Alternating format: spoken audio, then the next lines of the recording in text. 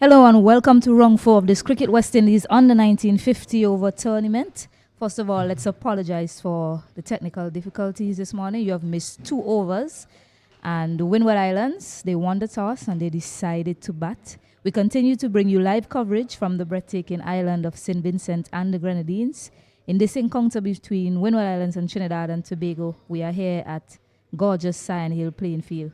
So Winward Islands got their first win in round 3 against Leeward Islands as Fariz Ali is continuing. Yeah, so certainly they have some winning momentum, but Trinidad and Tobago, they will have fond memories of this ground as they charge to an inspirational victory in the first round against the Leeward Islands. So good morning to you, Ken Roy. It promises to be a lovely day for cricket. Good morning to you, Stacey, and good morning to the viewers of this broadcast. And welcome to St. Vincent and the Grenadines. And welcome to the viewers. Welcome to those persons who are not too familiar with this ground, Sion Hill playing field. Welcome to it as well. And we're here just looking at a game, and we're going to be having commentary on this game between Trinidad and Windward Islands. Windward is in 3rd position and Trinidad in 4th. From my calculations, would get that sorted properly. Make sure I'm seeing the right things here, Stacey. Yeah. 17 without loss. Definitely, yeah. So the bowler for Trinidad and Tobago, Fariz Ali, he himself will remember this quite well. He picked up 3 wickets in that encounter very early. He's bowling this fuller length to Stefan Pascal, captain of Winward Islands, and Theo Edward, who's back in for this game today. He missed out on that game against Leeward Islands due to some illness. So good to see him back opening at the top, hoping that these two can form a partnership for the Winward Islands. That would be key for them, setting a good foundation for the others to come. It's between Pascal and Edwards. Looking good so far. So stifled appeal there, but just to give you an idea of the teams today, I'll call out Trinidad and Tobago captain Orlando James, Andrew Rambaran, Kyle Ramdu, Justin Jagasa, Luke Ali, Xavier Buddha Singh, Joshua James, Fariz Ali, Anil Rupalal, Abdul Rahim Toppin, and Kevin Kanhai to round out the 11. And the 11 for Winward Islands, Kenroy? It starts with Aaron Joseph, Kirsten Murray, Kirk Murray, Lee John, Devani Joseph, Courtney Franklin, Theo Edwards, Jelani Joseph, Stephen Abraham, Asino Fontaine. Those are the 11 for the Windward Islands. Yes, so it promises to be a really good encounter. I mean, we've seen some low-scoring thrillers on the surface. Windward Islands opting to bat first. Wow, wonderful. That is magnificently played off the bat. Won't get to the boundary. A brilliant bit of fielding as well, sticking out that foot there by that fielder on the boundary. But really good timing from Pascal. Really good signs from him so far this morning. Yeah, that was loose outside the house, and Pascal played a lovely shot through backward point. Didn't get to the boundary because of the heavy outfield, the rains over the days and so on. But a really, really positive start here from Pascal and Edwards. Looking good so far for the Windward Islands. Yeah, and Pascal, I mean, we know the caliber of player that he is in the Windward Islands and to the Caribbean as well, having captained that under-19 tournament. But he himself will be saying he hasn't got that score of note in this tournament today, and even here in the 50 overs. He only has 70 runs so far in the tournament. We're into the 4th round, and his best score was 41. So he certainly will be looking to get a big score of note here in this 4th round. But Orlando James, captain of Trinidad and Tobago, continuing to partner Fariz Ali with that opening ball. We've grown accustomed to seeing Jason Agard with a new ball in hand, but he's not in this lineup today. One would like to believe it's a forced change as well. He didn't play in that last game against Guyana also. It's a pretty key member of Trinidad and Tobago's outfit with the new ball in hand, Jason Agard. This one is tailing down the leg side, not called wide though. So really good take there by Kyle Ramdu. Yeah, good delivery. But that's an effort delivery as well from James, skipper. Put some effort into that one. Took off the wicket and stifled appeal from the keeper going down the leg side, not out, says the umpire. He had a very expensive first over, mainly because of a lot of extras bowled. 16 runs coming from his first over. Nicely played on the up, but just for a single from Theo Edward. He has the only half century in this tournament for Winward Islands so far. Theo Edward scored 55 in that first game. A very slow 55, 123 balls as I can recall, but the half century nonetheless. Well, something that is rare in this tournament, Stacey. It's good to see Theo Edwards getting amongst the runs and really his senior partner, skipper as well. Pascal would love to do the same here today for the Windward Islands. Trinidad coming off of a defeat from Guyana, heavy one that is. Really was put to the task there against the Guyanese. Another stifled appeal. There's out. No, the finger goes up. The finger goes up, Stacey, and 20-1. Pascal has to come back to the pavilion. I thought I heard different nicks here, but the umpire is in the best position to do so. And Winwoods have lost the first wicket. Yeah, I thought from the angle it was tailing down. Can't get to see a replay just yet, but seemed surprised Pascal by the umpire raising his finger. But a fuller delivery. I think that was what was key there from Orlando James. It was much fuller on that occasion. And Pascal, looking to play across the line, has been adjudged LBW by umpire Colin Bryan from Jamaica. So the first wicket goes down, and that's something that you must note from batters coming in. Playing across the line is not advised on the surface. Well, Pascal comes back to the pavilion, still not having the season that he would really want. Skipper of the West Indies under 19 team, really having a disappointing series here in this the third edition. I think this is his fourth edition, Pascal, for the Winwards. He's been a senior member of this team. He leads. Unfortunately for him, he has to come back to the pavilion today. But happy days for Trinidad and Tobago. 20-1 at Sion Hill, round number 4. Very crucial game this is between Trinidad and Tobago and Winwards. The Winwards are in third position. Trinidad and Tobago at fourth. Guyana leading on the tables with points and Barbados second. I also have to give credit to the field change as well by the skipper, and we've seen this throughout. Both captains so far has been quite strategically sound in their field placement. And Theo Edward, yes, it's a different batter on strike. That delivery before, the fuller delivery, he drove and it was a bit aerial. He brought in that fielder top in right in front of the eye of the batter. Pascal decided he can't play it straighter. He's going to go across. And because of that man in his eye lined and that vacant area as well on the onside, really accounting for his wicket. So really good captaincy so far from Orlando James, and it really continues throughout this tournament. Well, 2 slips, a gully, backward point, short mid-off, fine leg, mid-on, long off. That's the field that has been set. And the new batter is Arsenio Fontaine.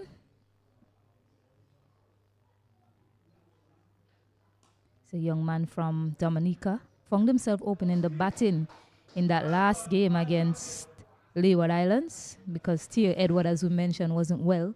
So he stepped up. He scored 22 of 58 balls. So far in this tournament, just 50 runs to his name. So he has a chance now to try and build on that 50 runs in this tournament so far. 22 in the last knock, so certainly we'll be looking to build Arsenio.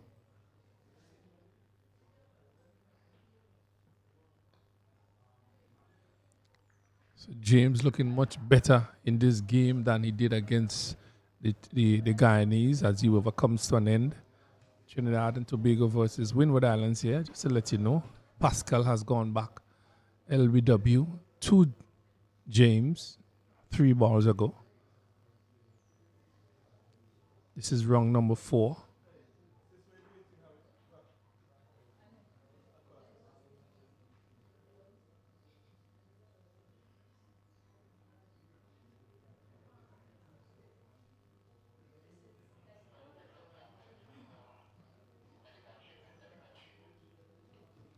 just having some technical difficulties here with the screen.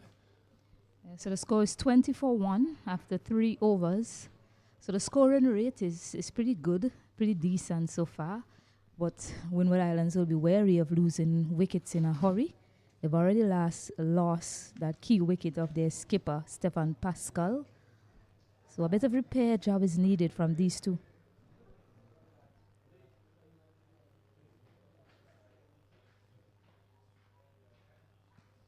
Swan is hit pushed in the air, but just over that fielder. Quite lucky Theo Edward not to be pushing that into the hand of that fielder there at short cover. Well, looking to go over the top, just evading the man at short, extra cover there, went over his head, picks up another 2 runs there. The wicket is not the one that you play a lot of shots on. Still have a sort of a tennis bounce on the surface, so he has to be careful with those drive on the offside. He has to wait on the ball to come onto the bat. It's early days yet in this game, and really he has to be a little bit more patient. Try hit the ball on the floor, not trying to take on the fielders. Don't take the risk that he's taking at this time.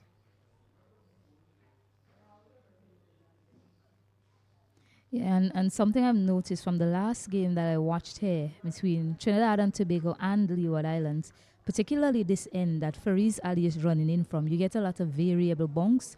You get some that's keeping low and some that bounces up at well, but it predominantly keeps low from that end. So you have to be mindful about the back foot, certain shots that you play, especially getting on the back foot as well. Yeah. So Trinidad and Tobago, Winward's 21 for 2. This is a good delivery outside the off stump. Perez hitting the line and really beating the batter into the keeper's glove. So you spoke about the bounce, Stacey, and that one took off. yes, and as I mentioned, it's quite variable from this end. And for Fariz Ali, he will have fond memories of this ground, as I mentioned earlier in his opening spell of 6 overs. He had 1 maiden, 10 runs, and picked up 3 wickets.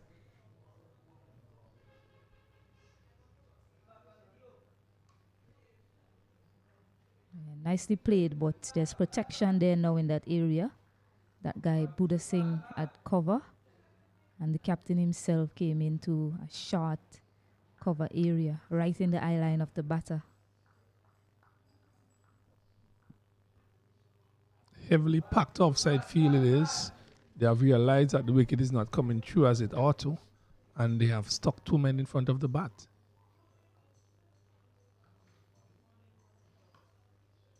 Yeah, a lot of fielders behind the bat as well. You have 2 slips, a gully, and backward point as well. So yes, there is an inviting gap there at cover, a very wide gap between backward point and that man at cover. But your execution has to be brilliant to get it through there, given the length and the line that Fariz Ali is bowling. So he's bowling really well to his field so far, Fariz Ali.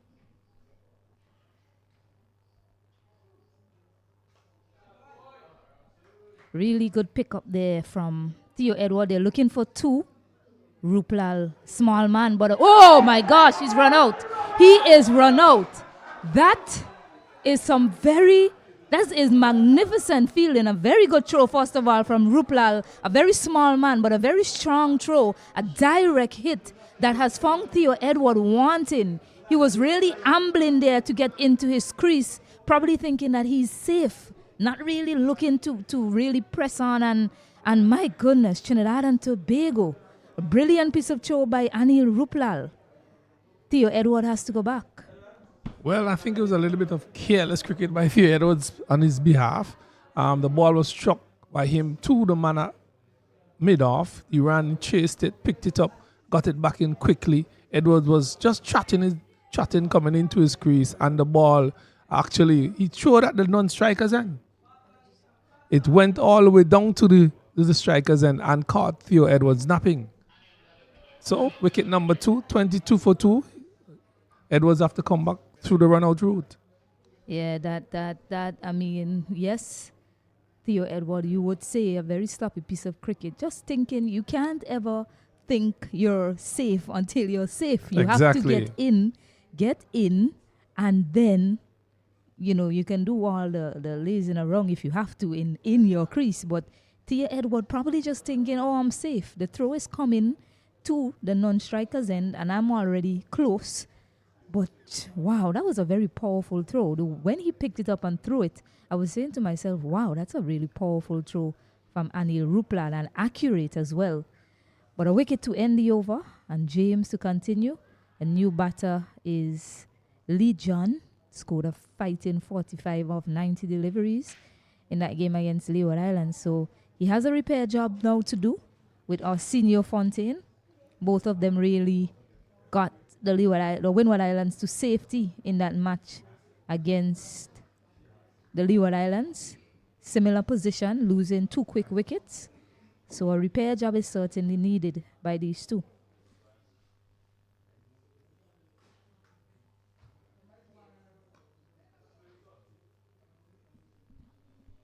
Trinidad, an excellent start here for them this morning. 2 wickets within the first power play. Really, 24 for 2. Can't ask for it better than that. Really, Windward Islands coming in this game as winners, and Trinidad losing to Guyana. So this is a very good start for Trinidad and Tobago this morning. Actually getting the captain and then the man who scored the runs. Yeah, certainly so. And Theo Edward, he's that sort of player that will stay and basically be that stability for you at the top. And losing him, I think, is a very big deal from a Windward Islands perspective. So Fontaine right behind it that time. Orlando James, since that first over of 16 runs, has come back quite well in this spell.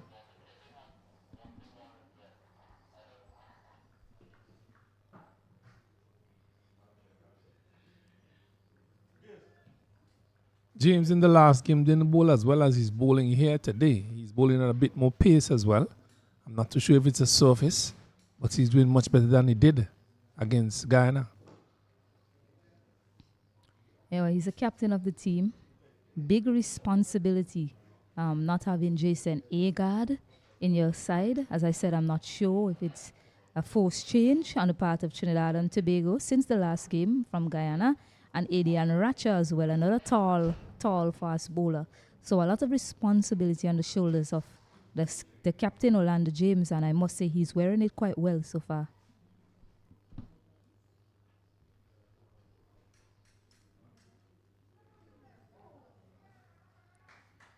Another throw comes at the non-striker's end. Get in there, Fontaine. He did so. By signal. So getting some movement back into the right-handed batter. Another clean take there from Kyle Ramdu.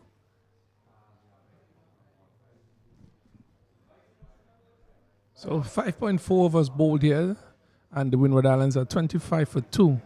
Projected score is 221 from here on in, but they have to bat very well to get to that score. John hasn't gotten off the markers yet, and so hasn't Fontaine. But Orlando James have bowled 2.4 overs so far, 18 runs, and he has picked up a wicket.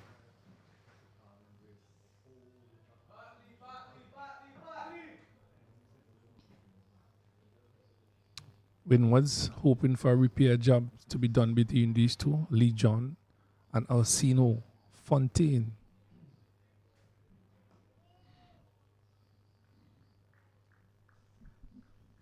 Lee looked quite composed, unperturbed in that game against Leeward Islands. Not a lot bothered him from a batting perspective.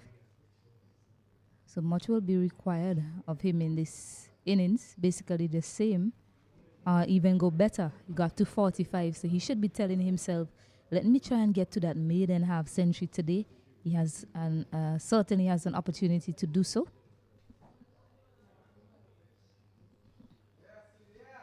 So watchful to end the 6th. Windward Islands 25 for 2. It's a good over bowl there by James, hitting just on the off stump length into the keeper's glove. And really, the batsmen from the Windward Islands just a little bit more watchful as they have lost 2 wickets so far, 25 for 2. And a very difficult start here for the Windwards after looking so good with Pascal and his opening partner. Both of them looked really good. Unfortunately, Pascal, I think that was hit the bat and went onto the pad, but the umpire sees it differently, and then that unfortunate out for the man out of St. Lucia, it is a Dominica? St. Lucia getting run out and has to go back to the pavilion, and they are now 25 for 2 here at Sand Hill. They need a big repair job from these two, Fontaine and John.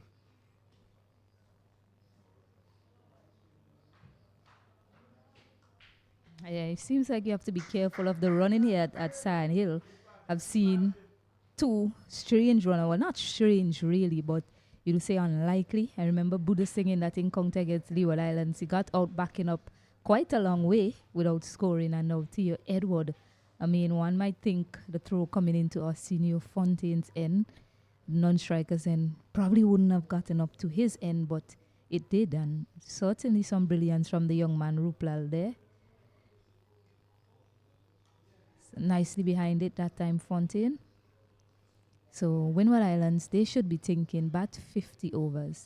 You bat 50 overs here and you get up to at least 170 on this surface. The way it's played in this tournament so far, you will think that that's a very safe score in the first innings. But a lot of work to be done to get to that sort of target.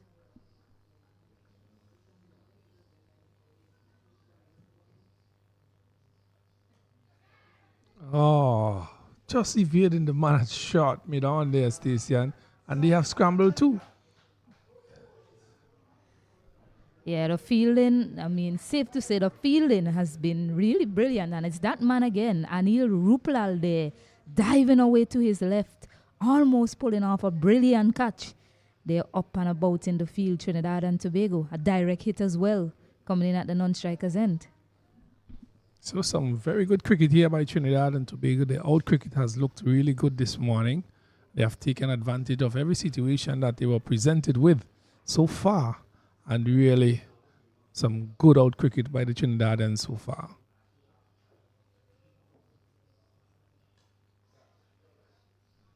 Yeah, Ruplal again in action. He's a threat with the ball. Guileful leg spinner. And he's already pulled off a brilliant run out for his team. So imagine when he gets that ball into his hands, Kenroy. Well, he was one of the chief wicket takers in the game against Guyana. Actually, there was a big partnership between the two opening batters from Guyana, and he came on to bowl, and within his second over, he picked up a wicket. So he's pretty key to this Trinidad attack. Ali just hitting his length just outside the off stump and went into the keeper's glove. He's hitting the glove hard as well, Stacey. Ali bowling pretty well this morning. He is. His length has been fantastic so far.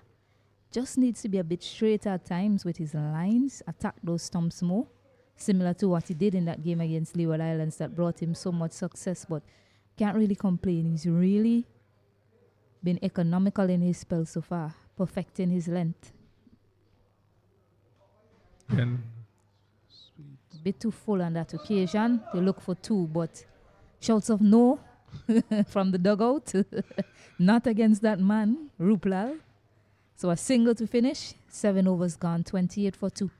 Yeah, some good cricket here being played here by the Trinidadians. They're bowling the ball just within that area. The wicket is not coming on as it normally does. And really some good cricket by the Trinidadians. Windwards have to really dig in here and bat for as long as possible. Try and turn the scoreboard over. Try and not lose another wicket within this power play. They are 28 for 2. 7 overs have been bowled. Faraz Ali, he has 4 overs, none for 9.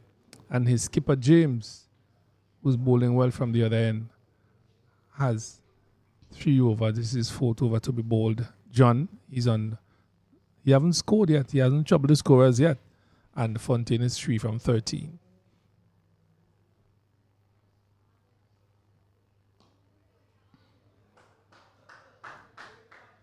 Fontaine, a short, diminutive batsman he is.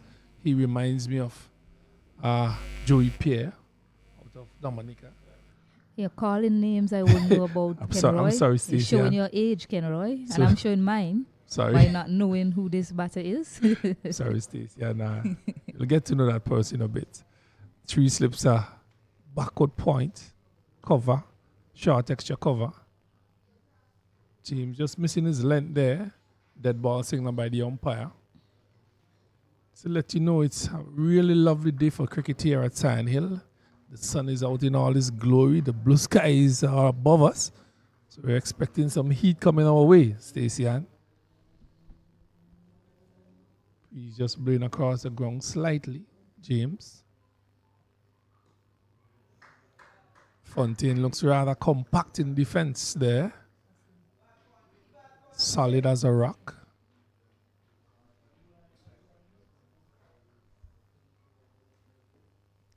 Seven for 2. Yeah, I've seen that from Fontaine. He looks solid. But he's pretty young. Fontaine.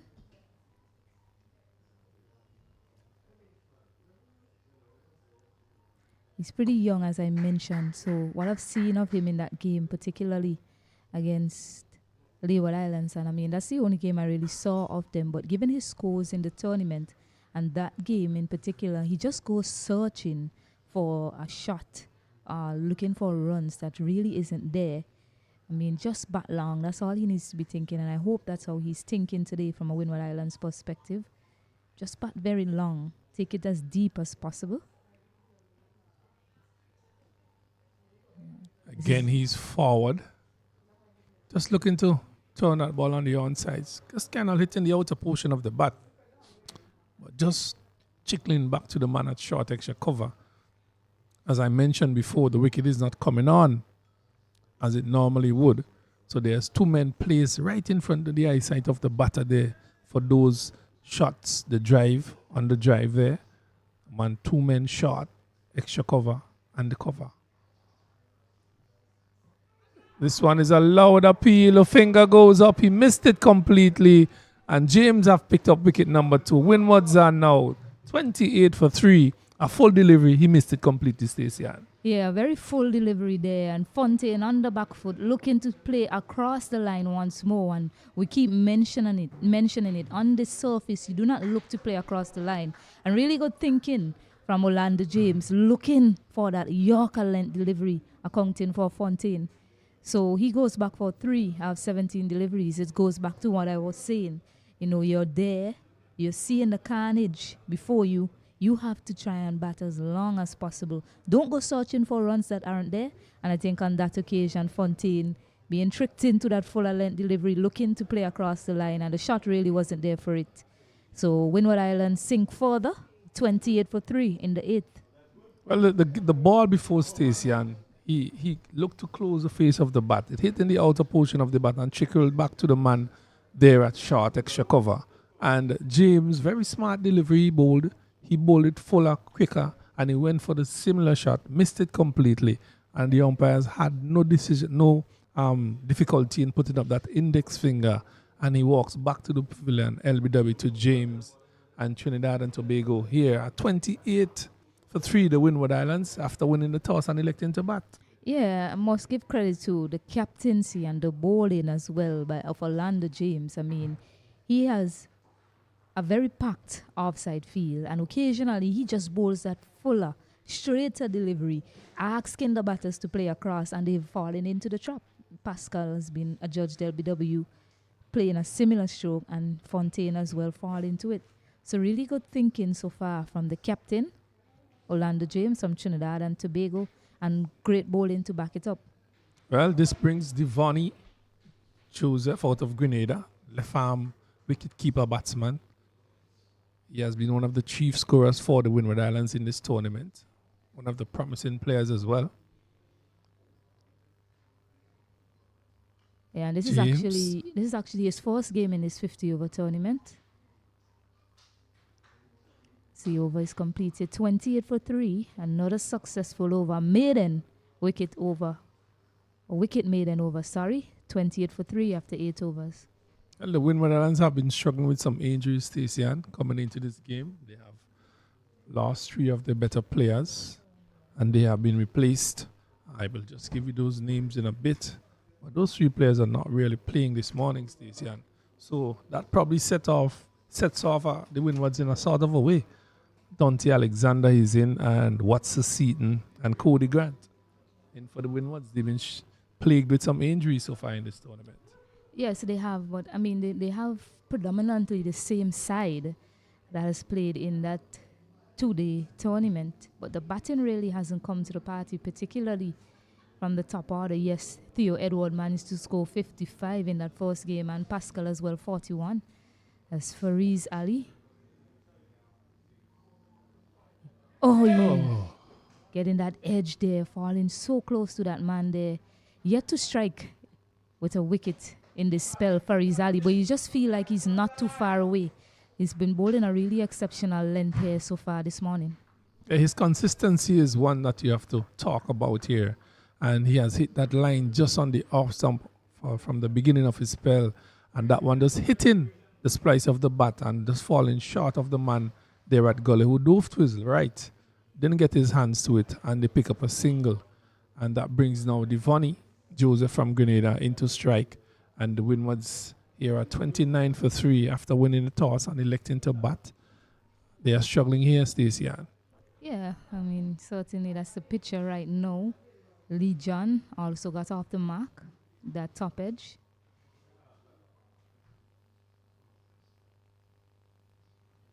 That one not really carrying to the wicket keeper. Low bounce as you described it from that end.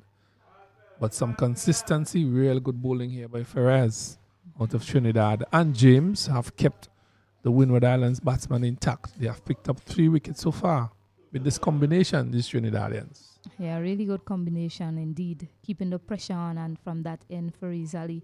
I mean, since that over of 16 runs, that first over from Orlando James, he's bounced back quite well. Only 2 runs coming from his next 3. And the 3 wickets as well. Well, 2 wickets rather, as Anil Ruplal had a run out, accounting for Theo Edward. Some excellent feeling that was from Rupal.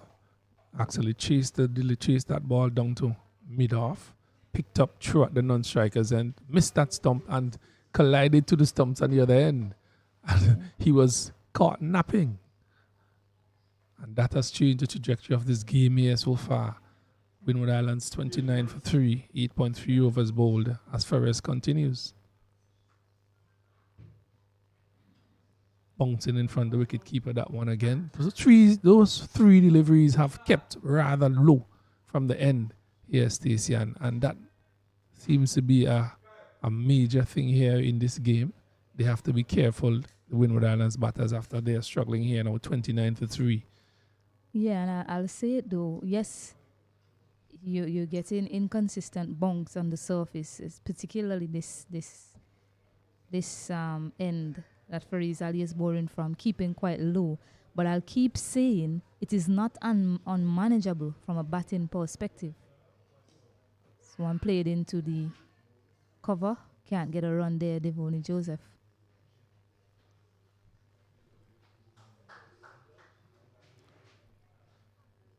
Well, Trinidad and Tobago making use of these conditions as best as possible. Winwards winning the toss, electing to bat. Right. Really, 29 for 3. Joseph yet to score. Lee John is 1 from 3 deliveries. This one is whipped off the pads, drifting on his legs, and he played it sweetly through backward point. Joseph, 4 runs to him. Yeah, that's a strength of his, Devoni Joseph. He picks up that shot quite well off his hips, and I mean, such is the power of his wrist, Devoni Joseph. Perfect placement and timing as well. So he gets going off the mark, 4 of 6. The score is 33 for 3 after 9. Joseph off the mark in fine style, just drifting on his legs there is Ferraz, and really a fine shot by him over that square leg. 1, 2, 3 bounce into the fence.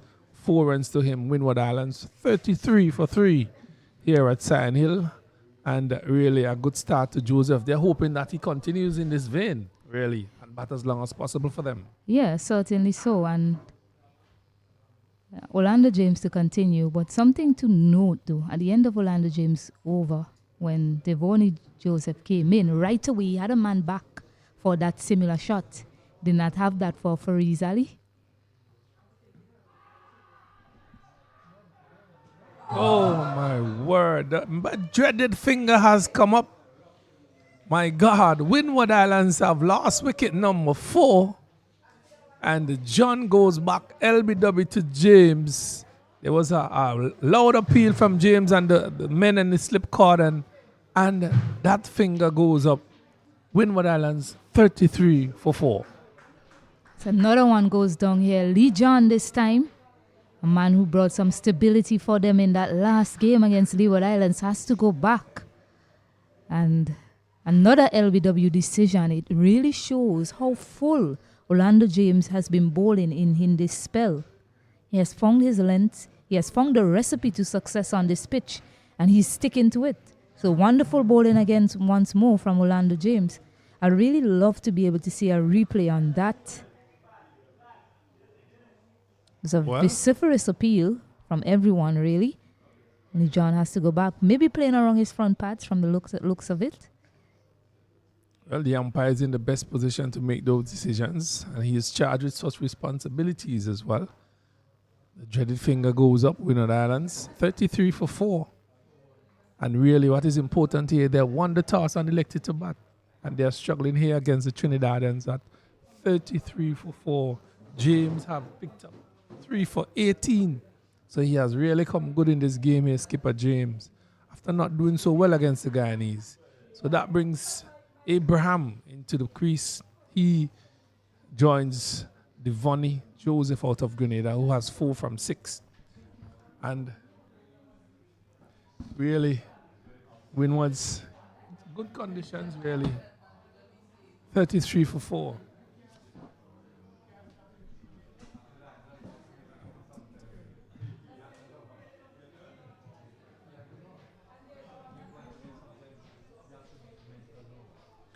So Abraham will be facing his first delivery from skipper James, Trinidad and Tobago. Really doing exceptionally well this morning. They should be happy with their work so far. 9.1 overs, 33 runs, and they have picked up 4 wickets. James have gotten 3 out of those. Abraham forward. The approved manner, really hitting the middle of the bat there. Yes, much better presentation of the face of the bat on that occasion from Stephen Abraham. And you need to be playing that sort of way on this surface. 3 batters have gone back via the LBW route. It says a lot. It really does. These 2 would have to bat long into the innings here for the Windwards. This one is turned nicely to mid-wicket. He's gone for 1. They're back for 2. So Abraham off the mark. 2 nice looking runs through mid-wicket.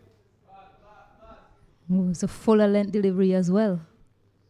So had he missed that, who knows? Well, the difference this station is that he presented the whole face of the bat and allowed the ball to come onto the bat and turned it into the mid-wicket area. And the difference is that the others went across the line. James again on that fuller length, and Abraham just digs it out, and that brings that over. How many ball deliveries bowled? 4 or 5? So James really saying, this fuller delivery is working for me, I'll continue doing it. And he is causing some problems for the Windward Islands batters here at Sion Hill. Struggling here at 33 for 4.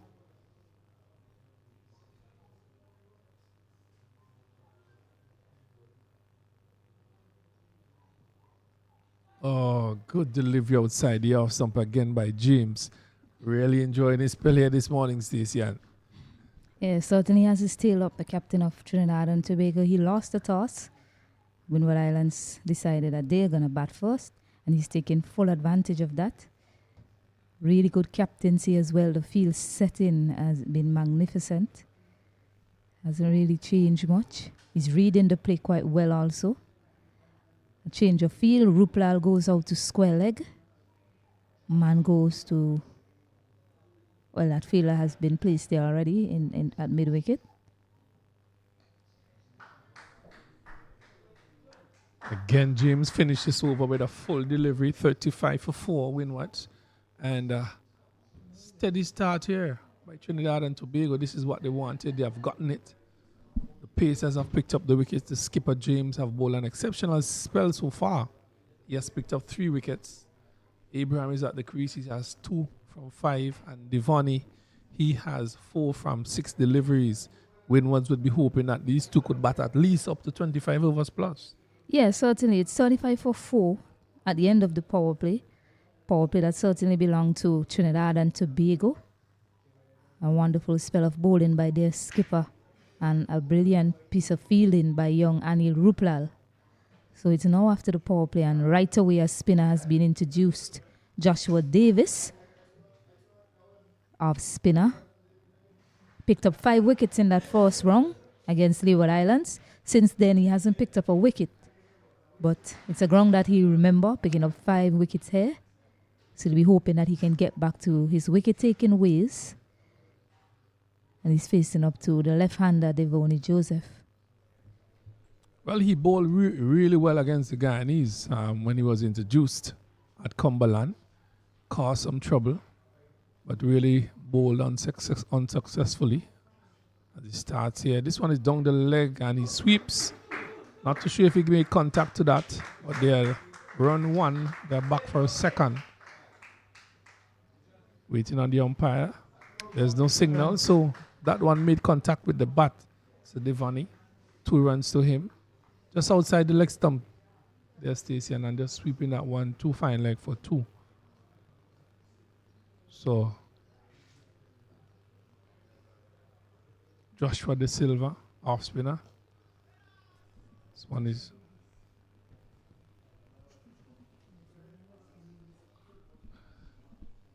keep things tight here as Joshua continues. Right arm around the wicket.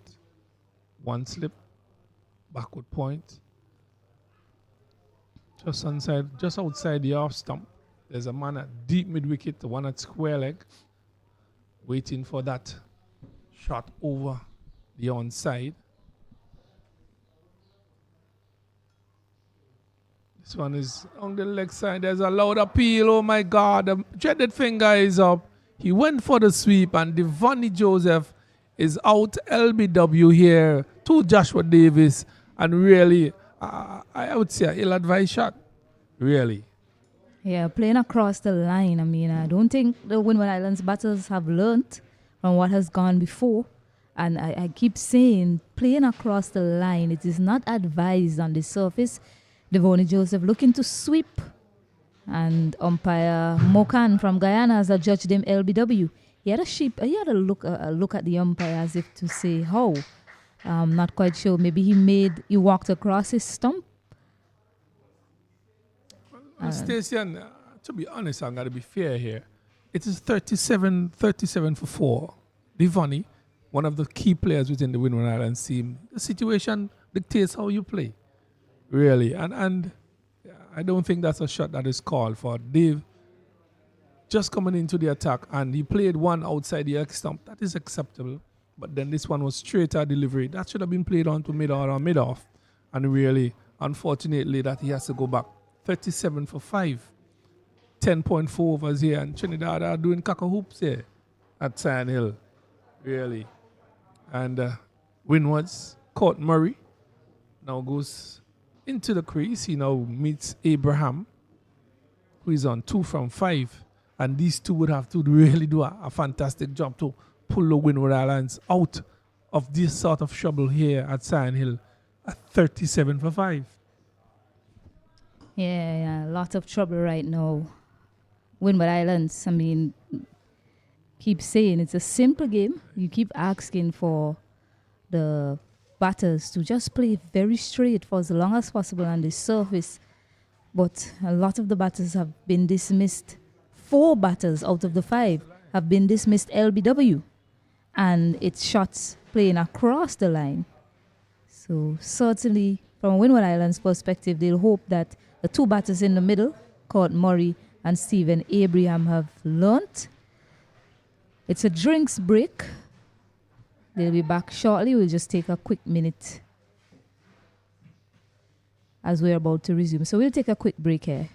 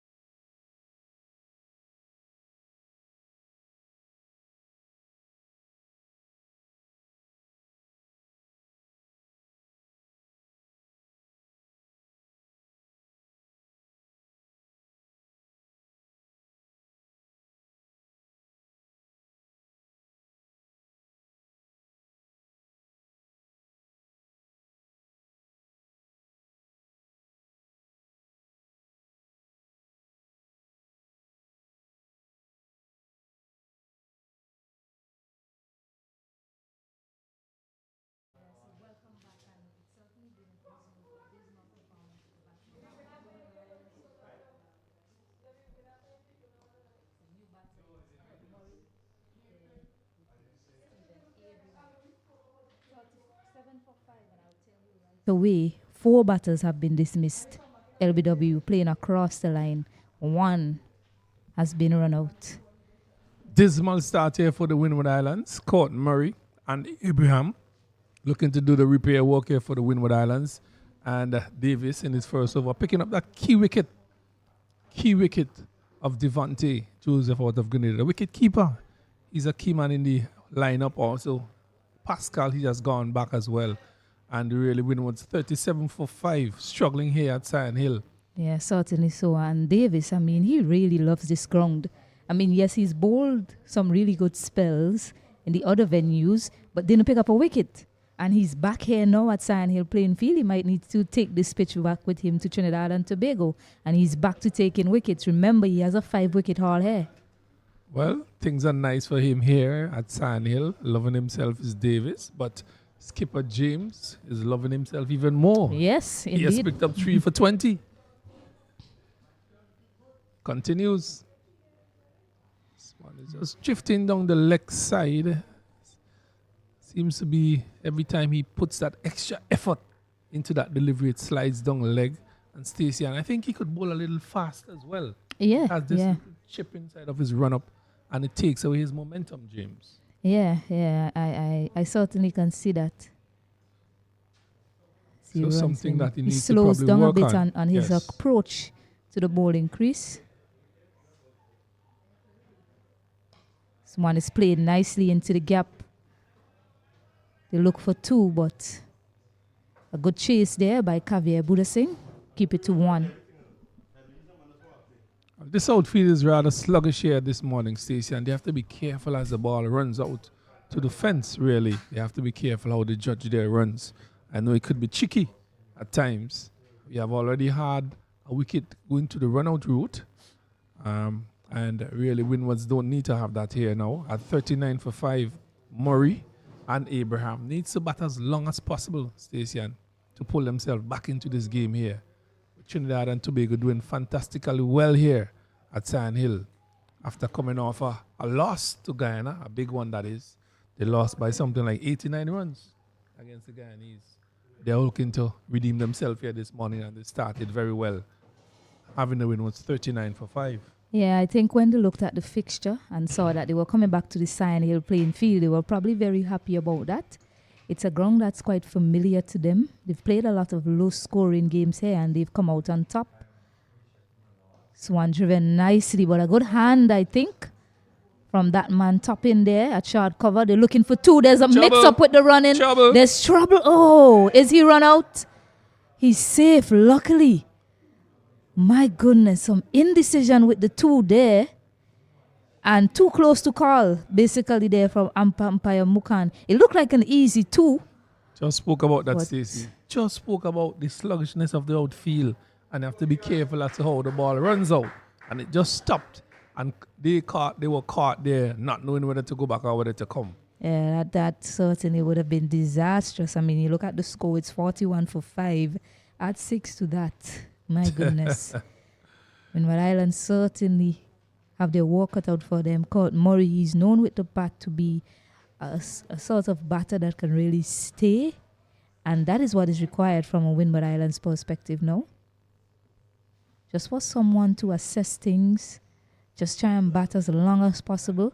If you put it this way, you just need someone that can play a bit of 2-day cricket right now. Well, just Court Murray is the man for that. He has the patience. I've seen him played over a period of time. He has the patience for that. But then even though you're batting long, you have to turn the strike over, try and score 1 or 2, 3 runs are over, because you're playing the one-day format. Good delivery by James outside the half stump to the keeper's glove. Windward's 41 for 5. Really in a difficult position here.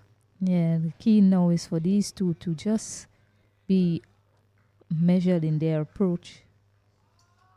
Stay as long as possible. Find the gaps. Move some of those fielders from around the bat as well, as they've been packed on the offside, in particular in the circle. Well, cricket is played in sessions. Really good delivery again by James. Really taking off the wicket there to end that over. Cricket is played in sessions, Stacey. Trinidad and Tobago had a fantastic first hour. You can't take that away from them. They had a fantastic first hour, 5 for 41. Now the Winward Islands have to say, this is my session. The batters were there, this is my session. I'm not going to take the risk. I'm going to bat as long as possible and try and wheel the game back onto them. Yeah, it's just a matter of playing the situation, applying yourself, and play the situation of the game. The situation now for Stephen Abraham and Kurt Murray, you both have batting ability. Now it's time for you to show that. So you just need to stay and bat as long as possible for your team. That's all it really calls for. If you stay and you bat another 20 overs, you surely might see the score already heading to about 120 or so. So that's how you have to be thinking. Bad balls are going to come. You're going to get extras as well. Might. You just see off the good balls and wait on the bad deliveries. Davis, good delivery to start. Looking to run things down third man there. That to me, that's a get out shot, really. Yeah, especially the fact that there's a slip in place. Abraham needs to understand the situation of the game and play in accordance. It's better by him. And the thing about the Trinidadian team is that they have not eased up the pressure. They have kept the fielders in position to catch in position. The bowlers have bowled tightly, and they are looking for that next wicket. Yeah, very admirable display so far from Trinidad and Tobago in the field. Trying to whip this one off his pads, but finding that fielder there. This is cricket, Stacey, and this is how it goes. In this session, these sessions, it would seems to be like nothing is going your way. Like the Windward Islands. You're hitting the ball to the fielders, you're not finding the gap. But all you need to do is weather the storm. Get through it. Once you get through it, then things will start to flow. The longer you stay at the crease, the better things become. You have to occupy the crease. Yeah, and someone has to show belief. Someone has to put their hand up.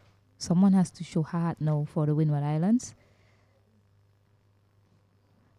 And say, I'm going to weather the storm. It's a very hot day. So I'm going to stay and bat for my team. It is what is required, and I'm going to do it. That is what these two batters need to be thinking now.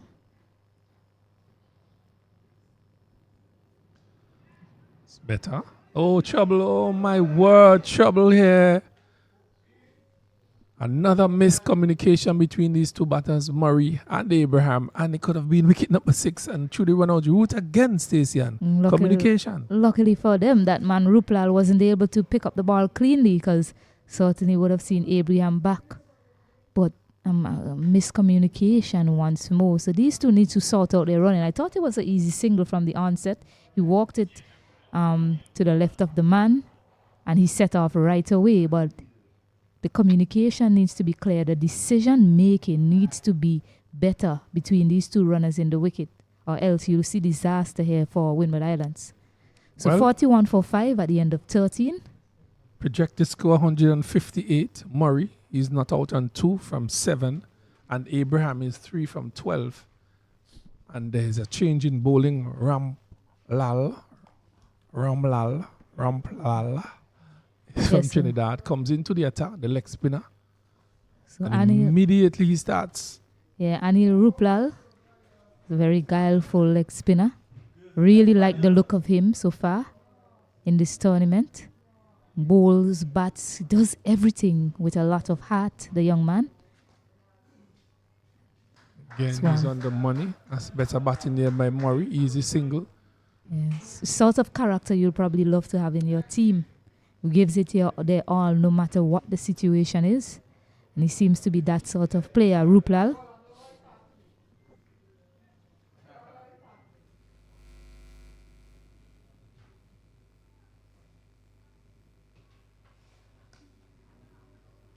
Well, when you're young and enthusiastic like this, it says a lot for you and your cricket.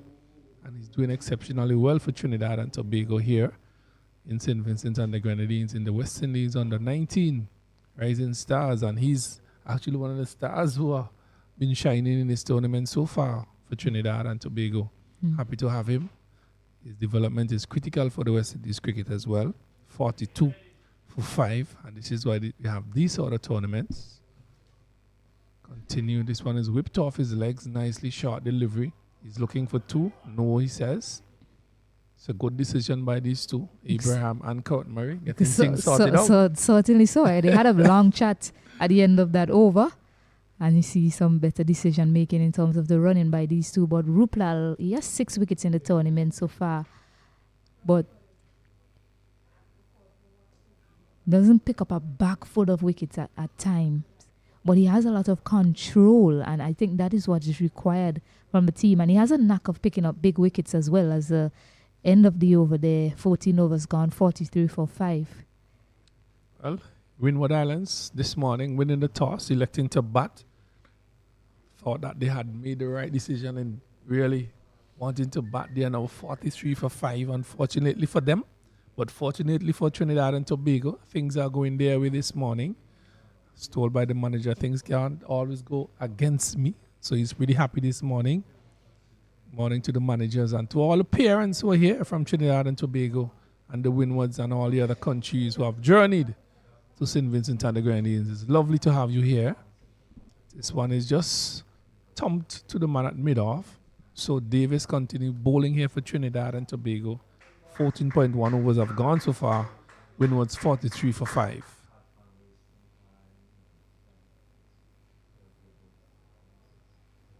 Davis has this nice loop as well, Stacey, and he's not flat trajectory. So he's actually looking for poaches from the wicket as well. Yeah, and that is what has brought about a number of wickets in this tournament for spinners. Just giving the ball that air. Having the ball batters look up. That's what they say. Let them look up when you're bowling spin. And we have seen that sort of disappearing out of the spinners' repertoire, I should say.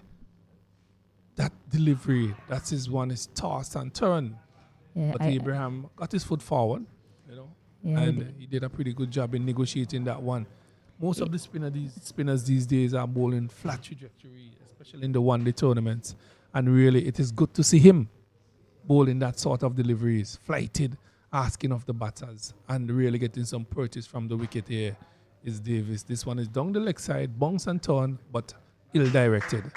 Yeah, I guess with the advent of the shorter formats of the game, the T20s and the T10 as well, you see a lot of bowlers opting to go faster and flatter spinners that is in the air and taken. It has worked. That flighted delivery deceived Abraham. Abraham coming on the front foot and trying to get it through on the onside, and it only fell into the hands of the man at short mid-on. Windwards have lost wicket number 6. Yeah, a really good take there from Andrew Rambaran. A low catch coming forward, and Stephen Abraham has to go back. And we keep talking about the flight and the delivery. He was coming forward to it, but he hit it in the air. Probably should have been looking to play it along the carpet. Or if you're going to go, just go with it. He got to the pitch of it nicely, but just walked it into the hand of the man there. Really good field placement, really good bowling again from Trinidad and Tobago. Well, indecision in respect of shot playing.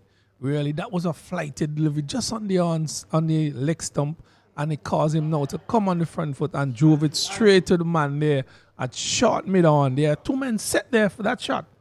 And really, he's bowling to the plan of the skipper, and he has taken his second wicket here, is Davis, and he has 2 for 3. Yeah, I'll continue to see it. So far, from what I've seen in the tournament, Orlando James is really a really good captain tactically. His field placements, his bowling changes, and it continues as well here.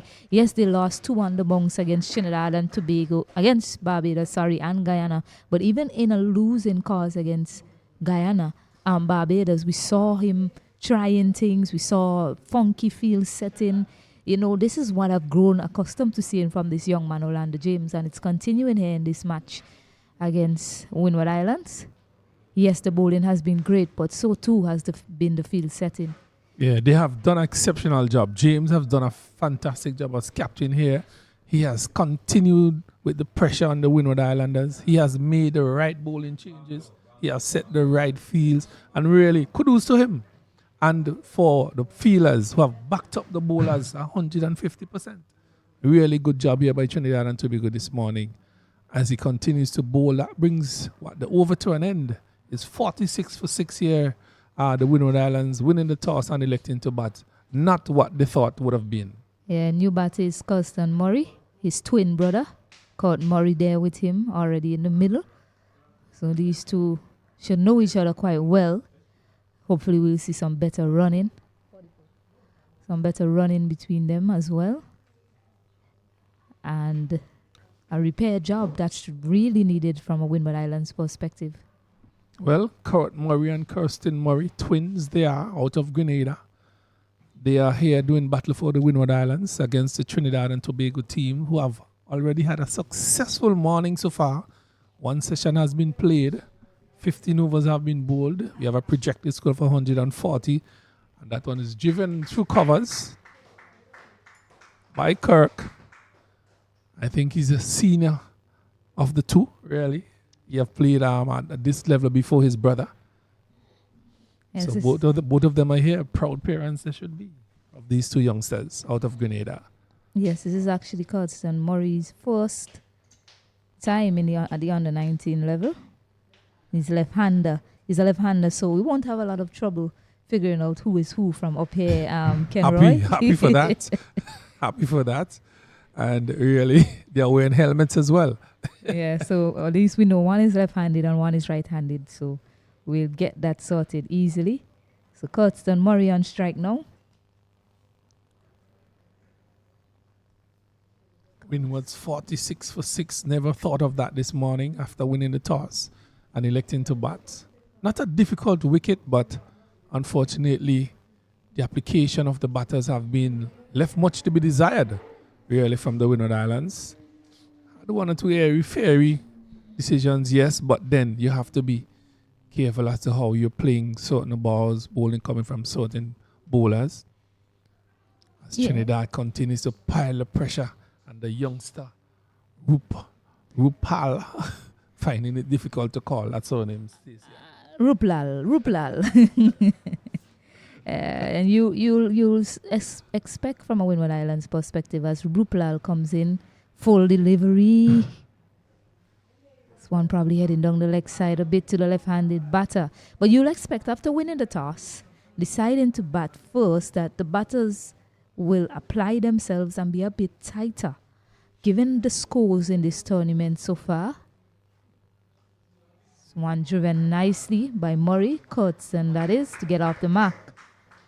Well, the understanding looks much better between the Murrays, knowing that they were together from both. So 16 overs bowled, 46 for 6, Winward Islands. Really struggling here. Trinidad and Tobago certainly on top. Yeah, the current run rate is 2.68, really. Not what we look for in a one-day game, but the situation at hand is the one that is dictating that sort of run rate here this morning. And Trinidad and Tobago, being defeated by Guyana in the last game, have really come good here against the Windward Islands, having them 46 for 6 from 16 overs, looking really to mop up the tail, as you would say. Yeah, and both teams are similar, really, in that they haven't really lit up the tournament with the bat. Yes, Windward Islands, they got a score of 192 against Barbados in that first game. Since then, they've been bowled out for 96. Yes, they chased successfully against Leeward Islands, 121. But it was still, the losing wickets at. This one is cut nicely. Don't think it'll get to the fence. The captain himself gives chase. Stacey, and you made a very critical point there as well. I was rather surprised when the Windward Islands won the toss and elected to bat, knowing that during the tournament they have not batted well as a team, in my opinion. And really, your bowling is the one that has pulled you through so far. And in a crucial game like this, I think you should back what is working for you. And really, they should have sent the Trinidadians in, knowing that they have lost the game as well, coming into this game. And unfortunately, it didn't work for them. This one is swept nicely through square leg. It's gone for 1. It's into the fence for 4. Lovely shot there by Kirsten Murray. 4 runs are something that is the Winward Islands would love to see continue here. They have now moved up to 52 for 6. Yeah. Brings up the half century for the Windward Islands. Brilliant execution of a sweep shot. Picture perfect, really. Getting fully forward to it. Not allowing any sort of spin and sweeping it in that vacant area to get through. So a really good execution from Curtston Murray to bring up the 50 as well for Winward Islands. Yeah. Some sign of aggression shown here by Murray as he leaves that one alone. Yeah, and I'll go back to that as well, Ken Roy. I mean, I was a bit surprised as well. But at the same time, you're thinking tactically on this surface, traditionally here at Cyan Hill, it keeps low and it gets lower from what we've seen. Nicely forward. That is much better from Murray. You see him coming fully forward, making up his mind very early that he's going to smother the spin, using all of his length forward into that shot. So more of that required from a Winward Islands perspective. Decides to go on the back foot that time. He had the length there. A dot to finish. 6 runs coming from that over. 52 for 6. Well, a very smart delivery ball by Davis. Saw Murray come in and really bowl a flatter and faster delivery. Beat Murray into the keeper's glove, and that brings you over to an end. And really 52 for 6. As we mentioned it before, Stacey, and as this tournament progressed and we saw the teams playing, really, these teams are mainly dependent on their bowling attack. They have really put most of the weight on their bowling attack. The batting has not come to the fore. And in a crucial game like this, I think you should have really allowed Trinidad to bat and play the other way around. But unfortunately, cricket is cricket. Runs on the board is critical as well. Once you get in and you put a total on the board, it says a lot. A full ball, but can't get it through that infield. And yes, I mean, both of these teams really batting first here seems to pay off well for them. You go back to Leeward Islands, batting first really against Leeward Islands, Trinidad and Tobago, scoring just 108, managing to bowl out Leeward Islands for 77. One width given, latched on to it. I think they'll get 2. They should get 2. So keeps it to 2 in the end. So Winward Islands in the 2-day game, they were bowled out for 96. They managed to bowl out Leeward Islands. Again, Leeward Islands seems to be featured in these low-scoring games, along with these two. Managed to bowl out Leeward Islands for 78. So I guess coming into this game, both of these teams probably would have had that thought. And I like to get what Trinidad would have wanted to do had they won the toss here this morning as well. But bowling force is certainly paying off for them. They have Winward Islands 54 for 6. Ramplal continues. Good delivery outside the off some. The over comes to an end. And we have to look at it from a viewing perspective. We are not playing. We are viewing it from outside. Mm-hmm. And what is the discussion held inside of the dressing room? We are not sure. We don't only making assessments based on what we have seen and what has occurred. Really, the batters have not really come to light. They have not really shined in this tournament. Actually, the last tournament he had a few hundred score. We have not seen that so far in this tournament. They have centuries are few and far in between, and they are very much low-scoring games. So the bowlers have really dominated this tournament. Yes, indeed. And I mean, the Winward Islands having won the toss, deciding to bat. I don't think 54 for 6 is what they would have dreamt of. At all. Certainly not. And Davis has 2 slips. Backward point, short extra cover, long off, mid-on, short, mid-on as well, and the square leg. So the pressure continues here as Davis continues to bowl. This one is his edging. Could hear that it in the bat from here into the keeper's glove. So Davis have success again. Winward Islands are now 54 for 7. Yeah, seems to like that shot, Curtston Murray. And he's been given the opportunity to play it a few times, and he's been going back, keep missing the deliveries. Probably would have been advised just to leave it alone. And Joshua Davis, so wise to it, continued to feed him that length and that line. And he kept trying to cut, kept missing. And another batter goes down. Curtston Murray that time. 54 now for 7. Well, Stacey, and we spoke about it at Arnisville, where the players have to learn to adapt to situation and circumstances. And really, the Winward Islands players have not really sat and understand what is happening here. We still are playing attacking shots and getting out caught behind, looking to go over the top. And they have to learn to adapt, and adjust to certain situations. This situation calls for you to be patient, but as long as possible, and then you could flow. Unfortunately, they have not learned to do that, and they are not doing it very well here. Winward's 54 for 7. Very well said, Ken Roy. We're definitely not seeing the application from those batters in terms of being patient at the wicket. You looked at the way these 7 wickets are falling so far. Attacking shots. 3 LBWs or 4 LBWs in 7 dismissals so far. And yes, attacking shots. No one really trying to get stuck in and try and stay at the other end. Curt Murray, he's 6 stars of 17 deliveries. Can someone stay with him? Or will we see him trying to play an attacking shot and get out similar to what the other batters have done? Well, really, Stacey, and we are asking much of these lower order batsmen to do. Really, they are not accustomed to be batting so long. They normally would leave the batting for those from 1 to 6 and 7. Now they are called upon to do that job. We have seen a change in cricket where the lower order batters have been called frontline batters as well. So they have been called all-rounders, really. But normally you would not have them coming in after 18 overs been bowled. Yeah, the new man is Jelani Joseph, a spinner in his right, leg spinner. So wide drifting down the leg side, probably not adjusting to the right-handed batter who's now in strike. Murray was a left-handed batter that was just dismissed. As you said earlier, Stacey, Davis seems to be loving Cyan Hill, and he continues to bowl well. 3 for 10 so far. His spell, skipper James picked up 3 wickets as well early in his spell with those full deliveries, picking up 3 LBWs. Again, that flighty delivery outside the arse stump looks so nice coming out of the hands of Davis.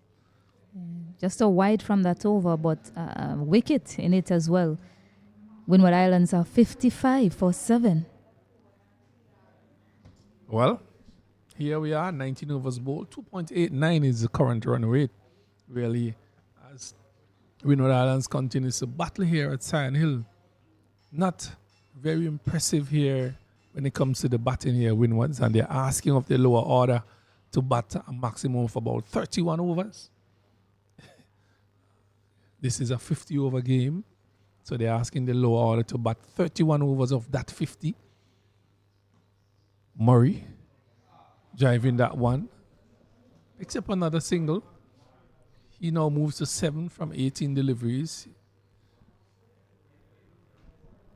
Rupal, 3.1 overs, means none balls, 7 runs, no wicket, economy 2.21.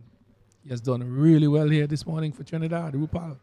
Yeah, I must say, Rupal is probably overshadowed by a lot of the other players in the team because he's new, he's young, just 16-year-old. A 16-year-old man and young man, Anil Rupal. But when he gets the ball in hand, in fact, anything he does really, from what I've seen in the tournament, it's just the heart that he shows. He's masterful in his leg spin bowling at such a young age.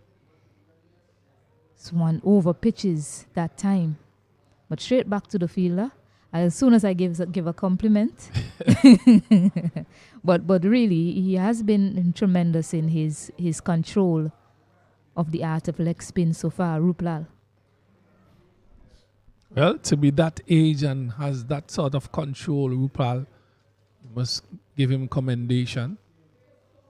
Really good spell from him so far. 7 runs from his overs. Continues to bowl well, and this one is just turned nicely and sneaks a single to the man at mid-on. Good running and calling here between these two, Joseph and Curt Murray. Yes, and need a lot more of that, Winward Islands. Plenty more of that, Stacey, to get themselves out of this hole they have dug for themselves. I've not really seen a delivery that was very much unplayable this morning. And we have lost 7 wickets so far. Just consistent bowling, wicket to wicket, bowled by James. Now Rupal, same thing. Davies have just come on to the bowling. Pascal 10, Murray 7, Murray 7, 3 for 24, 3 for 10, none for 14. Yeah, so 20 overs has been bowled, 57 for 5. When 57 for 7, they'll take 5 now, Windward Islands. You're taking off 50, yeah, 57 for 7, Windward Islands. And this is the thing. I've watched this tournament from the 2-day come down now to the 50 overs. And I've seen a lot of this, Ken Roy. I don't know if you'll agree with me.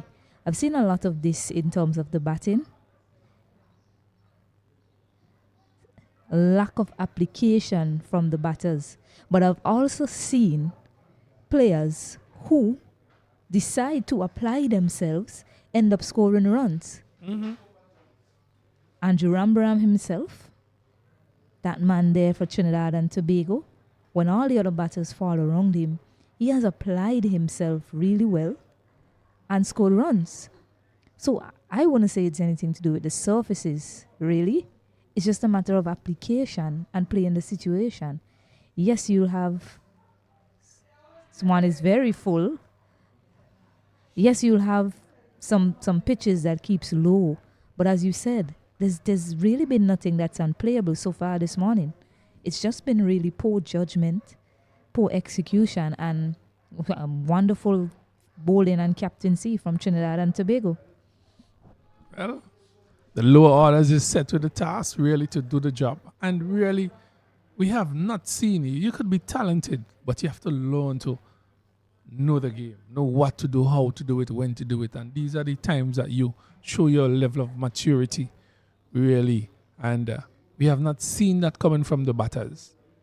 Play one shot, yes, it looks good, and then the other 2 deliveries, you will go for another one, and then it goes into somebody's hands, and then you come back to the pavilion, beating your pads, being all angry with yourself.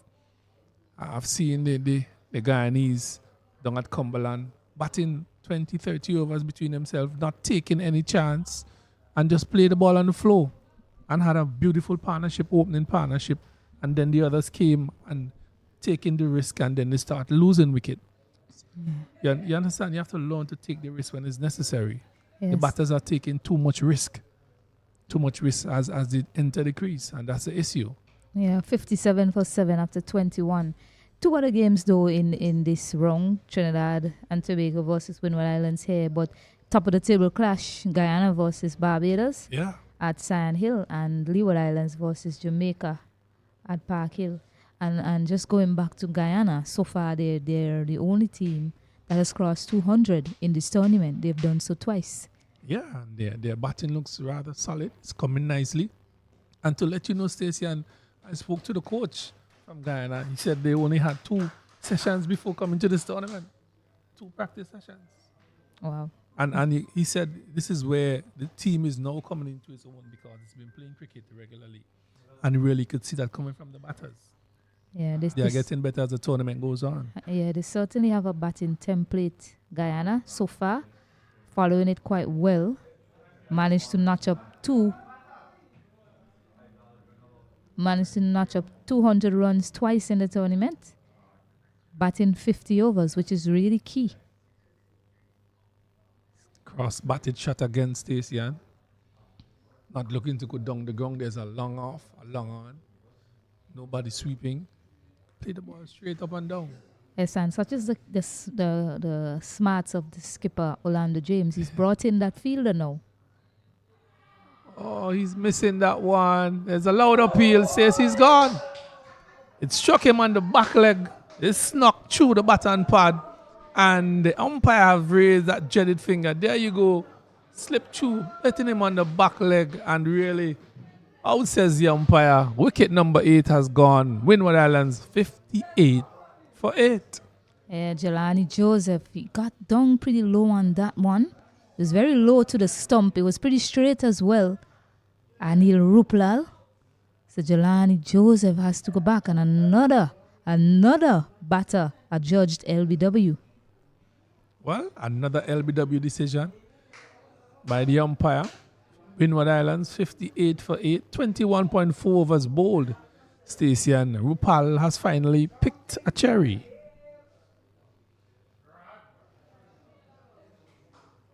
Yeah, that's his 7th wicket now in the tournament, Anil Rupal. Who would have thought this morning? Winward Islands 58 for 8, winning the toss, electing to bat. Court Murray, he's on 8 from 20. He's now joined with Courtney Franklin. I think this is the lone Vincentian so far in his team here, Courtney Franklin, for the past 2 years or so. Yeah, well, now he's joined by Watson Seaton as well. Seaton Came in as a replacement for Tariq Edward, left arm spinner. So new man in, Courtney Franklin. We know how he plays, Ken Roy.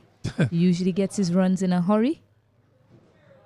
So let's see what he'll bring to the table for Winward Islands this morning. On the back foot right away. Yeah. Well, adjustment work for the Windwards. Probably need a nice little innings from somebody, a cameo. He could be the man to do it. Play a few shots and he's off the mark right away with a sneaky single to the man at mid-off. Yeah, he's very positive in everything he does as he gets off the mark there. Franklin, when he bats, when he bowls, when he fields, he gives it his utmost, full of energy. Courtney Franklin, as he overcomes to an end, 59 for 8, Winward Islands. So bringing some energy to this batting display wouldn't be a bad thing, but it still needs to be selective in his shots and use judgment as well. Yes, we know that he's a type of batter that will go try to get runs, but he still need to show some good judgment. Courtney Franklin, 59 for 8, being stared at, probably being bowled out for less than 70, Winward Islands. Well, is this the man to take the chance against Davis? He's been bowling well for Trinidad and Tobago. He's around the wicket, outside the house stump. Franklin with a big flash outside the house stump. 59 for 8, and the pavilion is saying, stay and bat, stay and bat. But you see, that's the thing. You're saying stay and bat now to the number 9, the number 10 batter. So you're asking a lot of him. Yes, he has the ability. We've seen it. He strikes the ball pretty well also.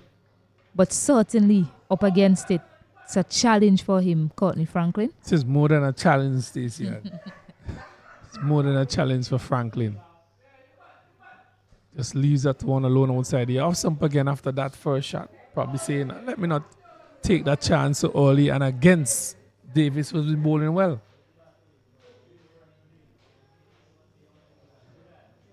Winwards. This one is a flighted delivery. Give it some air. Really, Davis looking to Franklin to go over the top. Really, there's a man at long off. He's pushing back the man at long on as well, and there's a deep square leg. Flatter delivery by Davis into the keeper's glove. So after that force hoo-ha from Franklin, he has settled down nicely for the last 4 deliveries. Has not played one of those shots. Davis around the wicket. Driving this up to covers. Picks up a single. Winwards would want him to stay as long as possible in that crease, along with Murray, who has been there. So 60 for 8, 23 overs bowled. Trinidad and Tobago way on top of this game. As you said, Stacey, runs on the board is runs on the board, Stacey, and you never know what could happen in the second innings. Yes, certainly Winward Islands will be thinking that. Runs on the board is runs on the board indeed, but I still think you'll want to get more than 60. 60 for 8, get to at least 100 and see how many more you can get from there. But getting to 100 looks pretty tough now for Winward Islands. Courtney Franklin, it's 2 off 7, looking positive. Use of the feet down the ground. Courtney Franklin looking like a top order batter right now, Ken Roy. Haven't seen a lot of batters use their feet to the spinner so far, but you see Courtney Franklin coming down the track to Ruplal. Really well done from him. Yeah, well done by Franklin. 1, 2, 3, driven up nicely. Just a push to mid-off. Really lovely shot by him. Rupal continues. So good batting there by these two so far. Sensible batting by these two, picking up the singles. They are there for on the offer. Take them. Yeah, and it's a left-hand, right-hand combination, and you need to use that to your advantage as well. You know, throw Ruplal off his lines. He's been great so far. He's adapted to the left-hander and the right-hander really well. But try to see if you can throw him off his line by using the right and left arm combination. He's still a very young man. He's shown that he has really great control, but use that left and right hand combination to your advantage. Oh, beating it all ends up. Keeper doesn't take it cleanly, so a bye has been completed here. Again, another good single. The throw just getting Franklin in his back. Wow, that one just bounced and turned. Oh, wow, that bounced a lot. Over, just marginally passing the off stump.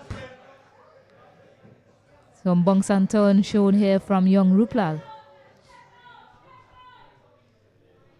Well, Franklin getting some support here from those of his friends from the North Leeward area. They're here supporting Franklin. But Murray is there on 9 from 21. He needs to support Murray as well.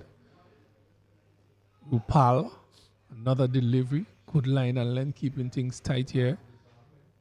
Just have to be sensible about things here, Murray and Franklin. It is not impossible.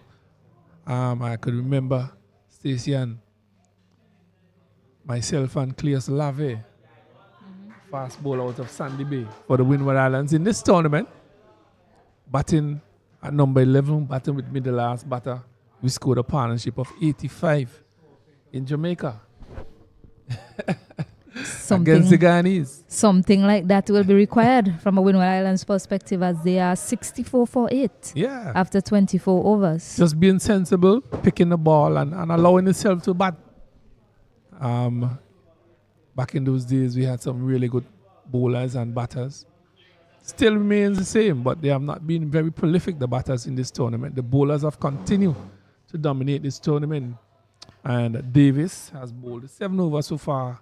He has 3 for 11, bowling for Trinidad, Winward Islands, 64 for 8 here at Sion Hill. Murray is on 10 for the Windwards, and Franklin is 4 from 10. So let me ask you, Kenroy, what was your plan in that partnership? Because the reason I asked you this question is because I noticed a lot of the batters, they came out so far, didn't look as if a quick single taken. I think that's a really good single.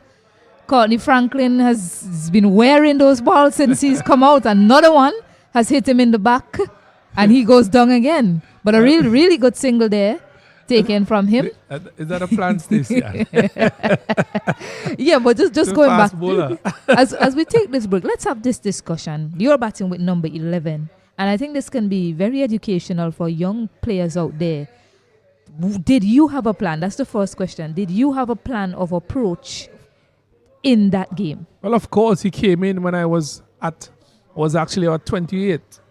Well, hold on. I just want you to say yes or no. Yes. Yes, you had a plan. Yes, when he came in. What was the plan when he came in? Well, he knew he was the less of the batter. I was the man who was in. So my talk with him is that I would bat the majority of the deliveries. Look to run on the second, the last delivery, or the last delivery, I would get the strike. I would take the majority. And we did that over a period of time. I took the risk, played the shot, and got up to 75 not out. And all he did was bat and block his wicket. And all I did was take the chances and did what I did. He supported me, and I did what I'm supposed to do. So the plan was there from inception. We need to get to this target. I need to get to 50. I need to get beyond that. Anything beyond that would be bonus. And we did that well. And that's a very simple plan. Simple and successful, right? And this is why I asked this question, because to me, a lot of the Winward Islands batters, they went out there today and they didn't really have a plan. yes, we said, you felt like some of the decisions from the umpire, weren't really the best of decisions. However, a lot of the batters went out without a plan. And to me, on this surface, your plan should be to bat as straight as use the full face of the bat as much as possible. Yet you saw a number of batters playing across the line. That plan was really not in motion from a Windward Islands perspective so far. What I'm saying, it didn't look as if they had that plan, given the way they were dismissed. They very well may have discussed it, who knows? But it really didn't show from their batting display so far, 65 for 8 in the 25th over.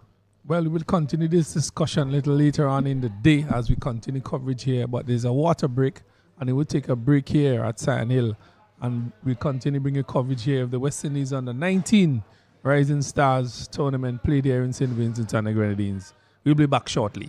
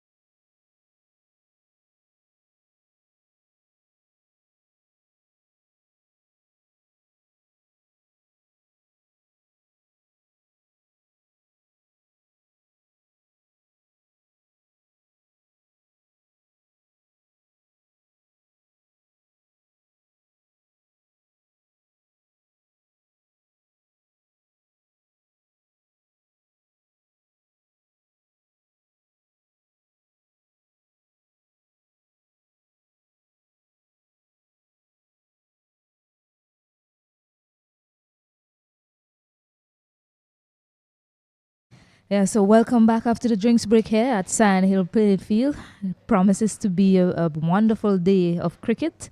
Not so wonderful if you're turning on your TV set and you're a Winward Islands fan. You see them at 66 for 8. Staggering from a Winward Islands perspective as Joshua Davis continuing in his spell. Sweeping across the line. It's probably there for the shot on that occasion.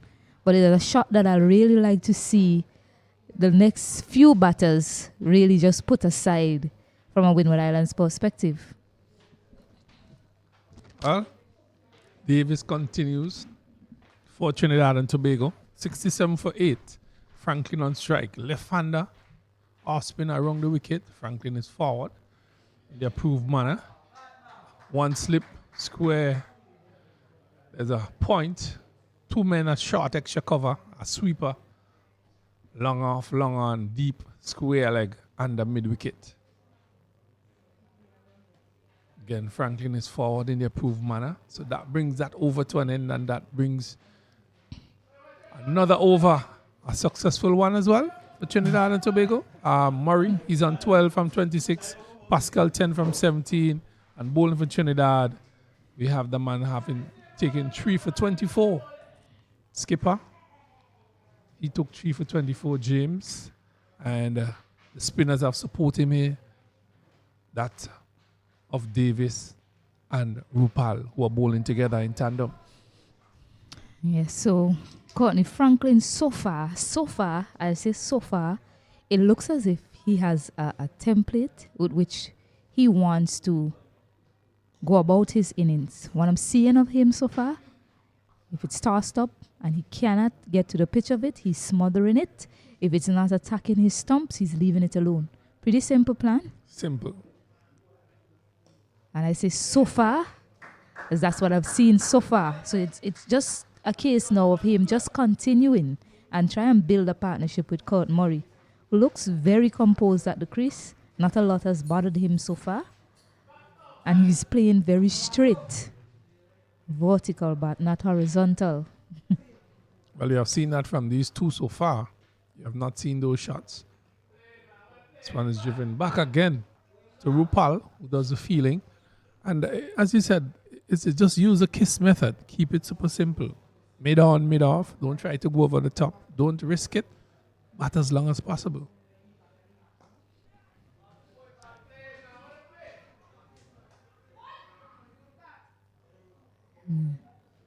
This time he goes across the line that time successfully. Just a single, but good thing that he tried to get it, that he used the elevation to his advantage there, getting it over Orlando James.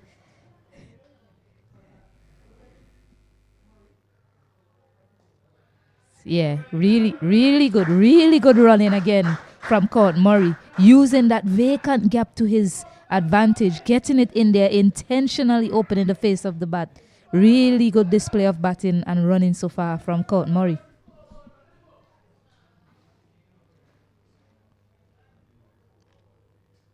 Oh. In the air this time, and a shot wasn't too far away of the bat of Courtney Franklin. A fuller delivery, looking to crash it to the onside, gets a top edge and taken quite easily by that man Jagasar. So Well, another one goes. Well, I think he was trying to be too safe there, Courtney Franklin. That was a bad delivery. And in this situation, when you have bad deliveries, you dispatch them. He tried to just turn the ball to the onside and hit the leading edge. I was just going to mention it that he tried to hit the first one, he took the leading edge and evaded the man at mid-wicket. And really, that's an unfortunate dismissal there. He should have done better with that delivery. A full delivery, dispatch it. But he found the man at short, fine leg. And the Windwards have lost their ninth wicket. They are 70 for 9. Franklin goes back to the pavilion. Yeah, and Aaron Joseph, the last man in. And that's the thing. That's really the role that he tried to play for his team. It is what was required in the situation, but it is really not the type of player that he is. He gives a lot of energy. He hits the ball pretty hard. And as you rightly said, maybe if he had decided he's just going to play a full-blooded swing to it, probably would have seen it coming in our direction. Ken Roy? Yeah, even in a situation like this, you must dispatch your bad deliveries. But he tried to be a little bit too safe and really just edged it, leading it to the man at short, fine leg, and took an easy catch. So another wicket goes to Rupal. So the captain has seen enough of spin from that end. He's decided to go back to Fariz Ali, his opening pace bowler. Bowled a pretty decent spell this morning without picking up a wicket. So now is his chance to do so. So Murray, nicely driven. Really lent into that one and picking up 2. So nicely done from Murray.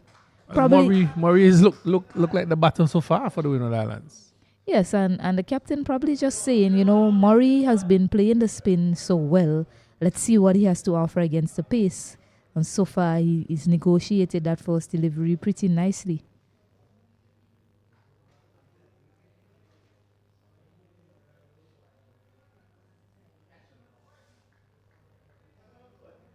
Yes, it's always a case for Murray to just try and take control of the rest of this innings if he can. Well, he has to. He's the man who's been batting there for 31 deliveries. He has 16 runs. I think he should be, as I said before, he should be the man who's maneuvering the strike, taking the majority of the deliveries. But a good decision here by the skipper to bring back his fast bowlers to wrap things up. Right behind that one, looking rather comfortable with the pacers. Murray, 72 for 9. Yeah, not bothered about taking a single as well.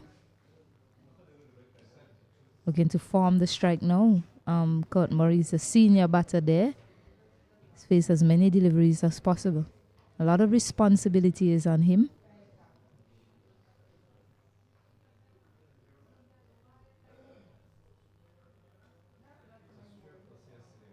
And we spoke about that innings that I had in Jamaica with Cleus Lave.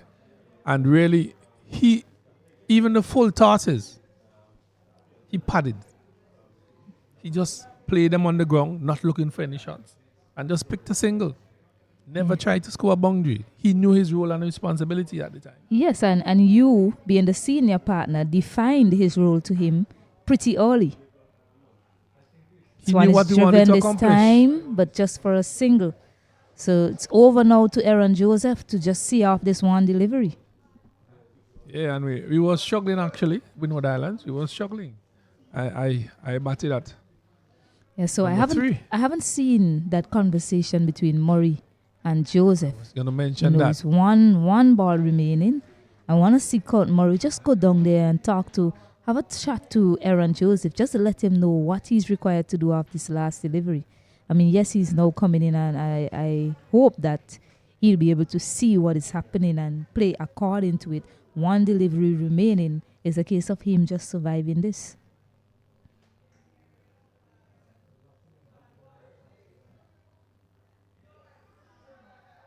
It's an appeal, but clearly heading down legs. So he survives. 27 balls, 73 for 9, Winward Islands. Well, you mentioned something that was critical as well, Stacey. Conversations. You need to remind each other of your roles and your responsibilities. What is it we're about? And we were looking for a target. We were trying to get to at least 150 runs or so, because we were struggling at the time. And he knew what it would have meant for us to get to that total. And we ended up getting to that total and gave Trinidad a really hard fight. And then the game ended in a draw. Yeah, and having a target in mind is very important. It gives you purpose, in a sense. It gives you something to aim for. So these two batters should be saying, hey, let's try and get to 100 from here. This one is hit a bit aerially, but past that man, Orlando James. Kurt Murray right away gives a strike over to Aaron Joseph, showing a lot of trust in his number 11. Well, that is something that we didn't do. We didn't run on that first delivery like that. I took the strike. Well, he's opening up Joseph too. A man has been bowling well so far. Yeah, and you look at this and say, every run is very important. Yes, that's the case. But if you bat more overs, you might be able to get more runs. But a good defense shown by Aaron Joseph so far to Ruplal.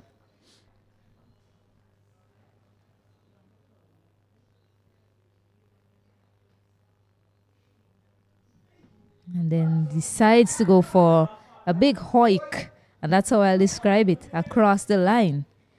Really not advised from Aaron Joseph. And again, there's no conversation between those two. And he goes back to defending. Let's see if he's trying to play a shot to the next delivery. We'll see if he's following a pattern. Block one, hit one. Block one, hit one. He's a number 11. Typical number 11 style. All right, so deciding to leave that one alone. That's 2 more balls in this over from Ruplal. And he's fully forward that time, Aaron Joseph. It's actually the end of the over. And Aaron Joseph, I just feel like there was another ball remaining in that over, Ken Roy. But umpire has said it's the end of the over. 28 overs bowl, 74 for 9. James 3 for 24, Davis 3 for 24. So Kurt Murray, 18 from 35. He has Joseph with him. It's 74 for 9, Winward Islands. Winning the toss, electing to bat. For those of you who are just joining us, you are looking at West Indies under 19 cricket here in St. Vincent and the Grenadines. The place is the Sand Hill playing field. And these are the rising stars for the West Indies here in St. Vincent and the Grenadines. This one is just run down to third man and he opened it again. Stacey and to Mr. Joseph, who has not gotten off the markers yet. He's 19 from 35, 75 for 9. And this is the last wicket as well. So I think very early to be taking the single. You still have 22 more overs to go in this innings. You're 75. The thing that these two, the aim from these two should really be, let's see if we can struggle our way to 100. I'll use that word because it's certainly been a struggle so far for the Winward Islands. Well, I've seen a move from skipper James, but the spinners were bowling pretty well together in tandem. But there's an issue here with point standings as well. The fast bowlers are given a 0.2 for every wicket, and also the wrist spinners. So what they have done is taken off the off spinner and brought in the fast bowler, and they have the wrist spinner operating from the other end. So they're looking for that 0.2. So more tactics as Aaron Joseph gets off the mark. So more tactics from skipper Orlando James. He's really marshaled his troops quite well so far in this tournament, Orlando James. Yes, they don't have a lot of wind to show for it, but I've really been impressed with the way he's captained for Trinidad and Tobago. Good conditions here for cricket, really nice. Murray, forward, 19 from 36 deliveries. He's been the man who has really troubled the scorers for the Windward Islands. He has batted smartly in the middle order. For the Windwards, 2.65, the current run rate. Projected score 133. Windwards would be happy if they get to that total. I think that is something that they could fight with against the Trinidadians. Coming in and thinking about the history of this. This one is whipped off his legs nicely. But they get to the fence. No, it doesn't. 1, 2, 3 bunks in front. Ramlal just to the feeling at mid-wicket. 2 runs to them. That takes up the score now to 78 for 9. Yeah, showing some batsmanship. Kurt Murray waited on that quite nicely and just closed the face to turn it into the onside. Wind was really falling short here this morning. This one is run down to third man. Smart batting here by Murray. So 5 runs coming from that over, 79 for 9 after 29. And you look at Kurt Murray's score, Kenroy, 22 from 39, and it's something that we spoke about. If you apply yourself on the surface, play with a straight bat as much as possible, you are going to score runs. So it's certainly showing from Kurt Murray's score that it's not impossible to bat on the wicket. Right. Lower order batsman as well. And all wrong there. All he did was apply himself, play each ball on its merit, didn't take the risk, and now he's on 22 from 39, something that the earlier batters should be looking at.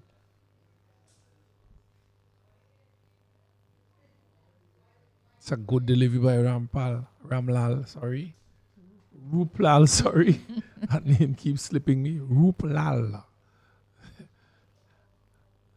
Originated from Trinidad and Tobago. Continues to bowl. This one is short. Punch to backward point. Cover. And that cover comes around and field. So you see the runs are coming rather easily for these two so far. Just by simply doing the basics. Yes, and Kurt Murray, one of the other things as well, his balance has been really good at the crease in his back foot play and front foot as well. So one full and taken on the full, but just for a single.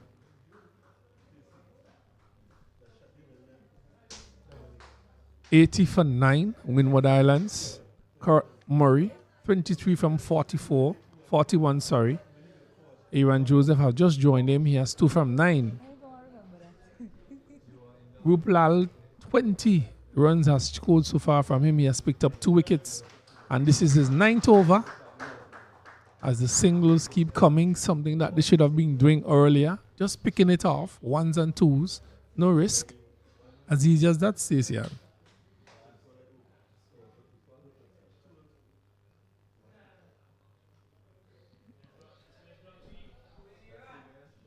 Again, just forward in defense as the wind just blows slightly across the ground. The sun pushes out his head in all its glory here at Sand Hill. Trinidad and Tobago taking all that glory so far in this game. Over comes to an end. 82 for 9. Ali, 7 overs, 28 runs, 22 runs, 28 dot deliveries, 22 runs, no wicket. James, 3 for 24. Pick of the bowlers. James started things for them and really have done an exceptional job for Trinidad and Tobago, leading them. And here he comes back here from the top end, Stacey. Yeah, the opening bowlers were great for Trinidad and Tobago. Captain James himself with the ball in hand, and Fariz Ali, who hasn't picked up a wicket, but he has bowled really well for them, and they were backed up really well also by their spin bowlers in Joshua Davis and Anil Ruplal. 4 bowlers used so far by Trinidad and Tobago. We saw that also in that game against Jamaica. Jamaica versus Winward Islands. Only 4 bowlers they used to wrap up Winward Islands. Didn't even need to go to a 5th. So the Windward's batting has really struggled in this tournament so far. Have not really come to the fore. They are led by Pascal out of Dominica. He's a senior batter, along with the youngster from Grenada, Divani Joseph. Those are the 2 senior statesmen in that team for the Windwards. None have really performed as they ought to. This one is driven up to the man at mid-on. Called for a single, but no, says Murray. Score remains at 82 for 9. So 30 overs have been bowled, Stacey. How quickly has that gone? Yeah, with the spinners operating in tandem, you look up and all of a sudden 30 overs have been bowled. But the score has been going nowhere for Winward Islands, as this one is nicely guided to that deep third area. Every run is applauded here for Winward Islands.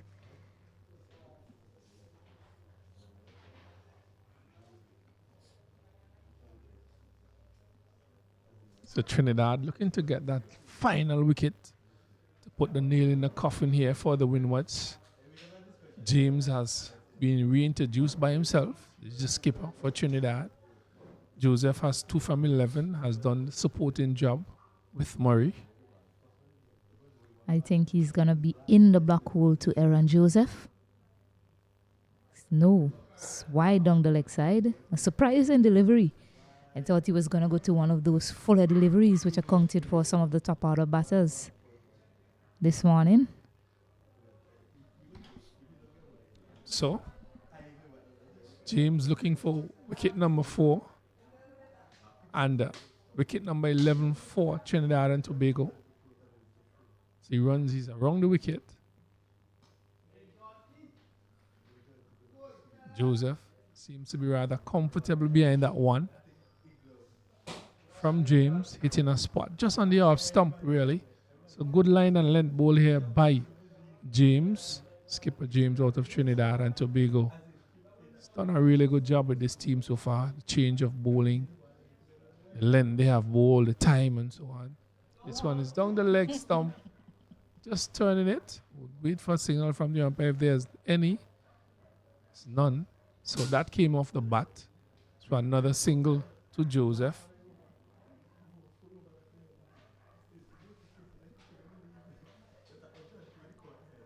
The wicket has been rather inconsistent with the bunks as well. But those factors, those things have not really attributed to any wicket so far that I've seen. The inconsistency of the bunks and the wicket, the ball not coming on as a wide wind signal by the umpire there. And really, the batters have themselves to blame the way they got out against the bowling of Trinidad and Tobago. The wicket have not really contributed to any loss of wicket. James chips away. Ken down the leg side. Keeper not taking cleanly. Another run. Another wide, and he started his spell of bowling in similar fashion. Orlando James bowled quite a few of wide deliveries in his first over, And now in his new spell of bowling, continuing in the same vein, much as the same over, first over, bowling a few wides. Well, that one was adjudged to be a leg by, but still hasn't quite found his lines so far. But he's just searching for one magic, one perfect delivery, because it's just one wicket remaining.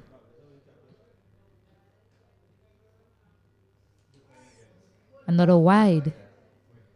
So another extra. And Windward Islands will be happy for every single run. 6 runs coming from that over. So from this over so far, one more ball remaining.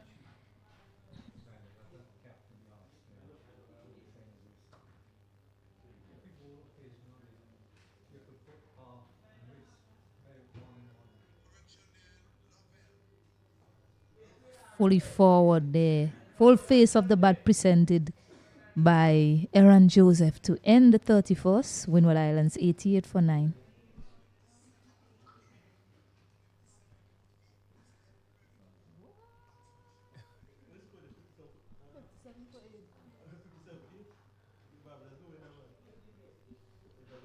And the top of the table clash falling in similar pattern, Guyana to Winward Islands this morning. They are 57 for 8 against Barbados. And I'll also give you the score in that game, Jamaica versus Leeward Islands at Park Hill. So Ruplal to continue for his last over.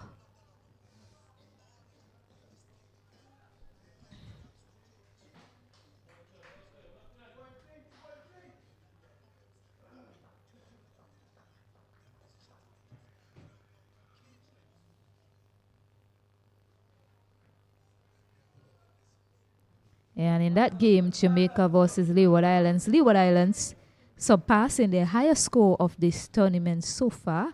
They are 144 for 4, showing some fight there with the bat at Park Hill versus Jamaica. So back here, Winward Islands looking to do a repair with this last wicket partnership, or really looking to see how many more runs they can get. 88 for 9. Court Murray showing a lot of fight with the bat. And Aaron Joseph looking to support him.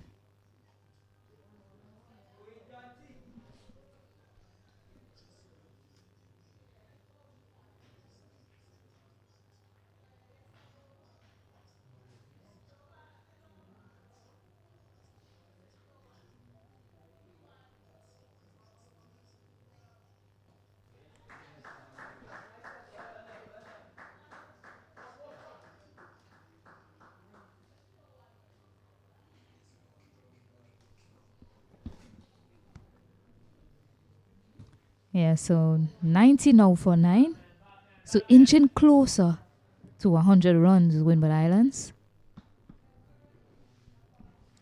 There's some sensible batting here between these two, Murray and Joseph. Find the gap to perfection there. They're looking for 2. And some good running to back up that gap finding as well from Court Murray. So one more ball remaining in this spell of bowling from Anil Ruplal.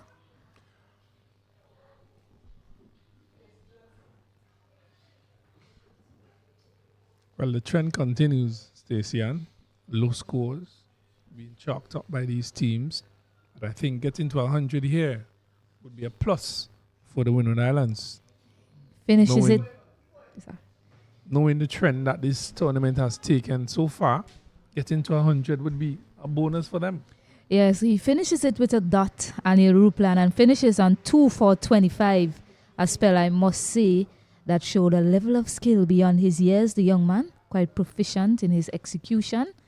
Also getting that run out as well. His day isn't finished. He's still in the field. 25 for 2 of 10 overs. Anil Ruplal certainly one for the future for Trinidad and Tobago. Yes, excellent spell there by Rupal. Really youngster, but as you said, showed his maturity in the way that he bowled tightly on the stumps, caused problems for the batters, really, and he should be commended for the spell that he just completed as a youngster, 16 years old. So that brings Davis back into the attack, who has just bowled his first delivery that went across James bat, Joseph bat into the keeper's glove, not taken cleanly, but 2 slips, a backward point, cover, short extra cover, long off mid-on, short mid-on, shortish mid-wicket area, and a deep square leg. Yes, and he's fully forward, Aaron Joseph. He's looking to survive this over, really, Joshua Morris. So far, anything on his pads, he's prepared to put it away. He's looking to walk that one down, but 2 fielders in the slip, so do very well to penetrate that slip cordon to get anything through it.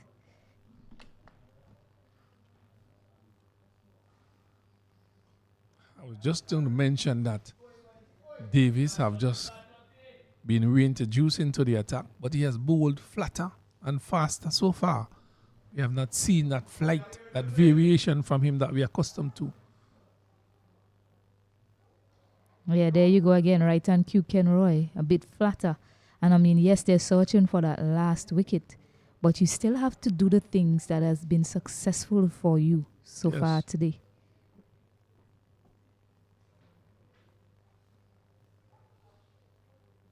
There goes that one, flighty delivery and purchase from the wicket.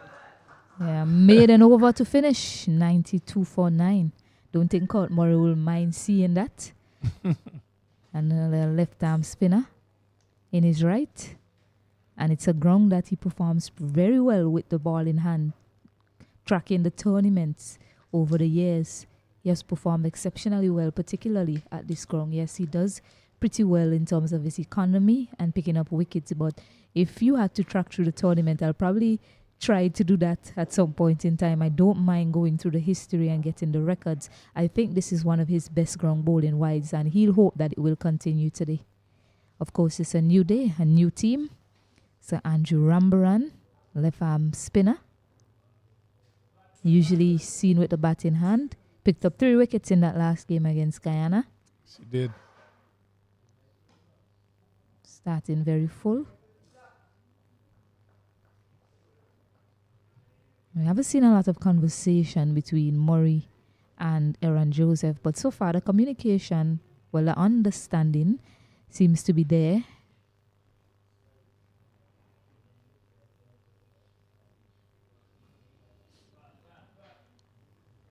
And it's very easy to know what you have to do from this point on, 92 for 9. It's very easy to know what you have to do. Well, you just have to continue batting. The first target from this position should be getting to 100.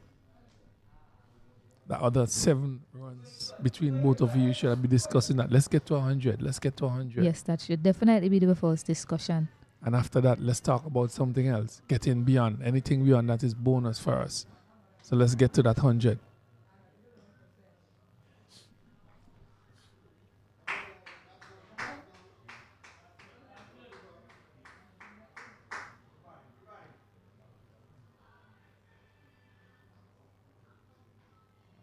That fielder now is in the circle, mid-on. Skipper just asking Court Murray to take a chance, try and get it over the infield. He's bringing up that other fielder now, probably don't want Aaron Joseph to get a single. And another maiden over, so back-to-back maidens now. And the result that the skipper from Trinidad and Tobago wanted, Aaron Joseph on strike, score remains on 92 for 9. Yeah, 2 steady overs been bowled here by the spinners. Davis, Andrew Rambaran. He's been just introduced, a left arm spinner. They have bowled 2 tight overs so far after that break there against the Winward Islanders. And Murray and Joseph continues to battle here for Winwards. Really, the next target should be at least 100. Getting to that 100 mark, which is very significant in this game, a low-scoring game. A bit more flight that time from Joshua Davis.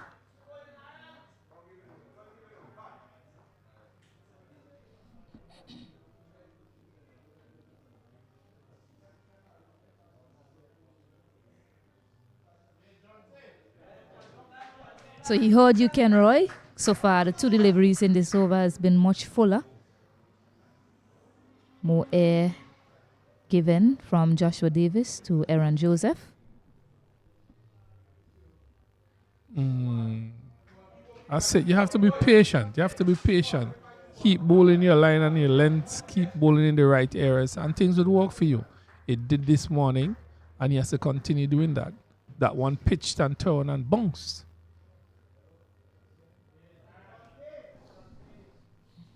So far, Joseph showing he's quite capable to play a holding role at the other end.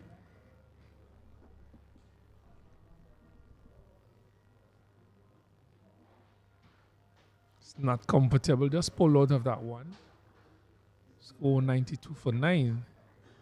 34.4 overs have been bowled, Stacey. A lot of overs have been bowled in the day so far. The runs have not shown the reflection. Quicker delivery down the leg side. A wide signal by the umpire. Yeah, and you go back to what you're saying. You have to show patience. He's trying a lot of different things in this over to Aaron Joseph.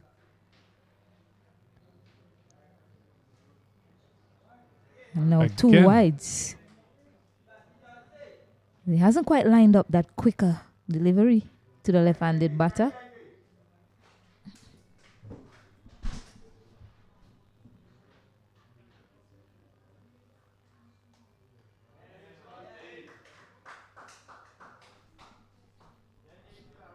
It's always a test of your patience to try and dismiss the last batter, especially when he's showing that he wants to bat for very long.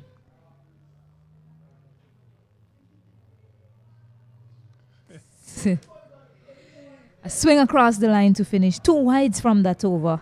94 for 9. Well, as I said, you have to be patient. Just be patient. Bowl the ball in the right areas and just be patient. Can't try so many things. I saw the bowler just trying a lot of things. Faster deliveries, one outside the house and bowl 2 wides down the leg side.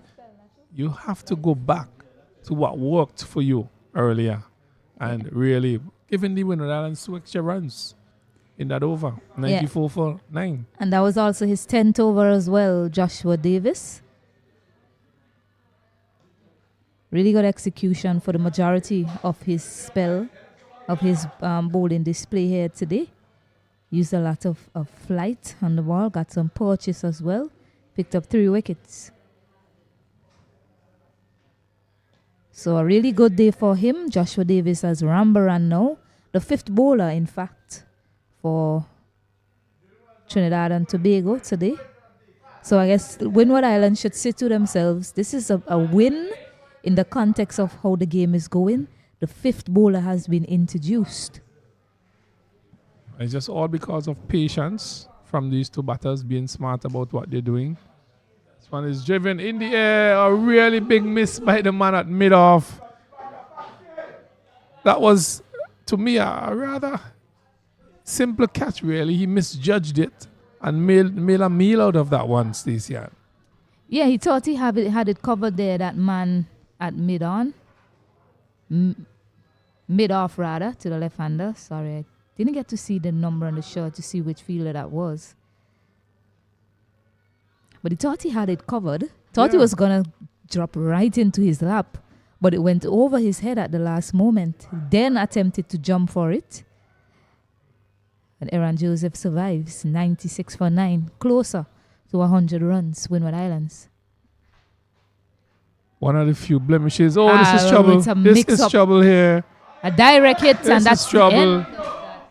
A direct hit to end the proceedings here for the Winward Islands. Both batters wanted to show. Aaron Joseph wanted a single. Caught Murray, the hesitation accounted for his dismissal in the end. And a direct hit.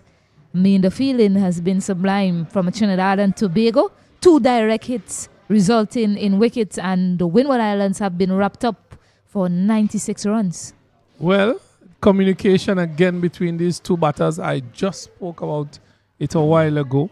The feeling of the Trinidadian team. One little blemish, really, and they have cleaned up things here through the run-out route again. Excellent piece of feeling by the man just behind square, picking up and throwing at those 3 sticks and hitting them. And Winward Islands have been the bowl out for 96. 96. 35.5 overs have been bowled, and Joseph not out and 5. But hard luck to Mr. Kurt Murray getting out in that way. And really a dismal performance here by the Winward Islanders after winning the toss and electing to bat. Yeah, it really looked like that was the only way he was going to get out, Kurt Murray. Start, stop, yes, no, you go, no, I go, resulting in the end in the run out. And what looked to be a bit of a fight back from the last two batters. We'll just wait to see what the decision is. I believe that Trinidad and Tobago will will look to chase these runs right away, maybe 10 minutes or so. So we'll take that 10 minutes break. And when we come back shortly, Trinidad and Tobago, the match will resume just before lunch. So 96 for 10 Winward Islands. Trinidad and Tobago in search of victory, needing 97. We'll be back shortly.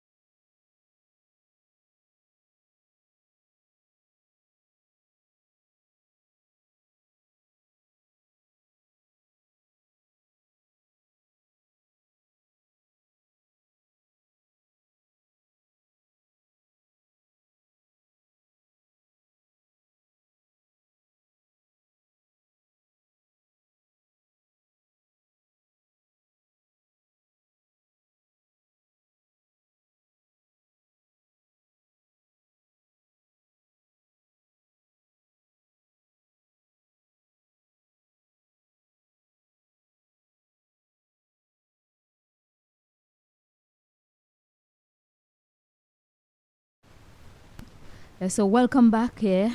Still beautiful sunshine here at the Sand Hill playing field. And if you're just joining us, Winward Islands, the Wonder Toss decided to bat first and they crashed to 96 all out. A wonderful display of tactical nuance from skipper Orlando James and some great bowling as well to back it up. Bowling that's shown a lot of control. He himself picked up 3 wickets. Ruplal with 2 and Joshua Davis picking up 3 wickets and 2 runouts as well. Not a good day if you're a Windward Island fan. And over at Annisville playing field, Guyana versus Barbados. Guyana, they were bowled out for 57 runs. So not a good day for batting in this area, Ken Roy. The Leeward Islands, they are 156 for 7 at Park Hill. So we are about to kick things off here at Sand Hill. Curtin Murray, left arm seamer with ball in hand. Justin Jagasa and Kyle Ramdu getting a promotion in the batting lineup. Maybe looking to bring some early intent into this innings in their chase of 97 for victory. Well, welcome back. I think you used the word correctly, intent. They have to show intent. They have to show that they want these runs. And really, they have to start positively as well. So probably that's the reason why they have made the changes. And a low-scoring game, so you have to start positively. Curtin Murray with the first delivery. The Jagisa facing up to Murray, who starts with a wide. Cannot afford a lot of that in this very small chase. Well, not a good note to start on the Windward Islands. Not having a good day at all. And just some consistent bowling by the Trinidadians and some ill discipline in the batting by the Windward Islands has caused the game to be in this sort of position it is now. Windward Islands been bowled out for 96. It's a bit too short there.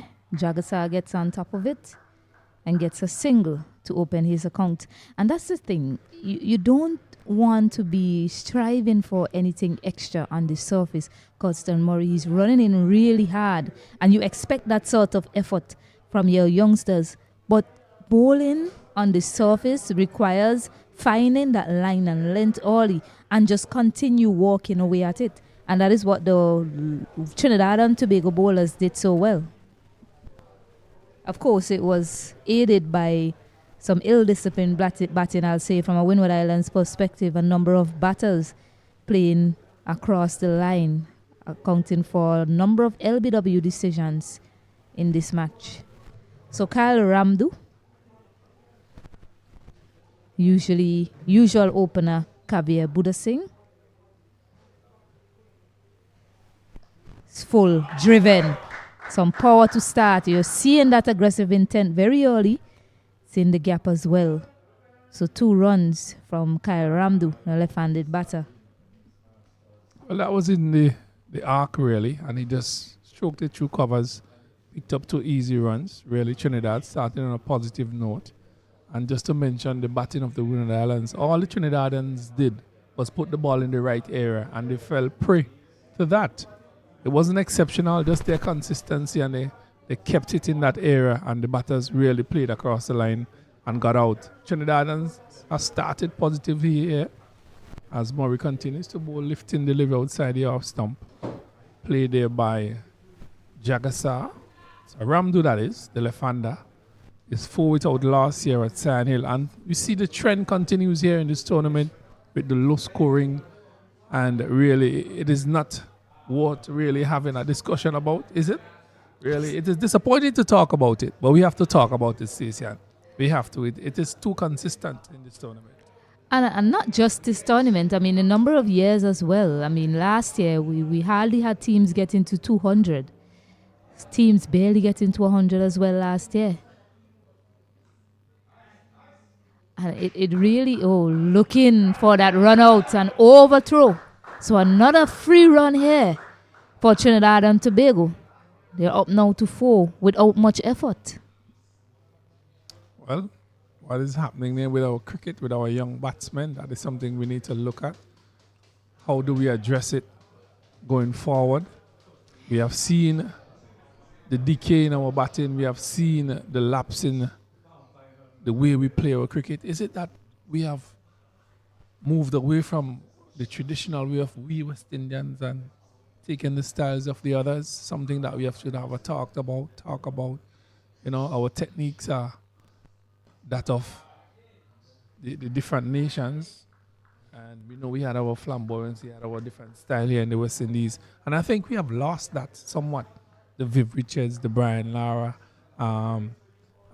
Richie Richardson and all those fellas. They had their own style. They had their own way of playing. The Stuart Williams and those fellas, they had their own way of playing, and it wasn't like the other nations. We just had our own way of playing cricket.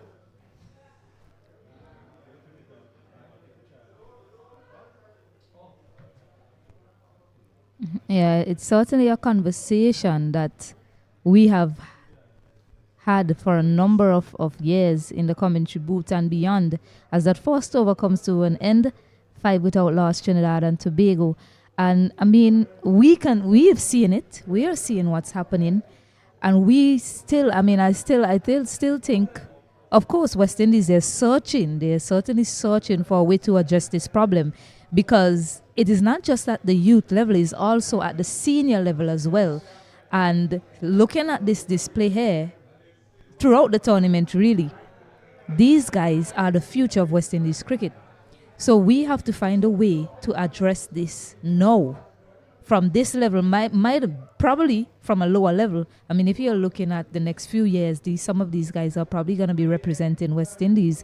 But we still have to find a way to ensure that the younger ones that are up and coming don't fall into this similar pattern. So yes, it's a conversation that we can have, but I certainly think it's a long process, and it certainly would require a lot of planning, and a lot of it has to do with mental as well. A lot of these guys, they have the physical skills, but you see a number of them not willing to apply themselves in the middle.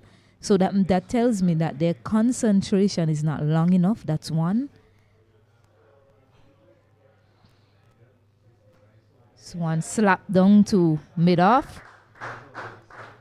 It's a misfield, is it? I'm waiting to see. Oh, he has the ball in his hand. He had the ball in his hand and he's looking down at the long off boundary. So I was wondering if he missed it completely. But well fielded there by Courtney Franklin. Yeah, so a lot needs to go into the mental preparation of these players coming out here, showing their skills, but not willing to apply their skills long enough to bring about the results. A wide delivery from Aaron Joseph. Well, the thing is that you're having these discussions and you're having the players year after year, 2-3 years into the same tournament. The bowlers are there for the same years as well. And we see the bowlers keep dominating the batters, and you're wondering what is happening. You can't be playing against a bowler for the past 3 years, and he's been getting you out. Particularly the spin bowlers in the tournament. One play to... I was just wondering if there wasn't a cause to start with a spinner as well. It's just 96 runs, and spin has been destructive in this tournament to these batters. Yeah, that's something that goes back to the West Indies cricket and the future of our West Indies cricketers. The spinners have taken over. We know we made the world team. We were the world best team with our fast bowlers as the prime bowlers. 4-prong attack. We had our fast bowlers. So what is happening to our cricket is that it has been changing over the years. We have now gone to spinners and medium pacers, and we don't have our fast bowlers who are supposed to lead the attack, taking charge. We had our 6 batters. Now we have an all-rounders in the middle who are actually batting. So we have to look at it and say, well, what can we do? What can we do? Yeah, we're seeing spinners, but sometimes a bowler can just come up and just take pace off of the ball, and it presents a difficulty to these batters to play. And our ability to adapt and adjust is something that we have to look at keenly. Certainly. And that's why I say a lot needs to go into the mental preparation of the players. Because sometimes you come to a certain ground and right away you've already made up your mind that it's going to be a difficult day.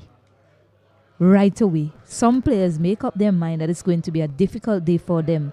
And that's the thing. When you play cricket, you travel from country to country and you are presented with different conditions. You certainly have to find a way to adapt. And the first place you have to adapt is your mental thinking of things. This one is edging. When they're down to third man, they're looking for a second run. 2 runs there to the total. Not control, just edging and inside edge really.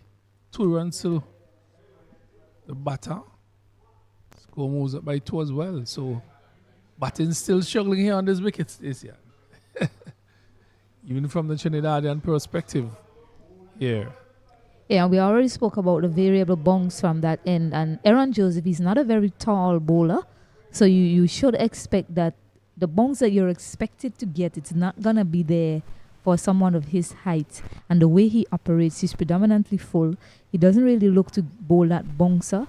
He looks to just pitch it up and look for swing. So you have to be wary of that as a batter from that end, that some are going to keep very low. And Ramdu was already up on his toes in that shot, expecting some bounce, but it didn't really get up, which accounted for the edge there. As Murray, other left arm pacer, extracts a lot more bounce than his counterpart, Joseph. Much faster as well. The thing about these tournaments, Station, is that after this tournament, you should at least see a number of 6, 7 future players coming through. And that is the issue I'm having here. We are not seeing that coming from our players. Well, we're seeing players coming through, but they're mainly bowlers. Yeah, and that is not our problem. Our issue is producing batters to fill that gap. You have not seen a batter go on to score 100 yet in these tournaments. We had the 2 days tournament. Rambaran, in fact, scored 100 in the 2-day tournament. The only 100 that we've had in this tournament so far. And we're now into the 50 over version. And a number of teams still haven't batted 50 overs. And yes, I mean, we have to talk about these things. We are part of West Indies cricket. We are part of wanting to see these players learn and develop in their game. But from year to year, we're really not seeing that sort of application, particularly from the batters. This one is skied. It's hit in the air and down the throat of Aaron Joseph. So Justin Jagasa pulling straight to the only fielder on the onside. Well, that tells you. That gives you a story of the batting in this tournament. Short delivery on the leg stump. He went to pull it, didn't connect properly, and it went straight to the man at fine leg. And Trinidad have lost their first wicket. And really, a bad delivery, but they got a wicket. Really was in no control of the shot as well. He should have been looking to roll his wrist and play it to the onside along the carpet, which is a much safer option, and he would have gotten value as well because there are no fielders in that area. Instead, looking to go the aerial route. Picking up a wicket, Curtston Murray. Luke Ali, the new batter in. Well, Trinidad and Tobago in reply to Winward Islands 96 are 8 for 1. 8 for 1, really. 2.3 overs. See the continual dismissal of our young batters. Really, nothing special on that delivery, but just a ill displayed some rash shots really from the batters. You have to be a little bit more patient in this time, and really another batter being introduced, Luke Ali from Trinidad and Tobago. 89 runs in need from 285 deliveries. And what we're thinking that this total look rather easy, but based on the history of this tournament, it may be a challenge for Trinidad and Tobago as well. Certainly so. In Trinidad and Tobago, they'll definitely say that they've struggled with the batting hand in this tournament. but it's a low score, less than 100. Yes, a wicket is down. The Winward Islands, they're up and about, cheering on their bowler. So new batter, Luke Ali. It's formally behind it. Similar length delivery to the dismissal of Justin Jagassar. So in this conversation, I'll end by saying, Ken Roy, I just want to see more. And this is why we speak about it. We want to see more because we do see a lot of the players with the ability. They have the skill set. But I would like to see more in terms of your concentration, more in terms of your application and your mental preparation coming into this tournament. Well, the thing is that I don't think that our young players are playing enough cricket, really. And you're seeing that coming through the inexperience and so on into situation and circumstances. And that is something that we have to look at. We had a cricket academy where we had our best youngsters being trained, and really that worked for us for a while, but the cricket academy went. I'm not too sure where it is now, what is happening in respect of that. But we have to harness our talents. We have to work on them. We have to give them the opportunity to develop, and that comes with playing cricket on a regular basis, understanding their roles and their functions, and really the basics has to be taught, and they have to be able to adapt to conditions and situations. That one tailing down there and appeal, but certainly heading down the leg side. So far, Murray not as full as I want him to be. I think the Winward Islands, they'll be asking him to be a lot fuller there and a lot more accurate in his length to these batters. Third over down, 9-4-1 Trinidad and Tobago.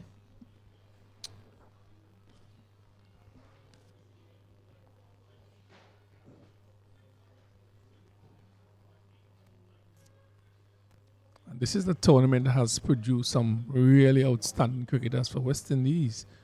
And to see the standard of cricket that is being played now left much to be desired. Yeah, and don't want to harp on it for too long. One of the things of note as well in the tournament is and I'm disappointed by it, a number of the batters that actually made that win West Indies under-19 tournament, a number of them haven't really had any sort of score of note. You kind of expect these guys to be in this tournament dominating, showing what they have learned, being applied here in this tournament, but you haven't really seen any of them shown, especially with the bat. And that tells you that they are not growing. They're not growing in respect of their play. It's a bit too leg-sided there from Aaron Joseph, and they look for two. Get it quite easily in the end.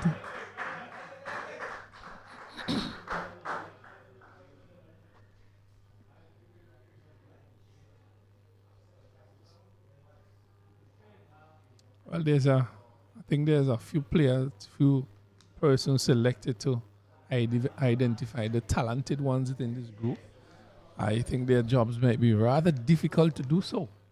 And to get what they want from this tournament. It's been difficult batting-wise in the tournament, but we still have to harp on the positives. There are some positive batters so far in the tournament that I can identify their preparation when they come out to bat and their thinking as well. Andrew Rambaran, for example, he's playing here today for Trinidad and Tobago. I haven't seen Rampatab Ramnath just yet in this 50 over version, but he seemed to have applied himself better. So one keeping very low at that time. I'm seeing some players as well from Barbados, Joshua Morris, skipper Nathan Seeley. So still there are some positives, and it just tells me that a lot of the batters, they just haven't applied themselves the way they would have liked in this tournament to get the desired results.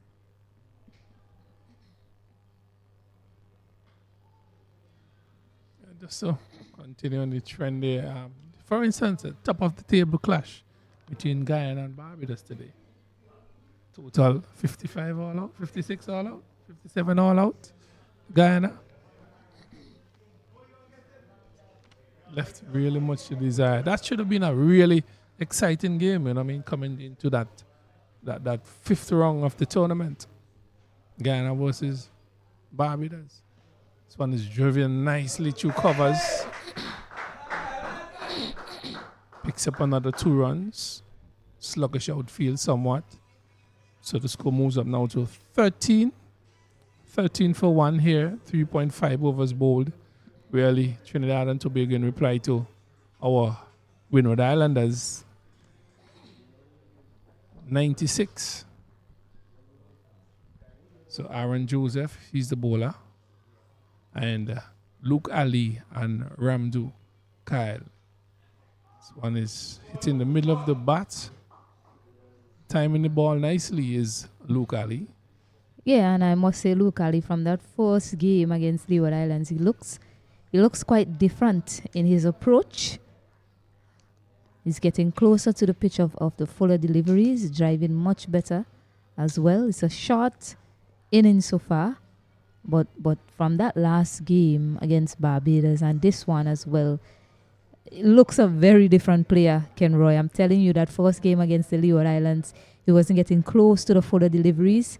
It was a swing and a miss a ball basically. But I'm seeing some improvements in him. So whatever he did from that first game to now, you're certainly seeing something different. Early days still, but certainly seeing some difference in his approach, Luke Ali.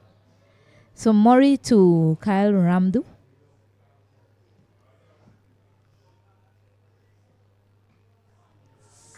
So pitched up delivery, looking to drive it. These youngsters are exposed to all the different expertise really these days.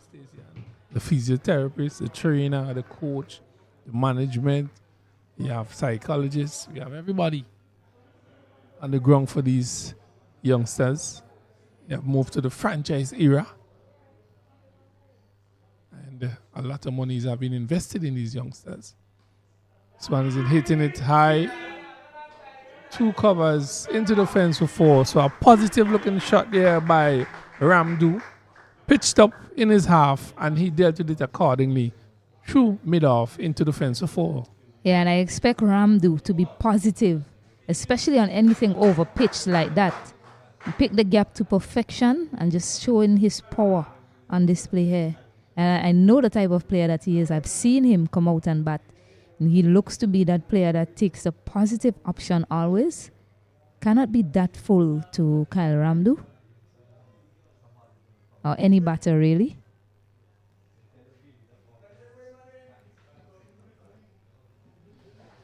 Hasn't quite found his length here, Kirsten Murray.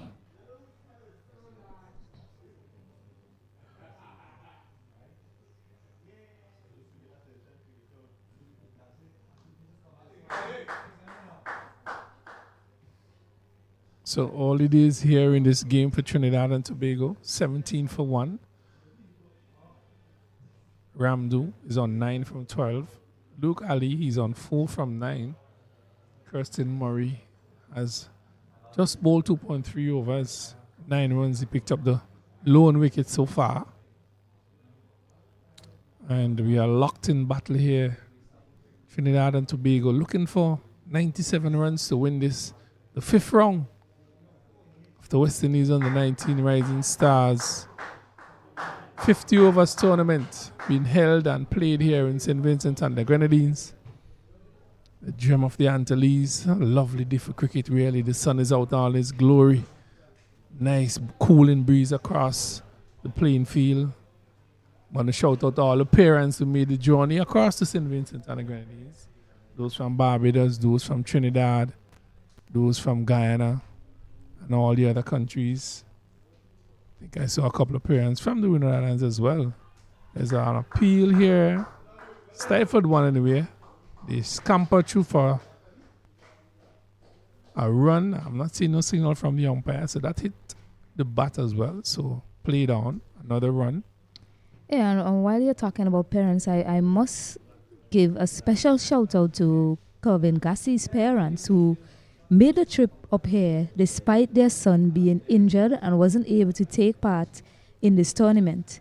He was selected initially, but unfortunately picked up an injury and he was ruled out of the tournament. But they still came up to witness the tournament. Such is their love for cricket, the Gassies. So I must give a special mention to them. Lovely shot off the pads over mid wicket. Bounce 1, 2, 3, 2 in front of the boundary. They're looking for 3. So 3 runs completed here. Just whipping it over mid wicket. There is Ali, and the score now moves up to 21. 21 for 1. Trinidad and Tobago. Things looking a rather little easier for them. And we mentioned the parents before. There's a large contingent from Trinidad and Tobago. They're here in numbers supporting their children. And there's also a large contingent from Barbados supporting the kids as usual. And I think I see a large contingent from Guyana as well. They're here. And I must say kudos to the parents who made that journey, sacrifice every year to come and support their kids from those islands. Really. Congratulations to them. The children need your support, and you're giving it to them. And I must say, well done to them. On a yearly basis, they have done this. Yeah, so the scoring rate is great for Trinidad and Tobago. This one kept a bit low, an appeal, but turned down by umpire Mokan. Hearing shouts of straight, play straight from the dugout. Looking to go across the line of the ball there locally. Seen a number of Windward Islands batters dismissed, 5 batters dismissed via the LBW route, playing similar shots.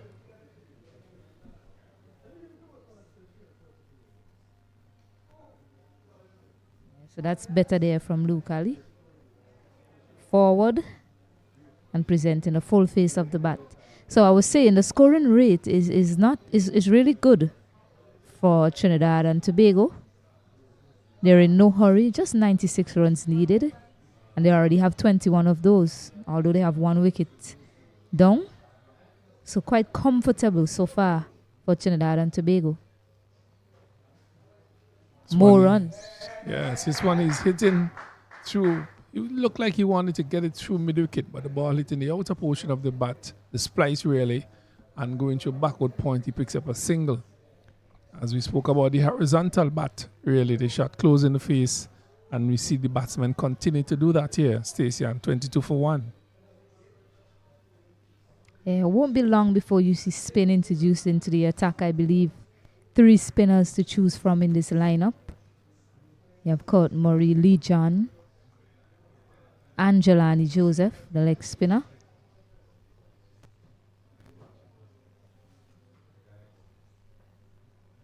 You're trying to restrict the scoring rate. You also are trying to pick up wicket. But if it's so easy from a Trinidad and Tobago perspective, that tells me you're not applying enough pressure on them. So I think you might see some spin into the attack very soon. Maybe following this over, Ken Roy. I don't know if you'll agree with me. Probably. The status of the game and what is happening, they would probably go to Murray, who is, I think, is their chief wicket taker so far in the tournament, looking to get amongst the wickets here, the Winward Islanders. And really at 22 for 1. This is over number 6. They probably may look to their spinners pretty early to control things here for them. Yeah, and you have to try everything from a Windward Islands perspective. It's not a very high score. The runs are coming freely. The over is completed, just 1 run from it. 22 for 1 after 6 overs. So Murray, 3 overs, 12 dot deliveries, 13 runs, 1 wicket. Joseph, 3 overs, 14 dots, 8 runs, and he got no wickets. Economy 4.68. And the current run rate is 3.67. Need another 75 runs in 264 balls, Stacey. And we have a whole day to play here to get that 75 runs. But that decreases Ali and Kyle Ramdu. He has 10 from 17 and Ali 8 from 13. Kirsten Murray continues to bowl here for. No, I think there's a change in bowling, or he still remains. Yeah, both batters. 3 for 13, he got 1 wicket.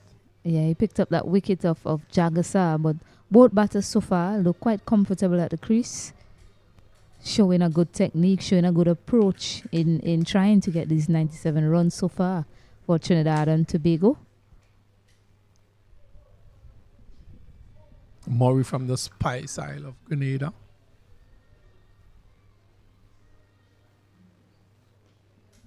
Deciding to come around the wicket now to the right-handed batter, left arm around. But as I said, his length rather, has been a bit too short to trouble the batters on this surface. I think they should take a picture from James Book, who bowled on the ball for Trinidad and Tobago. He kept it full and picked up 3 wickets really pretty early and pushed the Winward Islanders back on their back foot. We have not seen that coming from these fast bowlers. They are hitting the hard lengths and the batsmen have time to play. They are not causing the batter to be looking for that delivery. Yeah, and on this surface, it's much easier to play that length, you know.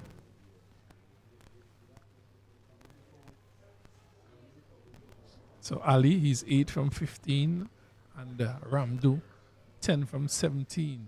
You don't mind the length too much if he uses that length and then looks to pitch it up occasionally, maybe springing a bit of a surprise on the batter. Think he attempted to pitch it up on that occasion, but just too full. Well, I think that's a better look, a better length. Windward's in a much defensive field here, really. Not much attacking fielders. You have a man at third man, fine leg, one at square leg, one at mid wicket, mid on, mid off, cover, backward point, one slip.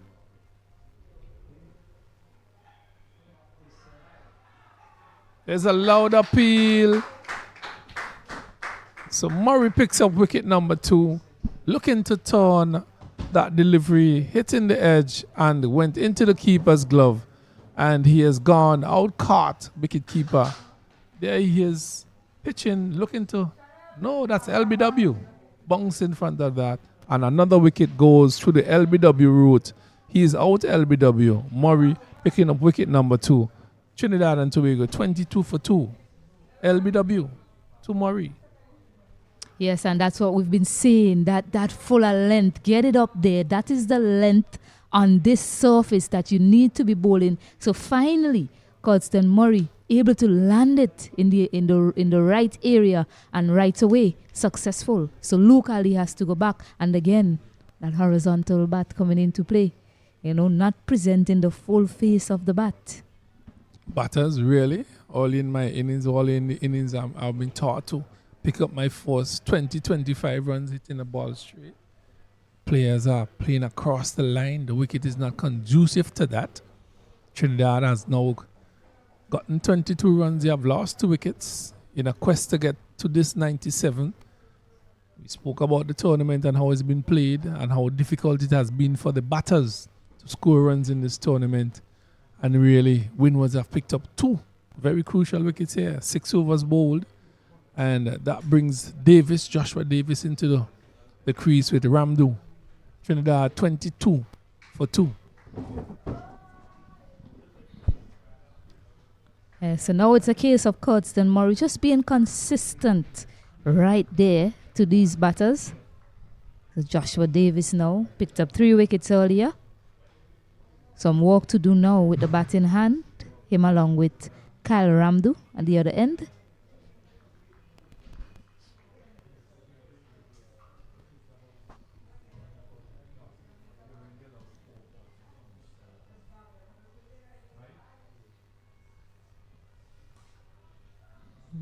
That's a good start there. And that is how you have to play Joshua Davis. Present that full face of the bat.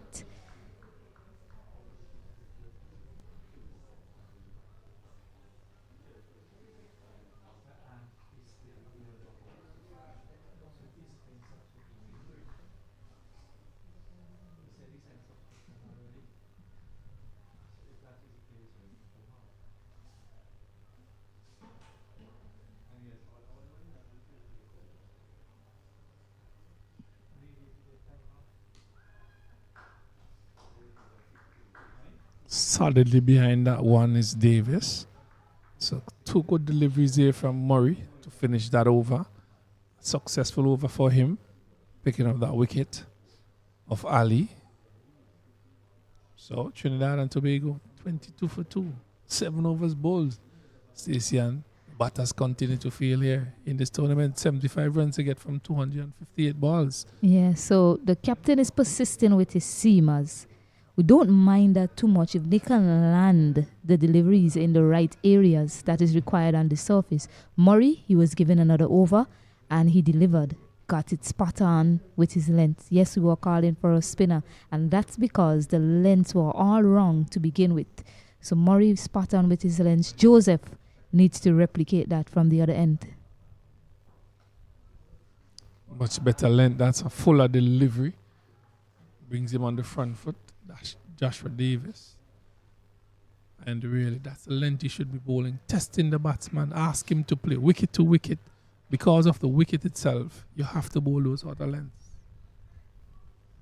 Get better results when you do that. The short pitch delivery is basically out for me. On this sort of a wicket, you have to pitch the ball up.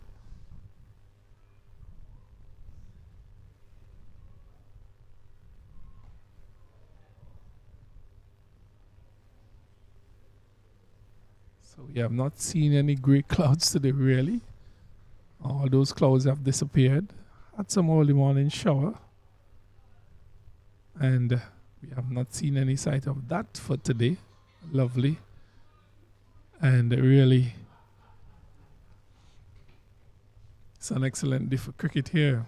Kyle Ramdu on strike. He has 10 from 19. This one is driven sweetly. Pitched up. 1, 2, 3 bounce. It would not go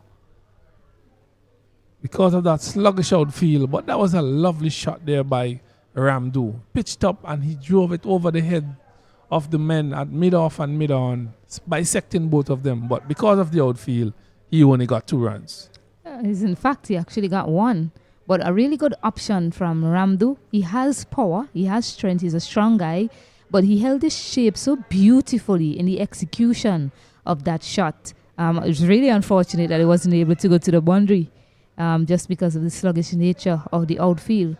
But really nicely timed from Ramdu. But just a single. So Davis now on strike.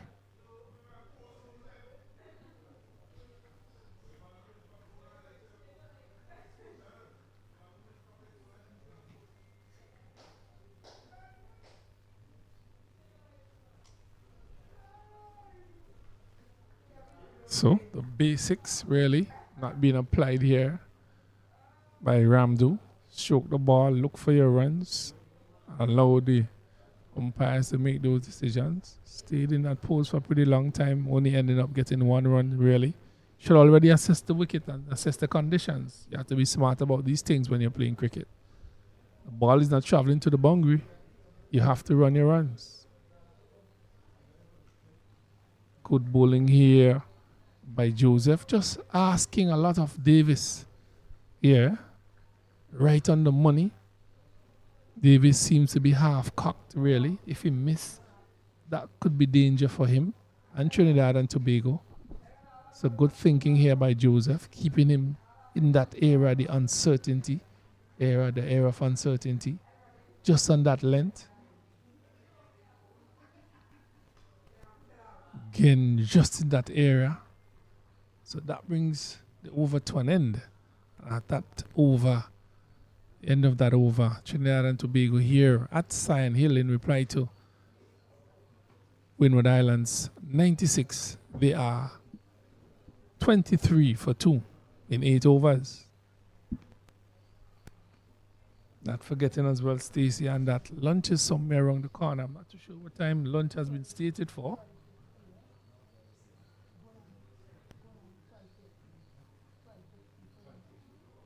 Yes, so I was just informed by the match referee, Golan Graves, that lunch is scheduled for 12:50.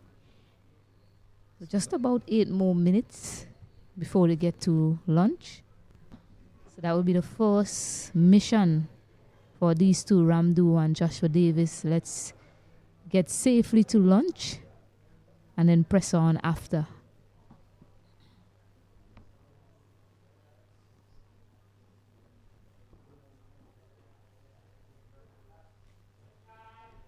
So Murray continues. Ramdo continues to bat here, Winward Islands. Opted to bat and was skittled out basically for 96. Trinidad trying to make a mountain out of this total here. They are now 23 for 2 in reply to that total. Dismal batting in this tournament continues. Fight for the batters to get runs. Really.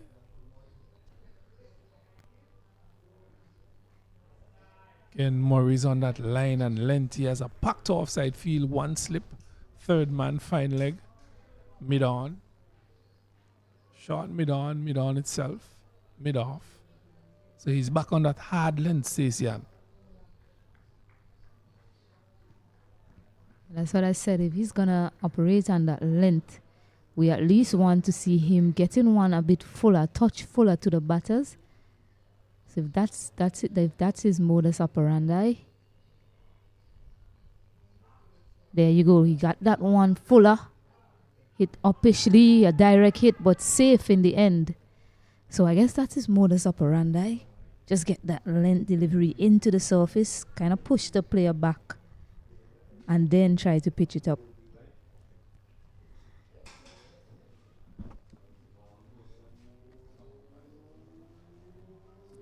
So far, you're seeing some differences in the field setting in comparison. When you compare the two so far, I mean, Orlando James was hardly a room, especially on the offside.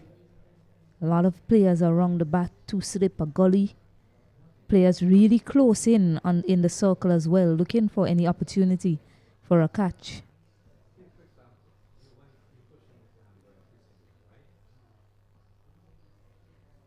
Yes, you want to save runs, but that is not the game right now. The game is getting wickets. Well, the thing is for the bowlers is to bowl straight at the wicket and really cause the batters to play as much deliveries as possible.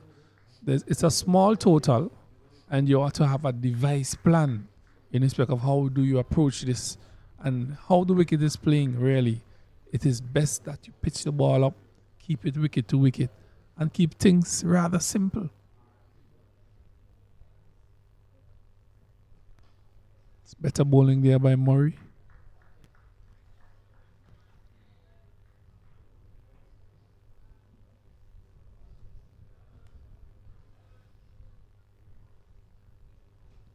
Davis looking solid. He's not gotten off the markers yet, but the ball is hitting the middle of the bat here, Davis.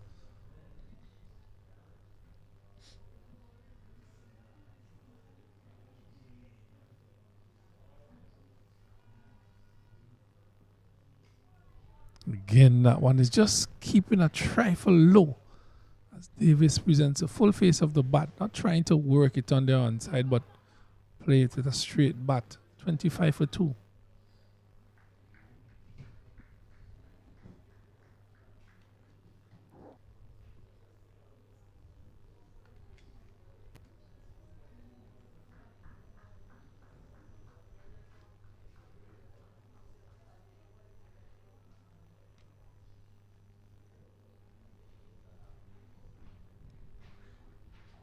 This one is down the leg side again.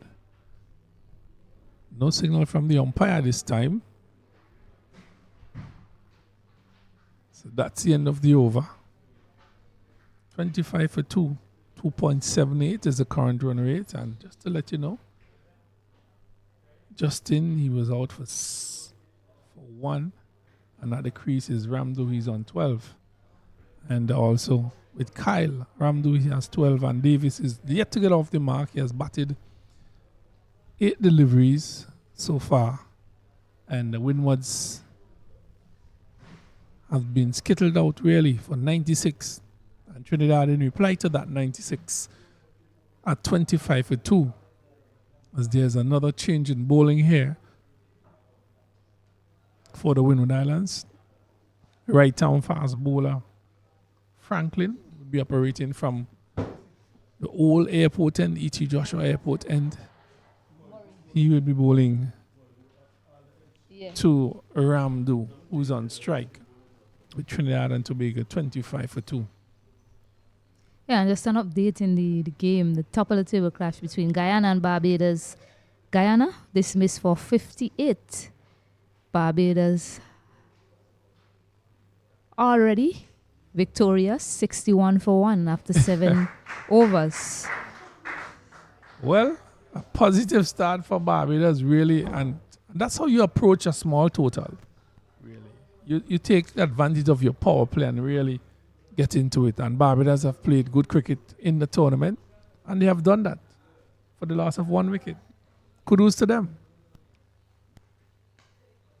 So a very early day at Annisfield. And in that game, Leeward Islands versus Jamaica, Leeward Islands still batting their 193 for 8 after 47 overs. And here at Sand Hill, Winward Islands being bowled out for 96. Trinidad in pursuit of that are 26 for 2. Over number 10 being bowled by Franklin. Leg side. Yeah, I'm surprised still that he decided to go to a pacer to finish off the power play. I know sometimes you have your plan coming into the game, but sometimes you have to let the situation dictate things for you. And you saw that the spinners for Trinidad and Tobago, they were very successful on this pitch. And you have that man called Murray himself, who's a very successful spinner on this particular surface. So I'm very surprised that this last over, probably that last over before lunch, isn't. We haven't seen Court Murray on the ball. But Franklin, such a wily character he is, very energetic, will be certainly looking to get a breakthrough here before lunch for his team. It's bowled 2 wides in this over so far. It's back on that line in that previous delivery. It's a better delivery there from him in the block hole. So a lot more like that if you're Courtney Franklin. Well, looking for that first wicket, Franklin. Yorker length delivery. Good delivery that was, keeping it full and straight. Something I would advise to be bowling now just before lunch. Critical time it is here. Crucial. Good delivery again by Franklin. That's played back by Davis. Fielded by him as well. So Trinidad and Tobago 28 for 2. And just to mention that Barbados has rushed home in that top of the table clash between Guyana. Really showing their authority. Barbados already winning that 2 days tournament, looking to capture this one-day tournament. They are keen on doing so. This one is on the leg stump. So that level of consistency again by the bowlers yet to be looked at, yet to be dealt with. And you spoke about something early, Stacey, and about bringing in your key bowler, Mr. Murray. That this would have been a really good time to have him bowl at least over before lunch, trying to get another scalp. So Franklin. This one is on the leg stump again. Just turn to the man at square leg who does the feeling. And that is lunch here at Sand Hill. And just to let you know, Trinidad and Tobago versus the Winward Islands. Winward Islands were bowled out for 96. Murray 29 from 50. Pascal 10. 3 for 29. Joshua James. And at lunch here at Sand Hill, Winward Islands bowled out for 96. Trinidad and Tobago are 28 for 2. We will join you. We will bring you more coverage in the next 40 minutes or so as Trinidad and Tobago continue to bat here at Sand Hill in this, the 5th round of the West Indies Under 19 Rising Star Tournament played here in St. Vincent and the Grenadines. It's lunch here at Sand Hill. We'll be back shortly.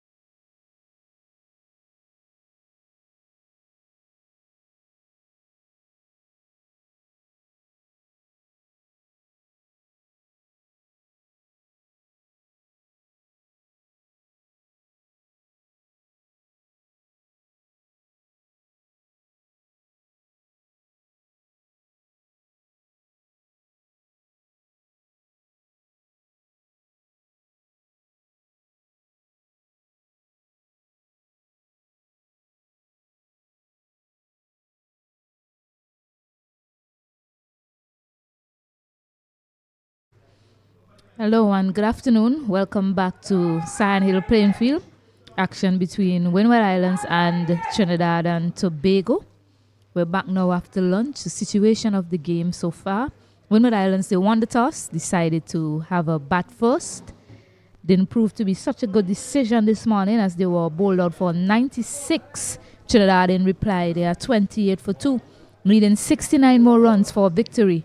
Lots of deliveries to do it in.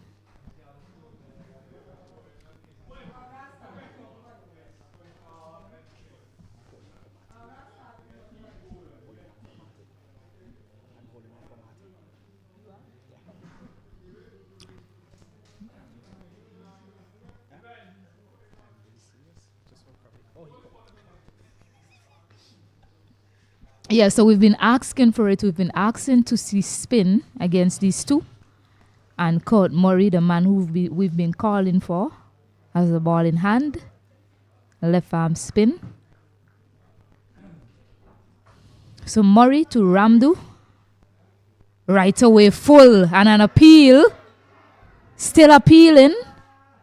See, umpire said not out. Umpire Colin Bryan from Jamaica.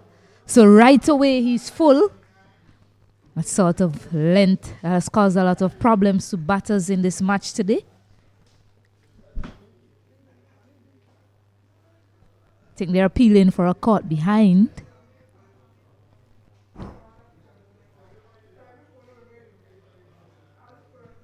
See, umpires getting together there. Not sure what the discussion is about, but we'll see when umpire Colin Bryan get back to his mark.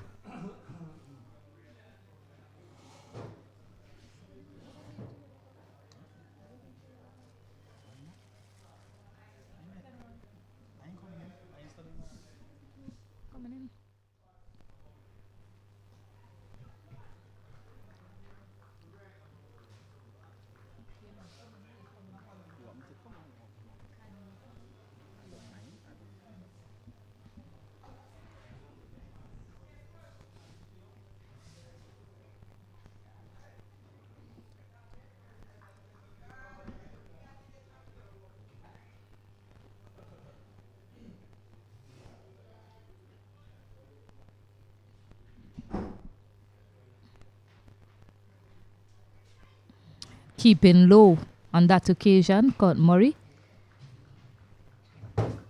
We've been asking for him to come into the operation earlier, before lunch, and right away he's causing some problems to the batters. It's a bit short of a length there on that occasion. But 5 dots so far after that lunch break.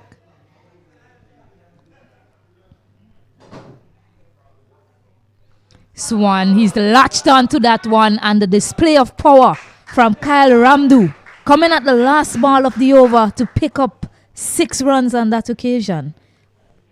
Wonderfully weighted by him. We've already seen that he's willing to keep his shape through the shot. On that occasion, getting full reward.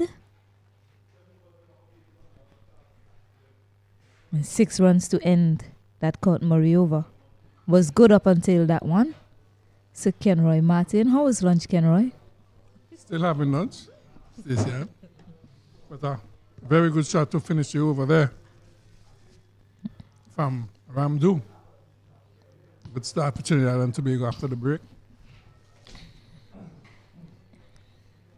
And so what we've seen with Ramdu is anything that he knows he can go after, he is going with all his might, full power on that occasion, taking it all the way for 6. And it's good batting from him so far. He's 18 of 30. But it's what is required from him from a Trinidad and Tobago perspective to take them to victory. Winward Islands, they're searching for something unlikely here, pulling off an unlikely victory, much like Trinidad and Tobago was able to do to Leeward Islands in that first round. So now the off spinner, Lee John, into the attack. Joshua Davis about to face his first delivery after lunch. Swan is full. It's in the air. It's in the air. There's a fielder under it, and it's taken. So right away, Lee John with that flight, and Joshua Davis deciding to take him on has fallen here. Jelani Joseph, leg spinner, taking a very good catch on the boundary.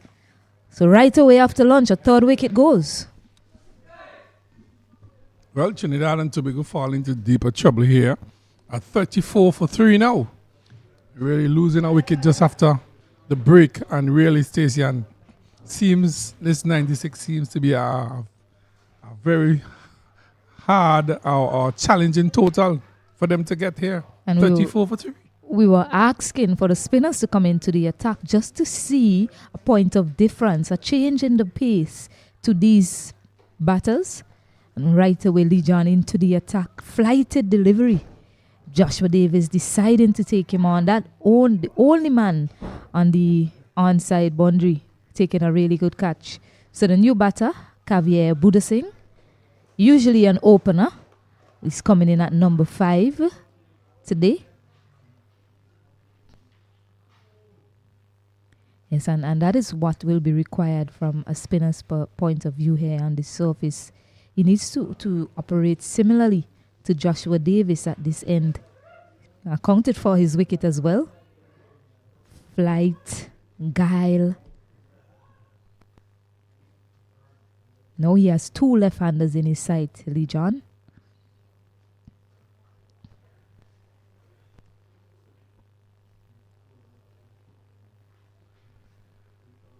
Slip in place now.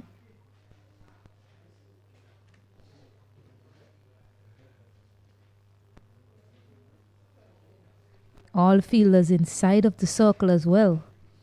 So the Winward Islands sensing the occasion and applying the fields that's required to apply the pressure to the Trinidad and Tobago batters. Flight again. And right away, appeal all around the bat. So that is all that Lee John has to do. Just continue to be patient on that line and length.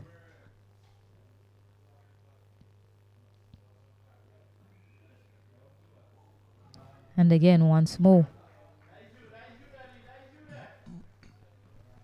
Stacey, is it good bowling or is it just the occasion?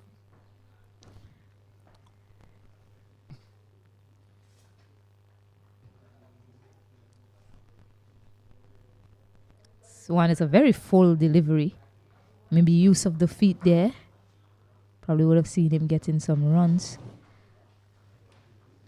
It's good bowling. Now, if it's just the occasion, what is the occasion?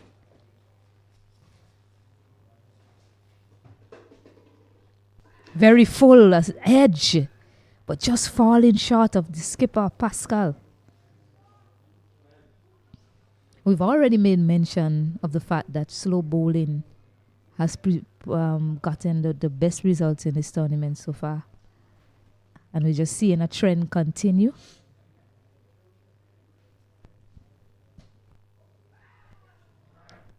And it seems like the fuller you bowl it, is the more you're getting out of the surface. So a maiden over to finish, 34 for 3 after 12 overs. And as you asked that question, Ken Roy, I was sitting here and I was thinking to myself, last night I went to a dinner and the conversation came up. It wasn't really a conversation. It was more of a mention of something, and it was to do with technology and the use of technology basically causing players to, well, not players, but younger generation to want to do things at a fast pace. And mainly the conversation was about TikTok. For example, the videos on TikTok. As Scott Murray runs in. Swan is short, it's helped, it's walked onto the onside. So well played there by Ramdu. And what they said to me is there's actually a study that shows that concentration is getting less and less by the younger generation because they don't want to do things for a longer period of time. They don't want to look at videos for a longer period of time. Everything is so fast-paced. So with TikTok, you look at a video. What the young lady said to me is, for example, she look at a video just for 15 seconds. And she learn how to do hair from that. So one is flighted, nicely driven, a misfield there, but it won't result in a run. So she look at a video for 15 seconds and she learn how to braid hair from that. Instead of sitting down and actually learning the art and craft of how to actually go ahead and do the braiding of the hair. So I'm sitting here and I'm wondering if much of the same can be said for the way the batting have gone in the tournament. The fact that everything is so fast-paced and you want to do things in a hurry. You don't want to sit and look at the things in between. I also had a conversation with a gentleman and he said the way the players are playing these days, he still getting some purchase there. He believes that they only look at the highlights. So you only look at the action and not really the in-between, the accumulation of the dot balls, the accumulation of the singles to get to that sort of score. I am not saying that these players, this is what is affecting them. But I am wondering if that is something that can also be looked at in terms of the way the world is going. Everything is so fast-paced. You want to get everything done in a hurry. Well, I do understand what you're saying there, Stacey, and it brings something to mind that when you finish looking at that video, and that brings you over to an end, it's 35 for 3 here, 13 overs completed, looking for a total of 96. And really, what is taken out of the scenario there is that when the problem occurs, how do you deal with it? Don't know how to deal with it because... And the thing is that braiding my hair and braiding your hair, two different types of hair. Is it the same style? Is it the same way you braid that hair? Yeah. And it would be no. How do you braid my hair? You see, the viewers might tune in and hear us talking about hair, but they need to sit down and really think about applying that scenario that we're bringing hair into cricket and the things that you are seeing, the process that you are seeing, the way these players are deciding to go about playing their cricket. It's 96 runs for victory. And you're seeing some sort of shots being played that's really ill-advised. And it really goes back to me thinking, they just want to get things done in a hurry. They want to score 100. You want to get it done in a hurry. Or what about facing the tough deliveries, trying to figure out the way around that? What about pinching the singles into the gap? You're not seeing that with a 15-second video. But a video of 5 minutes, you might actually be able to see everything in between there, but we're not willing to sit down and really take that in. It's just something to think about. Well, there's a lot to think about. You have to think about things. You have to think outside the box and it's just like you see the superstars. Usain Bolt running sub 10. How did he get from here to there? The process, what he did, things that he did.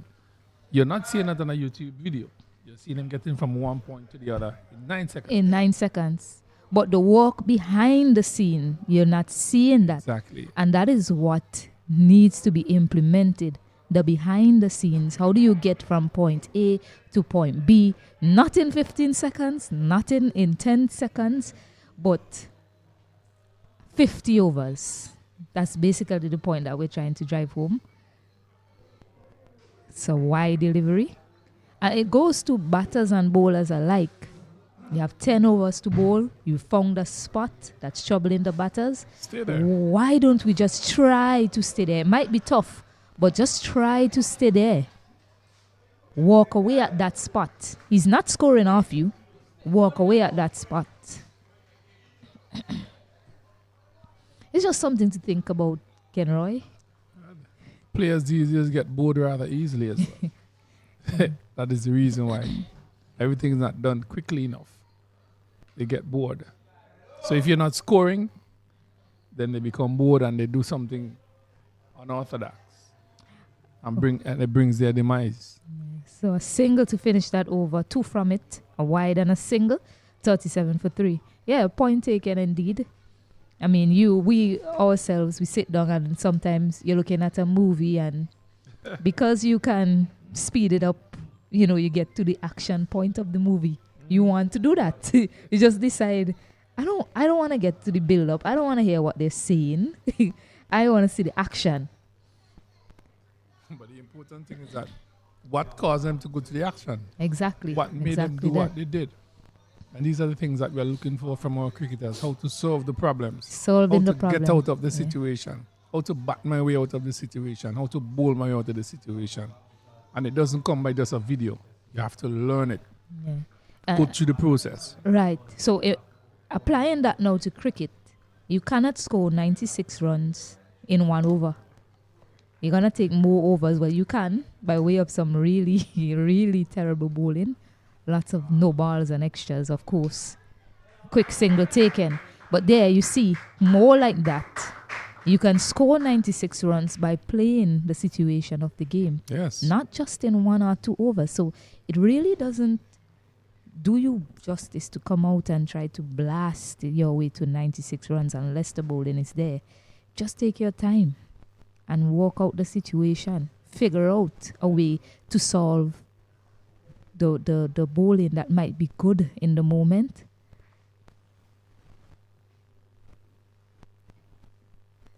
Just to state something as well, Stacey, and Barbados, another no ball being bowled here. And there you go, you're there batting, you're 0 off 11, you survive that, and now you have a free hit. So a free hit coming up.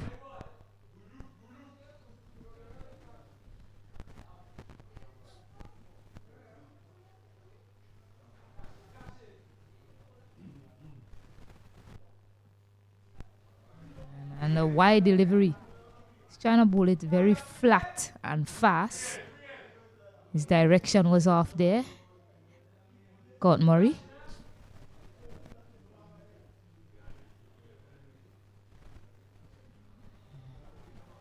Not able to capitalize on the free hit to get off the mark. Kavir Buddha Singh. He didn't look like he wanted to capitalize on that delivery either, Stacey. Yeah, the way he set up and the way he looked. I was expecting. Never really looked like he wanted to capitalize on that free hit, really. Yeah, so it's 40 for 3. I was expecting to see some sort of foot movement down the track as well, perhaps, to the spinner. This time he offers up an easy chance to Court Murray. After getting a free hit to put away, he just sends that one back into the hand. An easy return catch for Court Murray. Well, the shot that he played there should have been played to the free hit, in my opinion. My word, how things have crumbled here.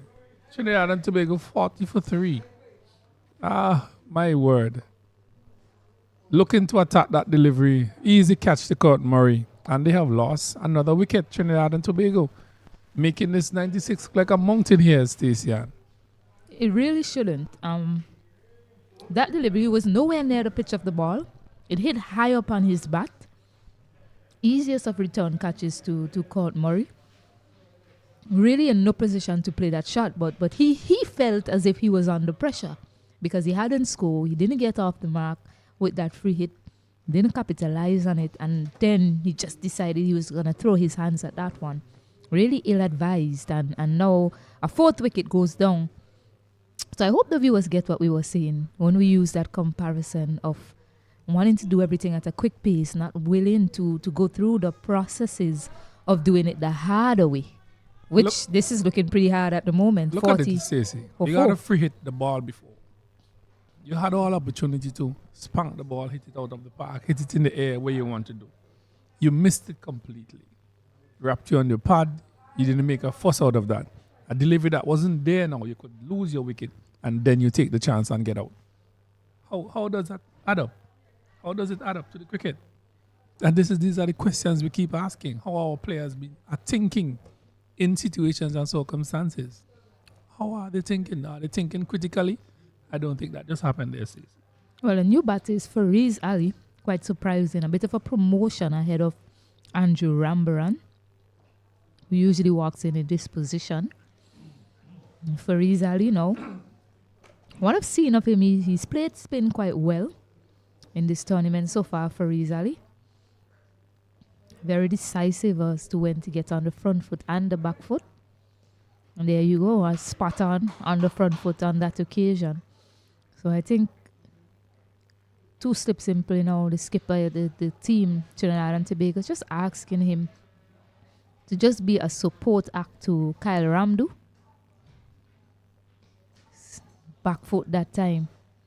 As I said, he's very decisive in his front foot or back foot play to the spinners. Bring that over to and then a successful one. 40 for 4 after 15 overs.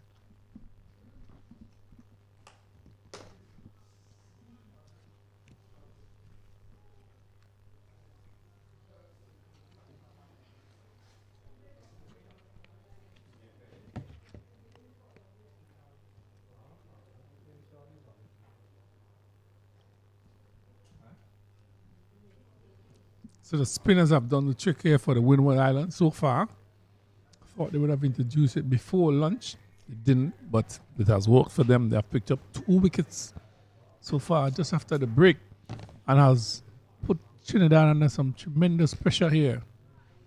Keeping things tight, they're not giving away any runs. And it has become very difficult for Trinidad to score runs here after the spinners. Extremely difficult. So, 15 overs completed during the 16th. Again, another dot delivery. Pretty important here. Those dot deliveries keep putting on the pressure on the Trinidad and batsmen. They're not scoring. And they would end up and do something that is not called for. Yeah, what's good from a Trinidad and Tobago perspective so far is the fact that Kyle Ramdu, he's there, he started, and he's still there. And he looks quite compact at the moment. Prepared to play that patient game that we've been asking for from some of these batters.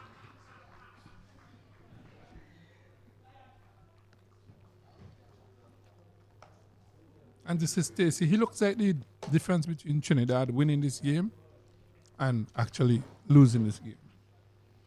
If he is to fall now, I think it would be very difficult for Trinidad to get to this total. If Ramdu is to really lose his wicket now. He's a set batter. He needs to carry his bat through the innings.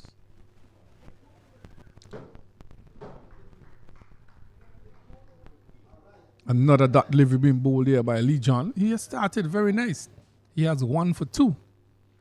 And this is his 3rd over. Bowling on a trap here at Cyan Hill. Good wicket, good conditions for bowling. Again, every ball seems to be having some sort of excitement here from the bowlers. So over. Made an over that time from Lee John. Keeps the score on 40 for 4.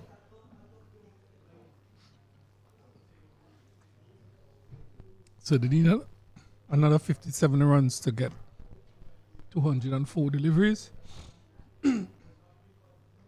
Trinidad and Tobago. Just to let you know, Barbados have already won that game against the Guyanese. Barbados getting that 57 in 7 overs. So they made a light walk of the Guyanese here, the Barbadians, after bowling them out for 50 yard. Really stepped on the accelerating the X, as we say, and came home. Another delivery from Murray goes across the bat into the keeper's glove. Every delivery seems to be an exciting delivery here from the Winward Islands bowlers. Pressure on the Trinidadians.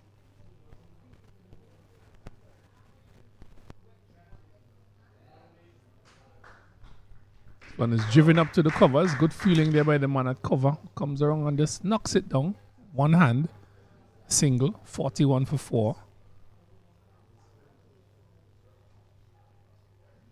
Yeah, and in that encounter, Leeward Islands versus Jamaica. Leeward Islands scoring 208 for 9. And Jamaica currently 1 for 1. I mean, it's good to see from a cricketing perspective that Leeward Islands were able to pick themselves up and get to 200, batting out 50 overs. As he drives that one to mid-off, picks up another easy single. That's Kylie Ramdu.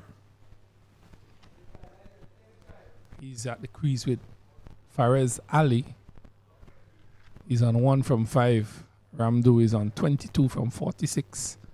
55 runs needed to bring victory for Trinidad and Tobago.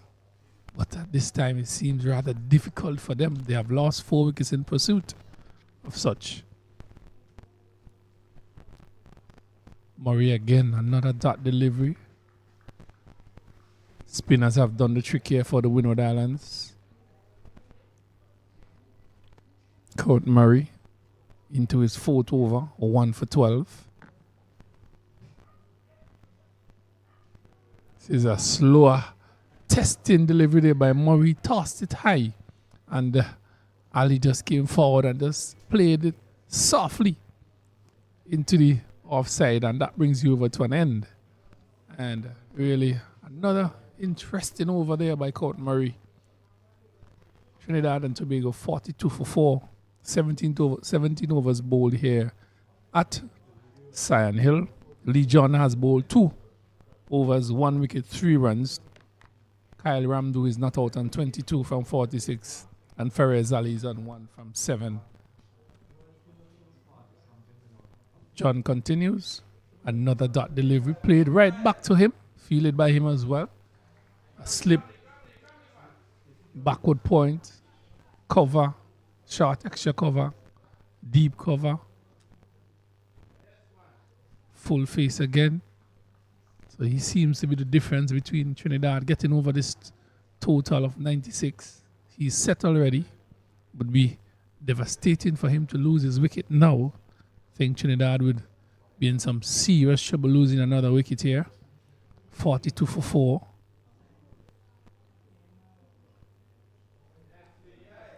It's forward in the approved manner. Windward's just looking for that special delivery from John.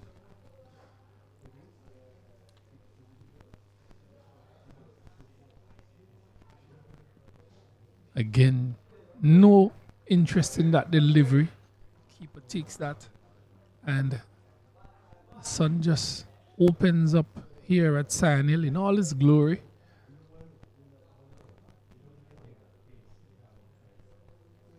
That one is hitting the edge of the bat, running down to the man at backward point.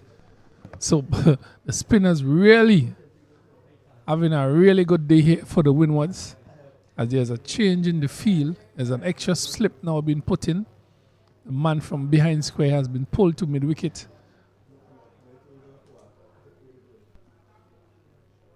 Oh, that one is out caught. The field adjustment has just been made. And he pitched it on the off stump. And Ramdu came forward and a smart catch at first slip. And they have lost wicket number 5. I've just spoken about him getting out. And he goes back to the pavilion. 22. Smart catch, but really smart piece of bowling as well. I think he just held his length, just pulled his length back a touch. That fuller length there, Ramdu was content to just come forward and block it out. So he just pulled his length back a touch, and I think that is what accounted for the edge. Yes, he was in the approved manner, as you like to put it, on the front foot, but the length was key on that occasion. Just pulled it back a touch there. Lee John, really intelligent piece of bowling. Good field setting as well, having those 2 slips in play. The thing is that Ramdu, he played with hard hands. Hard hands coming forward. And that's the reason why that ball carried to the slips. Because the one before, it actually died. It was softer hands, and it just trickled on its way to backward point. But so Rambaran, the new batter in. 5 wickets down now. Trinidad and Tobago. The struggle is on here. The fight is on here. 42 for 5. Stacey, and this trend in this tournament continues where the batters are struggling to get the ball off the square, really. And Windwards have taken the upper hand here in a low-scoring affair between the Winward Islands and Trinidad and Tobago. Trinidad tracing 96 or 42 for 5 here at Sion Hill. Wrong number 5. This one is beating him outside the off stump. White signal by the umpire. Extra delivery there for Murray. Caught Murray. He has 1 for 13. His partner John. Both of them have done exceptionally well since the break. They were introduced.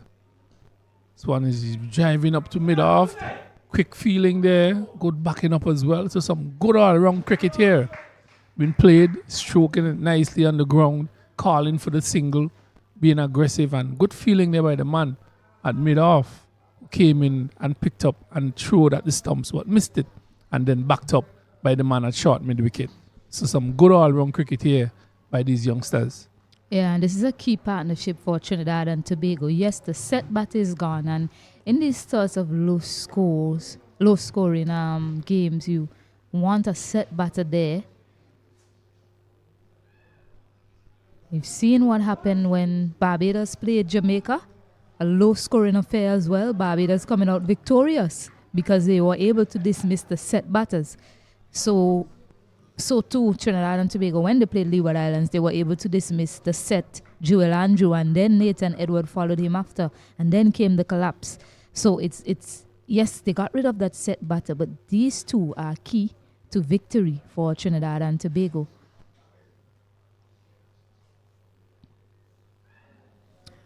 Edge but soft hands there, not hard hands, and making sure that it fell short of that fielder Pascal. And so Rambaran has been the most composed, 121 runs in this tournament so far. Rambaran. It's wide, it's pulled straight to, oh my goodness.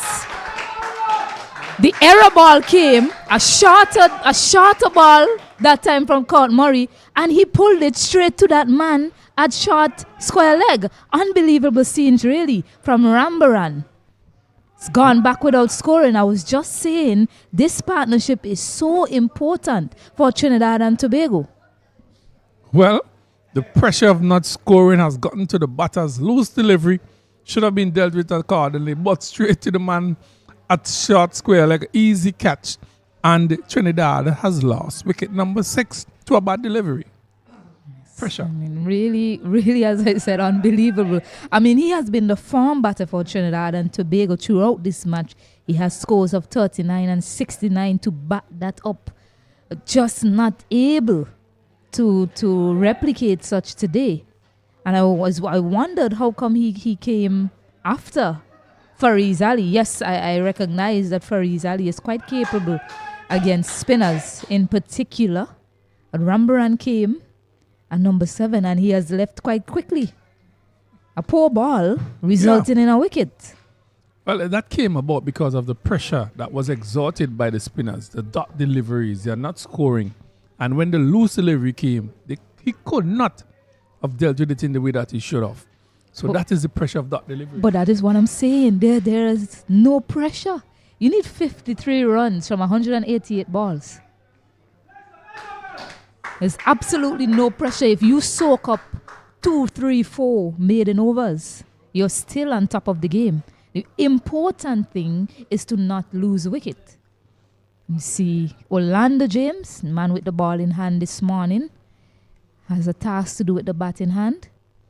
He's fully forward that time to Court Murray.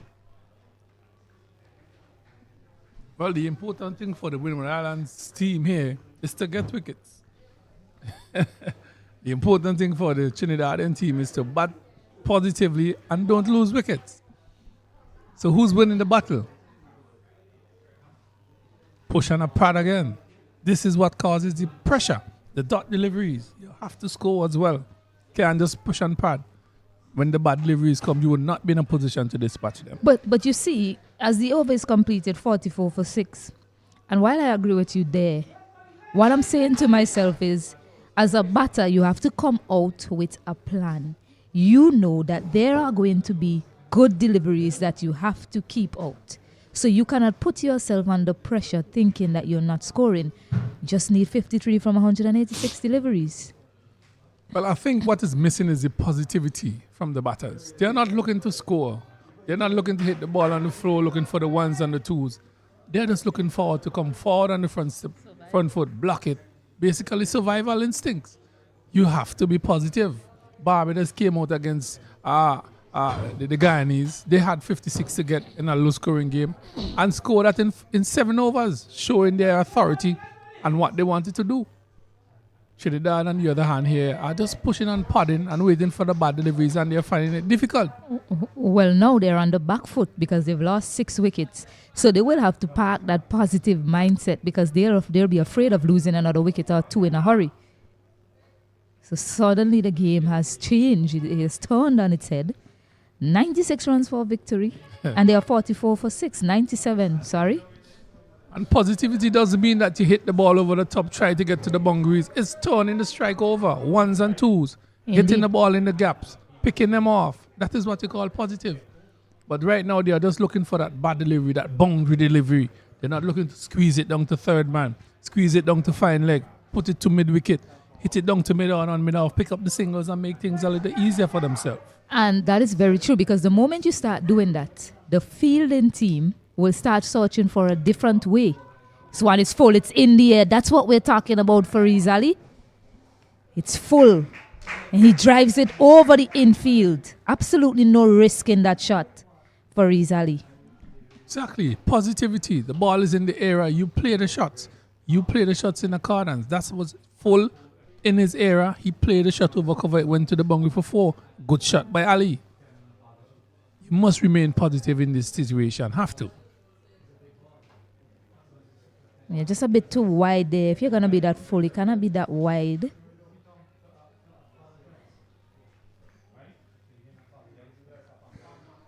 .49 from 182 deliveries. Yes, a lot of deliveries, but you have to remain positive. Can't be struggling to get to 96 here in this after bowling so well. And really, it's restricting a team for under 100. And then you're here struggling at 48 for 6. Again, over cover in his era. Into the fence. 4 more runs. Positiveness. And there you go. And that is being selective. Showing good judgment on his part there for Ali. It's wide, it's full, it's there to be driven. There's no one in the area to take a catch. He's just going to hit it as hard as possible. So really good for Ali. I already mentioned he's shown such good judgment in coming forward or going back to the spinners. That is what you need in this situation. Someone to just execute as he's doing now. Now he has to be careful as to how we go about in his final delivery or so. He already got 8 from the over. Be smart about it. There you go. And well he done. Gets another error ball, a wide this time. So there you go. Suddenly the fielding team is under pressure. The ball is looking to do something different. I think you'll see the leg spinner coming into the attack soon. And that's how you have to think as you always completed 9 runs coming from it. A very expensive over. 53 for 6. As the captain of the team, you say to your spin bowler, your left arm, your off spinner, you already got that big wicket of Kyle Ramdu, the left-handed batter. Now I have 2 right-handers in my sight. Let me get my leg spin on the ball to see what he has to offer on this pitch. Nothing is wrong with ringing the changes like that to find the result that you need. Well, no problem, but the thing is that the bowlers would come to you as a batsman. They are looking for wickets, so they would come to you. You don't go to them. You have enough time in the game to allow them to come to you. When they come to you, you dispatch the bad deliveries. You play the good ones, take the singles when it's necessary. That's all you have to do. 44 runs to get in 180 deliveries. Patience is the game. And it's a no ball. A no ball by Court Morris. The second one we've seen from him in this bowling inning so far. Orlando James will dearly love that. He has a chance to free his arms.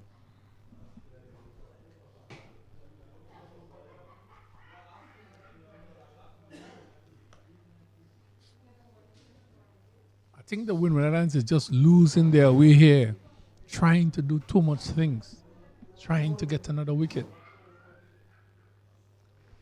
Very flat and very fast delivery there. Scott Murray. He actually left it alone. Orlando James, looking for a wide from the umpire. Umpire never signal. And really, opportunity go back in. Yeah, it's very interesting that he didn't try to throw his hands at that one. It's a free hit. Wow. And this is the second time he's done that, Court Murray. After bowling a no ball, comes back in the over with a wicket. You have to keep this man, Court Murray, out of the game. And all of a sudden, he has 3 wickets. 7 wickets down now for Trinidad and Tobago. They are reeling here. Now, look at this. You had a free hit. You can't get out of that delivery. You refuse to play it. Refuse to free your arms. And the next delivery takes you off stump. Tell me what our youngsters thinking. Left it alone, didn't offer a shot. It wasn't called a wide. Then the next delivery takes you off stump. What am I to say here? It's very interesting. It speaks a lot about the mindset. A perfect left arm spinning delivery there from Court Murray. I already spoke about it, Kenroy. This seems to be a ground that this man Court Murray loves. He performs well at this venue. He picks up backs full of wicket at this venue. Really should have been looking to keep him out of the game, Trinidad and Tobago. All of a sudden he has 3 wickets. How do they play this remaining 4 and a bit remaining overs from Court Murray? That will also dictate the outcome of this game. The new batter is Abdul Rahim Toppin. Is in for this match today. Lots of work to do. Didn't bowl, so I assume that he has an ability with the bat in hand. Very strongly built young man. Perhaps we'll see some big positive hits from him, Kenroy. What you've been asking for. Well, you have to be positive. You have to be positive. Not meaning to hit the ball over the floor, out of the ground, but be smart about it. Be smart about how you approach the game.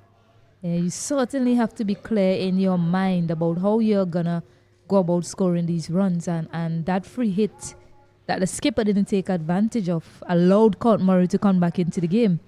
He now has Rahim in sight. And I say that because you can imagine if you had gotten even a single, you wouldn't have been on strike, hit that ball for a 6. Then Court Murray probably would have been searching for something, but it allowed him to just get his lines right. Looking a bit uncertain to Murray to start here, Rahim Toppin.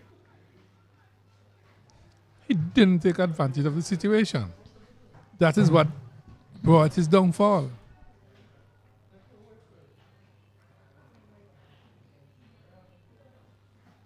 Swan is hit powerfully to the onside. And I'm sure the Trinidad and Tobago team will want more of that from Rahim. The error ball came on that occasion, and he just helped it to the onside. So 4 runs to Toppin. Well, positivity there from Toppin that almost flighted on his leg stump. And no one inside the leg side area, and no one at square leg. So automatically, you play that shot. The ball is not turning prodigiously.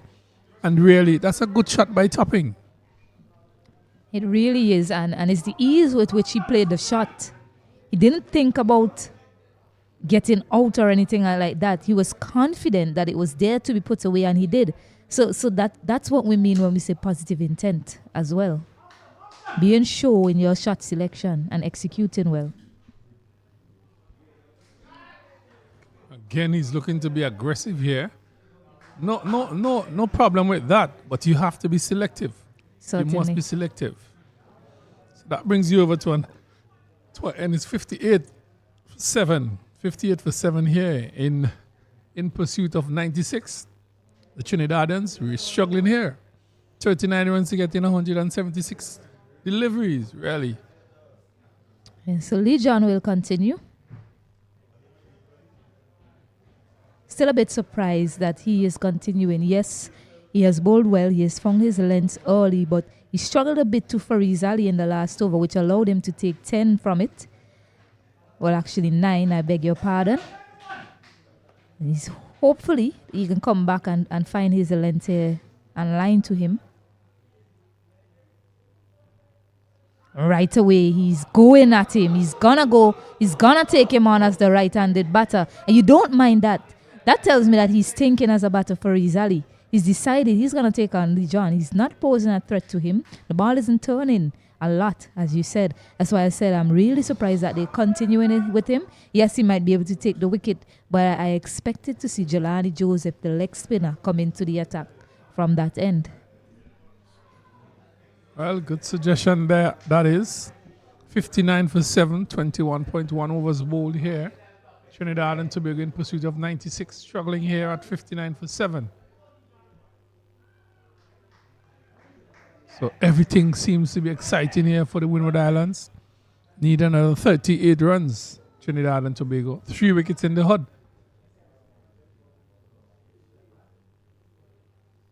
This one is just outside the leg stump. He's crossed for 1. I think a wide would be signaled by the umpire here. So a wide. So 2 runs there to the Trinidadians. Just pitching and turning, hitting probably from that foot mark.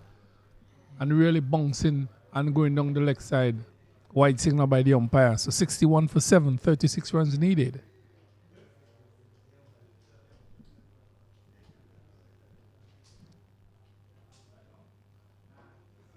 Again, just changing his line and length there is John. Just bowling a little straighter after being tapped over covers there for a few runs. He has changed his trajectory and start bowling a little straighter. This one is to run down to third man. He's gone for 1. Slow, sluggish outfield. Settles for that. So another single from that over so far. So from that over so far, you have 4 runs been scored from this over without taking much risk at all, Stacey. 4 runs. Simple cricket. Lee John has lost his line and length. Capitalize on it after being struck over covers twice. There we go again. He's going for the big shot and he's out caught. Just talking about capitalizing on it. He went for the big shot there, topping. And after scoring 4 easy runs, he went for the big shot. And Trinidad have lost wicket number 8 here. Yes. Concentration bereft really from topping. You already picked up 4 easy runs in that over. You had the captain already thinking, boy, I made a mistake here by bringing Lee John. And you basically gifted him a wicket. Really no need to play that show. Probably hitting high up on the bat. And that man at point taking an easy catch. Really a gift of a wicket. No need so the for 8th that. wicket goes down. Kevin Kanhai, new man in. No need for that, Stacey. And you had 4 runs from the over already. You're not asking for more than that. Why is it that you're looking for a boundary? 4 runs, 4 easy runs. You got 2 wides in the over. Fariz Ali played him well, got a single, got you on strike. You had one job to do, really. Toppin decided he was going to go for glory. And my word. And the Winward Islands have their tail up. A lot of chatter around. You expect that. And Lee John, really and truly, he got that wicket out of nowhere. I mean, certainly we were here saying probably the leg spinner coming to the attack. The first 5 balls, you really didn't find his length or line really to the right-handed batters. And Toppin just gifted him a wicket. Lee John just saying thank you very much. Simple. Situations and circumstances. You already gotten 4 runs from that over. Just be safe. Look for 1. Look for another single. That ends up with 5. But you went for that big shot and lost your wicket because of Didn't even need to look for a single. Already have 4 runs. I'm just going to see you off. Simple. I'm going to see you off. And I'm going to look to see what happens at the other end. Let's top in. Walk back Kevin Kanhai. A left-handed batter. Well, Winward Islands, more than their tails up here. They are flipping, they're rolling. 2 wickets to go. 35 runs to get. We are down to the tail. 8, 9, 10 jack. The spinners are in operation. They were introduced just after lunch. And they have reaped havoc on the Trinidadian team so far. Spinners continue to do that in this tournament. 3 slips now. To the left-handed batter, beating the outside edge. He's found his line there on that occasion to the left-handed batter. And after that, I suspect he will continue. A left-handed batter is now in. Confidence, Stacey, confidence. He have gotten back his confidence all of a sudden. All of a sudden. That gifted wicket, really. His last 10 balls were not his best balls. No, they weren't. John. So it's okay, you decide as captain, you know what, I'm searching for wickets, 2 right-handed batters. I'm probably going to bring on my leg spinner. But he persisted with him and he brought about the result.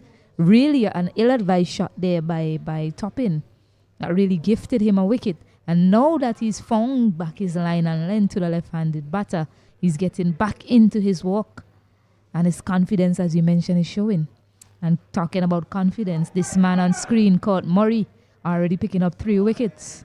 Searching for another 5 for here at the Sand Hill playing field. Well, he has the opportunity to do so. 2 wickets to go. 3 for 19, 6 overs. And he's bowling to a man who looks positive. Faraz Ali, 12 from 17. Kanai has not scored as yet. And really, Trinidad has just sunk into some serious trouble here at Sand Hill, putting himself under tremendous pressure from the beginning of this innings. This time he's just tapped past the man at short extra cover, screaming from the pavilion that he could do better than that, feel the ball. Yeah, it's safe to say that Faraz Ali looms as key now for Trinidad and Tobago. It's more than key. He has to carry his bat through the innings. His approach has been different from all the middle over batters. He's come out. He's shown some positivity to anything loose. And that is where you must commend him. He's come out and anything loose, he knows he's going to put it away. He's put it away. He's kept out the good deliveries. Something like that is needed from Kevin Kanhai.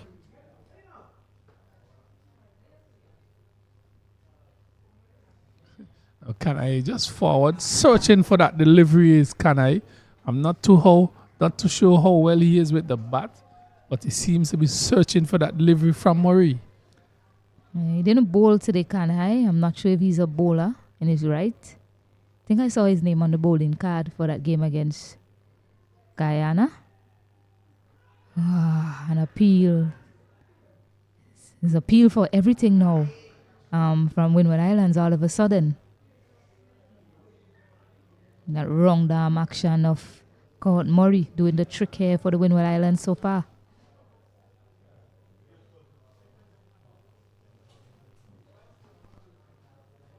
So wide delivery there.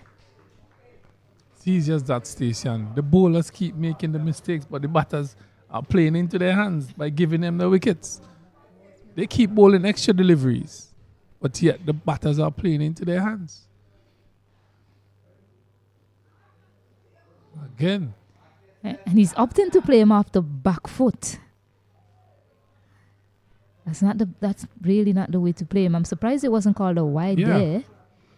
But seen a few of those for the game so far. I was much better there. Looked a lot more confident in that push there, Kevin Kanhai. So that over is completed. 23 overs gone, Trinidad and Tobago, 64 for 8.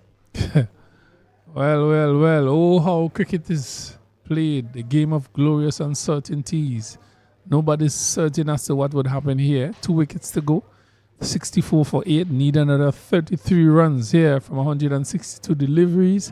Windwards at the start of this innings never thought they would have been in this position. But they're here now. And I'm sure they're going to take advantage of it here. With Trinidad just need another 38. But they only need 2 wickets to get. Yeah, with John to continue now, you're seeing an in-outfield. They decided to send 4 men on the boundary for Faraz Ali. They probably want to get that new batter in sight really early. He is key, Station. Faraz Ali is key to Trinidad coming across the border, coming across the line. If they lose Faraz Ali here now, I think that Winward Islands would win this game. But he is key to get into that total.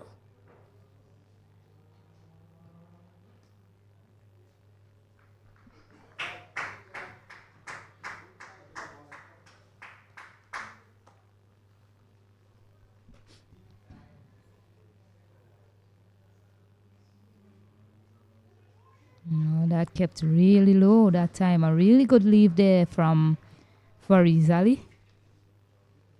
Coming fully forward and letting it go through.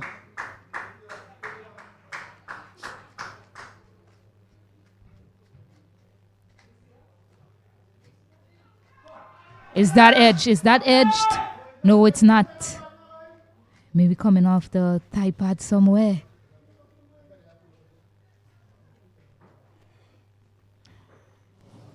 Possibly a stumping chance gonna begging, but it's very high. It evaded the keeper. It's really a difficult take for him. A lot of bunks there. And that's what we were saying. Suddenly, Lee John has found his bowling rhythm once more. He has stopping to thank for that, really, with that shot.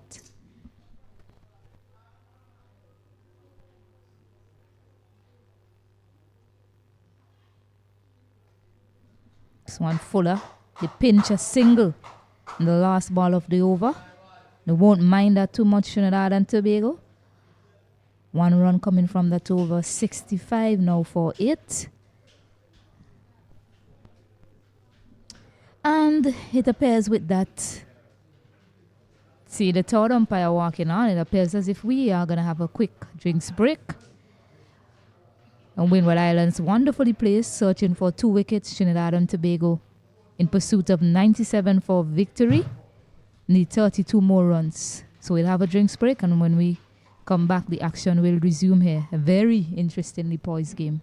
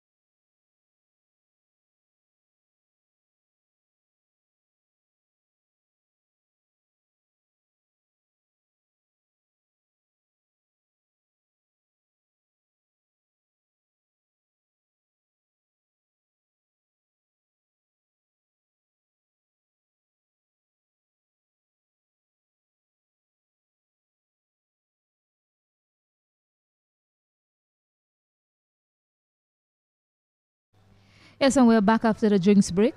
Trinidad and Tobago in search of 97 runs for victory. They're 65 for 8. That man caught Murray on screen with 3 wickets. Lee John as well picking up 3 wickets. Fariz Ali, key man here for Trinidad and Tobago on strike.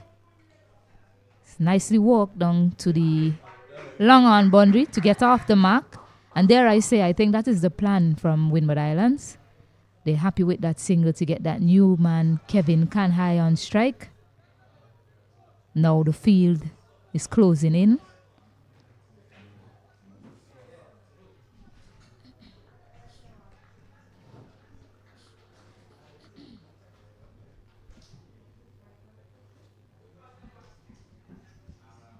One shot pulled well actually to that fielder there, Aaron Joseph, who does well also to keep Kanhai on strike.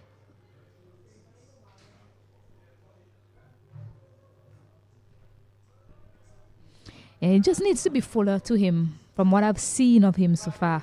He's very comfortable on the back foot, Kevin Kanhai, so far. Just need to bring him forward a bit more. Court Murray. There you go again. Very comfortable when that line is delivered to him. Careful with that faster delivery. He has that in his armory as well. Probably setting up for that as well. Court Murray. But the scenario, Stacey, if these 2 batters are just to bat the next 25 deliveries and score 10, 15 runs, how does the game look from here on in? There you go, that fuller delivery, drawing him forward. That's much better from Court Murray. Just batting 25 deliveries, scoring 10 to 15 runs. How different this game would look between these 2. Playing situations, circumstances, that's all you have to do. Wait on the bad deliveries, take the ones, score the 2s. That's all you have to do. 1 run coming from the 25th. Trinidad and Tobago 66 for 8. Well, Trinidad really putting themselves in a hole here.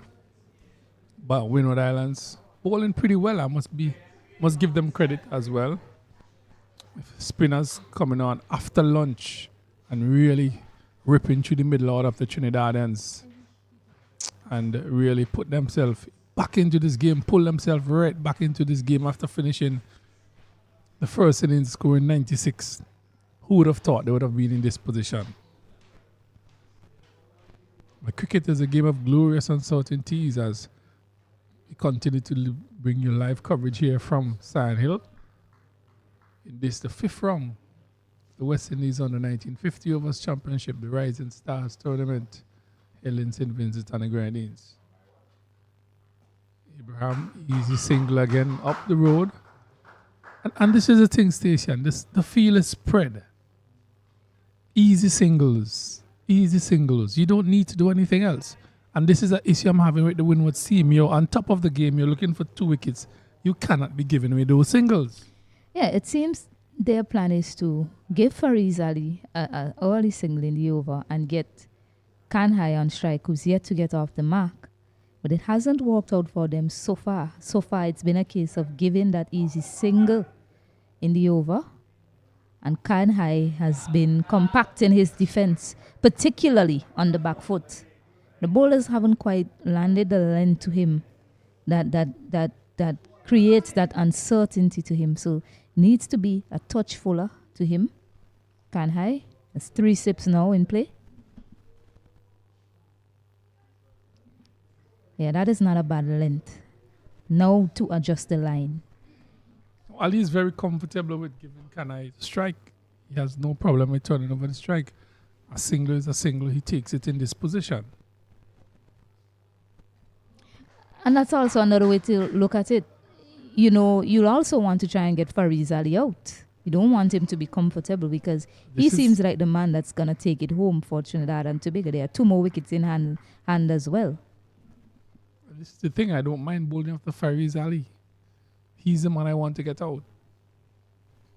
Because he's the difference between Trinidad and Tobago winning this game and Winward's losing. This man. Yes, and the longer you bowl to Kevin Canhai, it seems as if he has batting ability. He's going to grow in confidence as well. The longer you bowl to him and you don't get him out. It's on the back foot that time. So he negotiates the rest of the over well, much like he did in that over as well against Court Murray and Trinidad and Tobago, 67 for 8. Well, two teams here evenly matched. Windward's getting 96 after winning the toss this morning, electing to bat. Bowl out by Trinidad and Tobago for 96. And here, presently, Trinidad and Tobago struggling at 67 for 8. 26 overs been bowled. Thus far, the spinners have ripped through the middle order of the Trinidadian team. And really, they continue to bowl well here as Murray continues to bowl a marathon spell here. 8 overs, 3 for 22.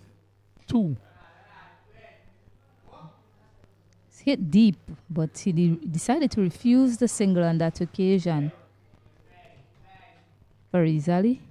Well, he's realizing that Murray is the key bowler for them. And you only have just about 11 deliveries remaining. He's taking him on as well. Into defense of 4, Faris Ali. Yeah, wow. Really, really smart thinking from Faris Ali. That fielder was asked to stay in the circle. Got the fuller pitch delivery. He trusts his strength, Faris Ali, and he knows he can swing it down that area to pick up 4. So really good batting from Faris Ali, who's showing that he really is the man. Moves up to 20 from 29. They need another 26 runs to get from 142 deliveries. 2 wickets in hand. Trinidad and Tobago. Faris Ali is playing some intelligent cricket here. Is Ali. Murray.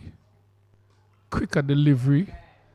Ali is really on top of that one. Seems to be in very good form as well. Striking the ball nicely. 20 from 30. Yeah, and that's the thing with Ali. You know when as a bowler you miss your length to him.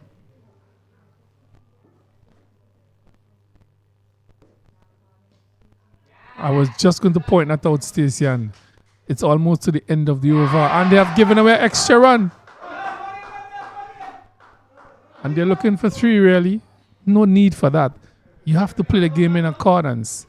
You're almost close to the end of the over. 1 more delivery remaining. And they have given him an easy single and given him an overthrow. So 2 extra runs. So 6 runs from the over thus far. A bit of complacency now coming into the Windward Islands outfit. They were on top of the game for the majority of time after lunch. But now we see Faris Ali fighting. And the decision making hasn't been the best so far in this period. So now we're seeing a bit of a change. Slip is coming out, one of the slip fielder. And another fielder placed in front of the bat. Yeah, nicely bowled there by Court Murray to end the over. 6 runs coming from it. 73 for 8. Well, that is one of the better overs for Trinidad and Tobago, really. And Faris Ali is a man who is standing between the Winward Islands winning this game and Trinidad actually going past that line. And really, he's the man to get. He is the man to get. 24 runs needed in 138 deliveries. The deliveries are not really important here, but the wickets in hand. Windwards need 2. Trinidad need 24.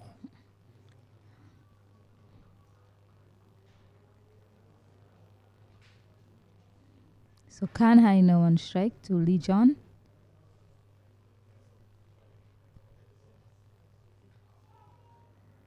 As you said, Stacey, and he's getting better and better. He's playing off that back foot. I think they need to loop the ball really to him. Give it a little more air. Pull him on the front foot. There's 3 slips waiting there. I was just thinking that to myself. You need to be slower through the air and a bit fuller to Canhai. Much like That's that. better. That's better. Much like that.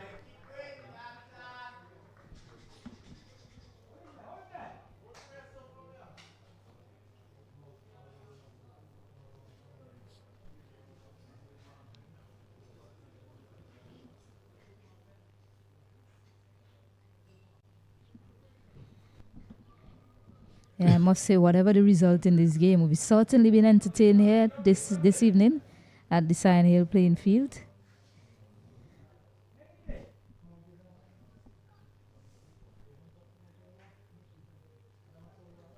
On the back foot again.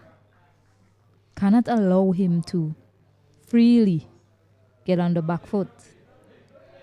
Thing is here, Stacey, and when these two bowlers complete their spell, one more over remaining in each of their spell, who would the Windward Islands turn to? And that's the other thing. They do have Jelani Joseph, the leg spinner. I suspect he will be replacing perhaps Gordon Murray on the next end.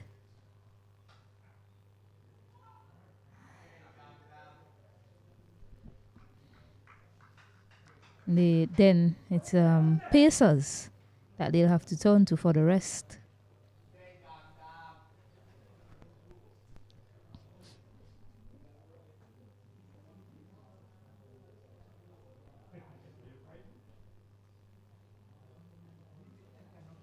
Well, that brings over to an end, and really, Windward Islands early today, 96 all out. Kurt Murray, the man, having a good game so far, 29 from 60. Pascal 10. He's a bowl so far. So Lee John completed 9 overs, 3 for 17. He's partnered by Kurt Murray. Has bowled just about 9 overs as well. We'll give you his stats in a bit. Trinidad needs another 24 runs, and the Windward Island team needs another 2 wickets here. Kurt Murray in his final over, 3 for 28, looking for that special wicket of Fariz Ali, who's on 22 from 33 deliveries. Ali probably aware of his last over, just long forward. The field is spread, looking for that single. Seems like Ali is not too interested in that. Kurt Murray continues. Short delivery, cuts to the man at short extra cover. There's 2 men in that catching area there.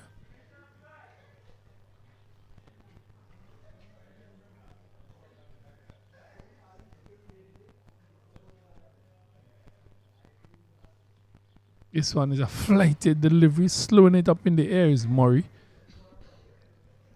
Reminds you somewhat of a old veteran who's gone to the great beyond, Wilfred Ambrose. Slow. Teasing delivery. There we go again. Driving it through both of the fielders. They're looking for 1. They're calling for 2, and they get 2 rather easily. 2 runs very easily for Mr. Fariz Ali. You say 2 runs rather easily, but the throw actually came into the wrong end. Kanhai was about halfway down up the wicket, nowhere close to his wicket when the throw came in. Had the fielder decided to go to the bowler's end, may have seen a different result. It's Cudston Murray, his twin brother. His brother was asking him why he didn't throw to his end. He's in again. This one he's hitting, he's lifting it. Chopping short of the man at short mid-on, really. Looking to go all the way, but a leading edge, fall short of the man at mid-on. He picks up another single. Yes, and it gets tenser as it gets closer. 21 runs now remaining on Winward Islands. Once it gets into the teens, they're going to have to be, they're on the back foot automatically. They were on top for a long period of time, but this partnership of 14 runs, this one is very slow, but easily handled there by Kevin Kanhai, who's 0 of 22 deliveries, but he's playing an absolute blinder for his team. I do agree with you there. His job is to block it as long as possible, and that is the end of Kurt Murray's spell. Who would they turn to now, the Windward Islands, to continue such good bowling spell? Congratulations to him. He got 3 wickets, really. Fariz Ali's on 25 from 38, and his partner Kevin Kanai, who has no worries. He hasn't scored a run. Up to now, he's actually none from 22 deliveries. They need another 21 to win this game. Final delivery, final over here from Lee John to complete this marathon spell between these two bowlers, 20 overs between them each. You have a total of how much overs bowled? 29. Yeah, 30 really, overs. really good spell of bowling from Court Murray as usual. We've grown accustomed to that from him. Really enjoys playing at Cyan Hill. And has certainly given his team a fighting chance in this game, picking up those 3 wickets. Lee John, his partner, 3 wickets as well. Searching for 2 more wickets for the Windward Islands. But where are they going to come from? Fareez Ali, he's 25 of 38. Looks unperturbed for the most part of this innings.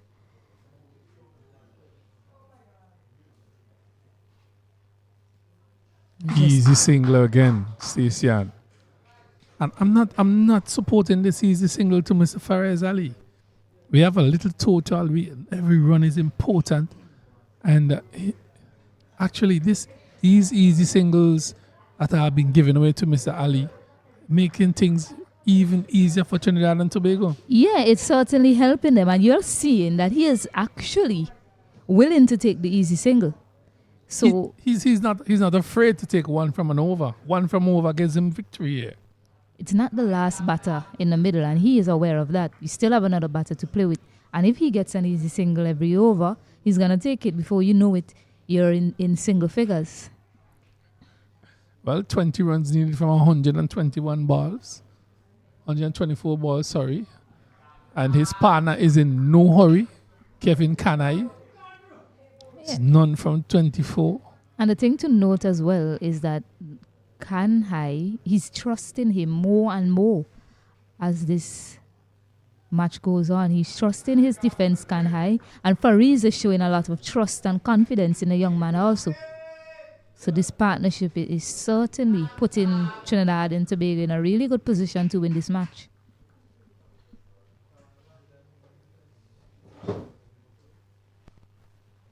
Ooh, that one bounces outside the off stump. 4 deliveries completed here. 2 deliveries to go from John to complete his spell of 10 overs. Remember, Murray has completed his spell. There will be a double change here for the Winward Islands. And this might see the change in the game. This one is turning it, not out, says the umpire, shocking him on the pads. And that is the end of the over, the end of John's spell. And really a very good spell bowled by him and also caught Murray.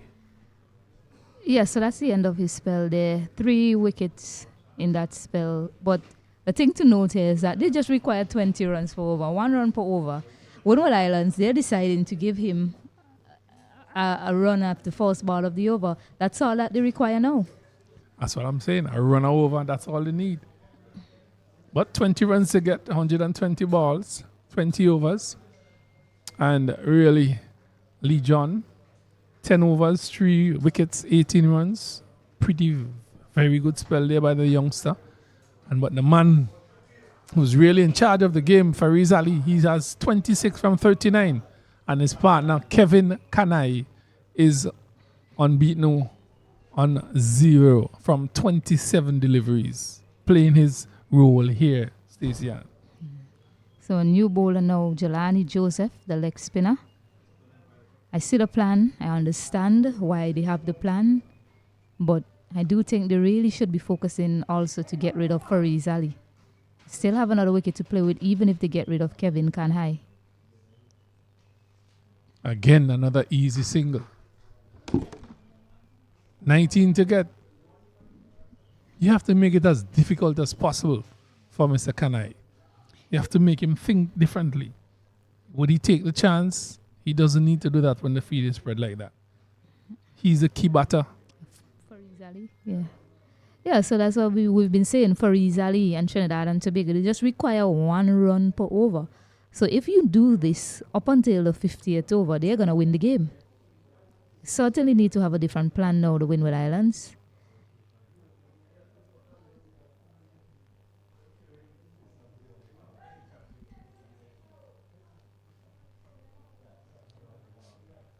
It's a bit too short there, Jelani Joseph. Well, he's just bowling his first over. He has to pitch. He has to find his line and length. You're asking a lot of him here as a leg spinner. A lot.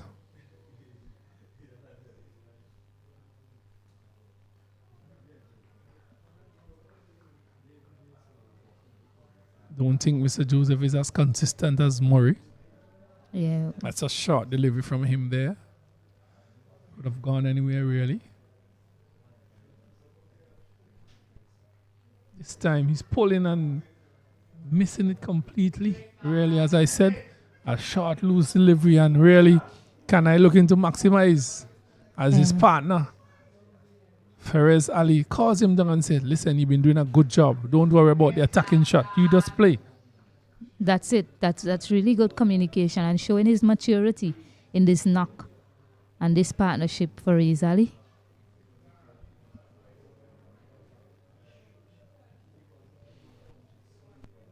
He's back to normal. Forward defensive, but beaten outside the off stump. We've seen 3 pacers in this inning so far, Ken Roy. They have to make a change at the other end. I know Pascal turns his arm over sometimes. Now, which one of the pacers are you going back to at the other end?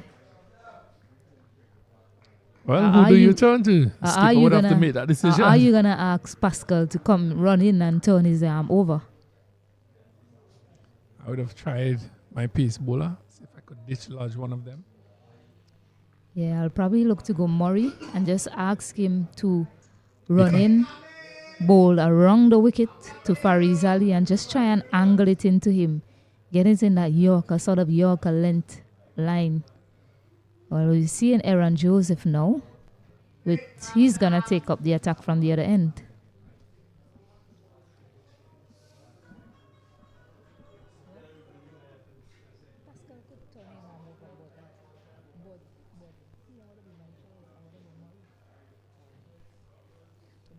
Well, 18 runs to get here, Trinidad and Tobago.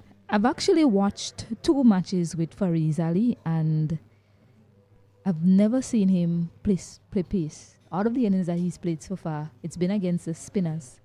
That game against Winward Islands, he played all of his deliveries against spinners.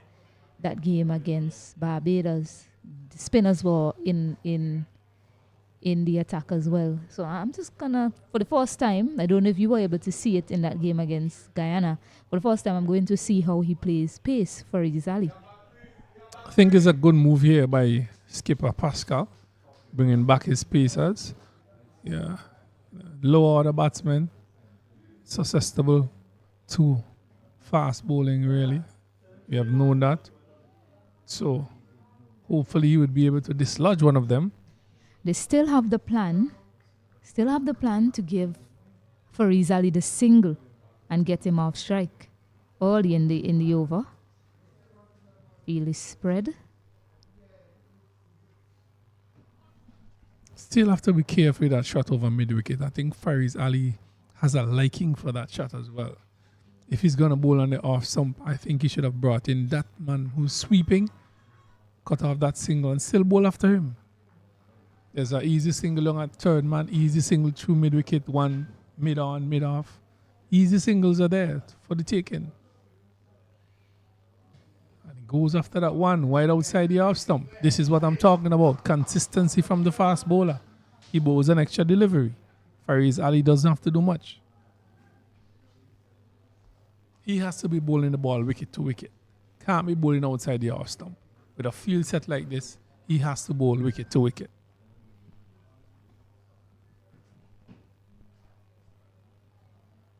This one is keeping low. That's what I'm talking about. Imagine if that was on the stumps.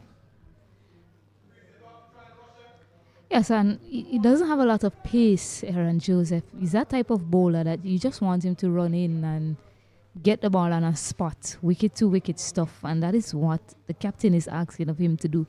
Doesn't need to strive for any sort of extra pace off the surface. Just bowl that wicket to wicket line. The thing is, Stacey, and the ball is not running off the surface and going into the boundary. So that shouldn't be a problem with you bringing in your fielders. The thing is that you have to cut out those singles that they are easily taken. There we go. We have 3 deliveries, 4 deliveries bowled. What is it you're going to do now? Yeah, and I'll add to that and say you have to trust that your bowlers, or ask your bowlers to be very tight to the stump. Force the batters to do something unorthodox. much like that. So yes, you want to have Kevin Kanhai on strike, but what about trying to get rid of Fariz Ali? He's the threat. Fariz Ali is the threat right now. So even if you get rid of Kevin Kanhai, you still have another batter to play with. So Fariz Ali can just settle and continue to play how he's been playing. So why not try to get rid of Fariz Ali?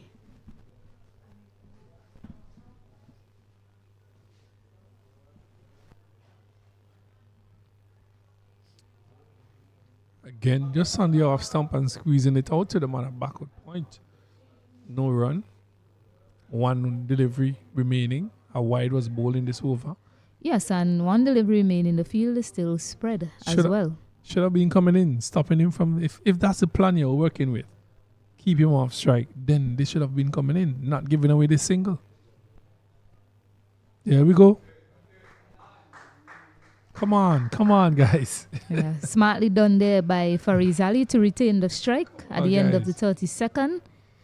Trinidad and Tobago 84-8, sorry. Well, I'm not understanding it, Stacey. You're trying to keep Fariz Ali off strike and the field is spread for the last delivery. You have to close that gap. It's too easy. Yes, you have very little runs to play with as well. And personally, I believe if you're going to go back to a pace bowler, you go back to one of their quicker bowlers. Aaron Joseph isn't really going to trouble him for pace.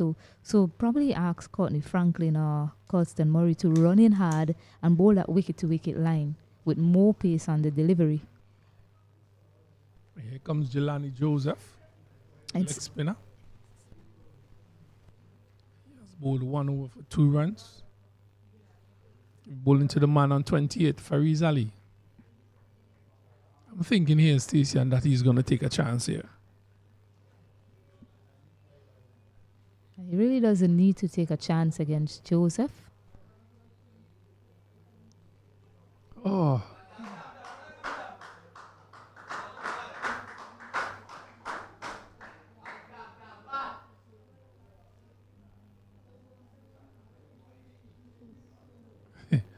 Looking for that delivery there is Fariz Ali hitting the inner portion of the bat and running down to a fine leg. Picking up another easy single. Trinidad keep just ticking away. 15 runs to get, 107 deliveries.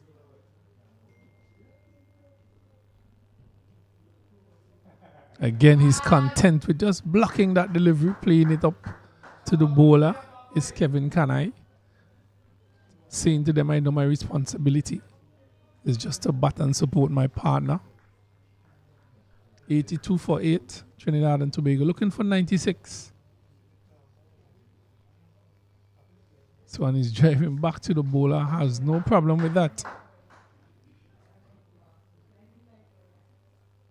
This is solid batting here by Kevin Kanhai for a number 9. Yes, he hasn't scored, but it hasn't bothered him.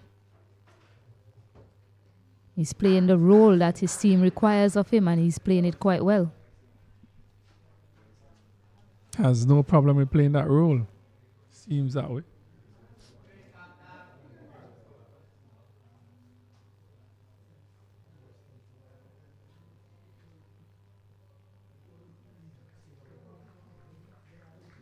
Just left that one outside here off something to the keeper's glove. Still a slip, solitary slip.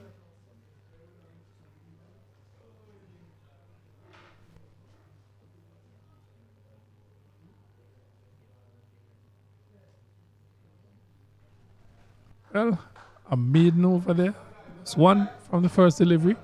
1 run from it. Brings it to an end. Yeah, they're getting what they require, Trinidad and Tobago. They require just 1 run per over. And so far, they've been doing it in singles until they get something that they can put away. So that's basically the sort of cricket that we've been asking for from these youngsters. Just be smart in your approach. And we're seeing that from this partnership between Ali and Kevin Kanhai. So Aaron Joseph to continue.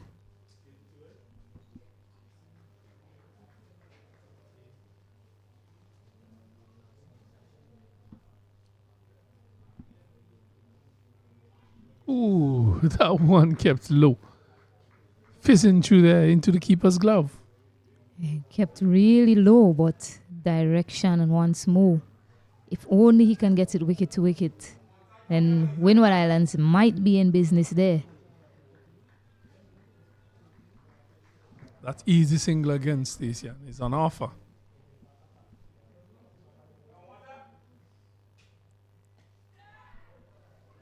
Oh, I told you he was going to take a chance. He did take that chance. Yeah, nothing is wrong with that shot. That's a good option against Aaron Joseph. He's holding it predominantly full. The field is up.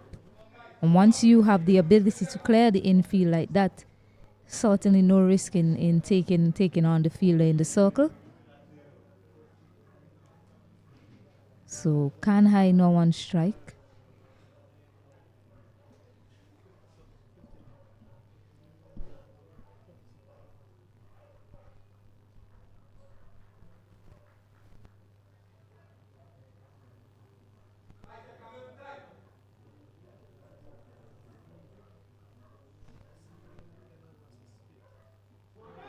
And He's bold.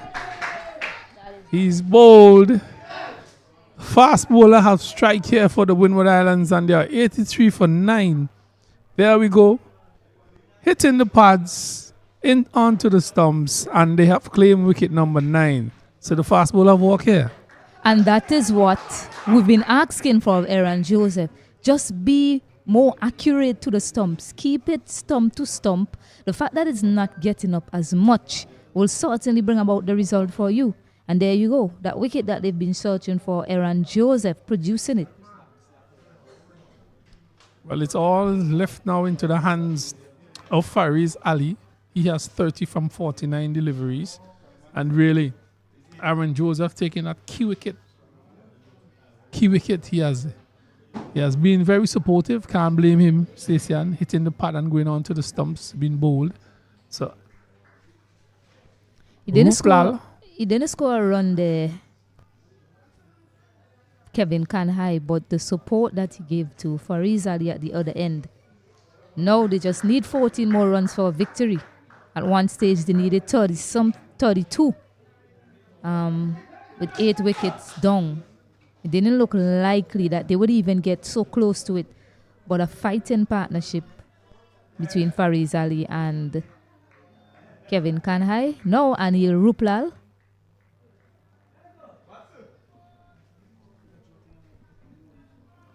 So Aaron Joseph, can he find his line? Can he find his length?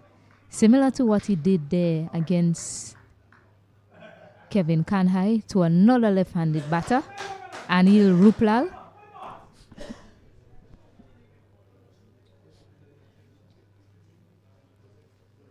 One for 12.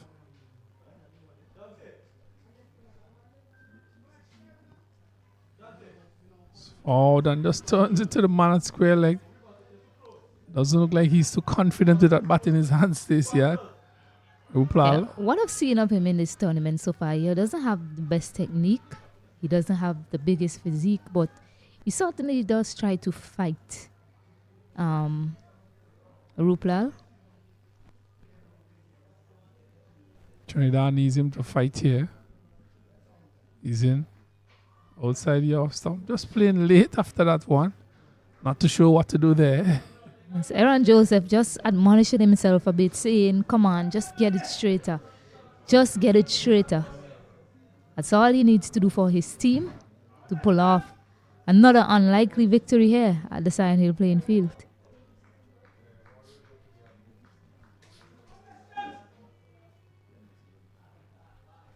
Joseph.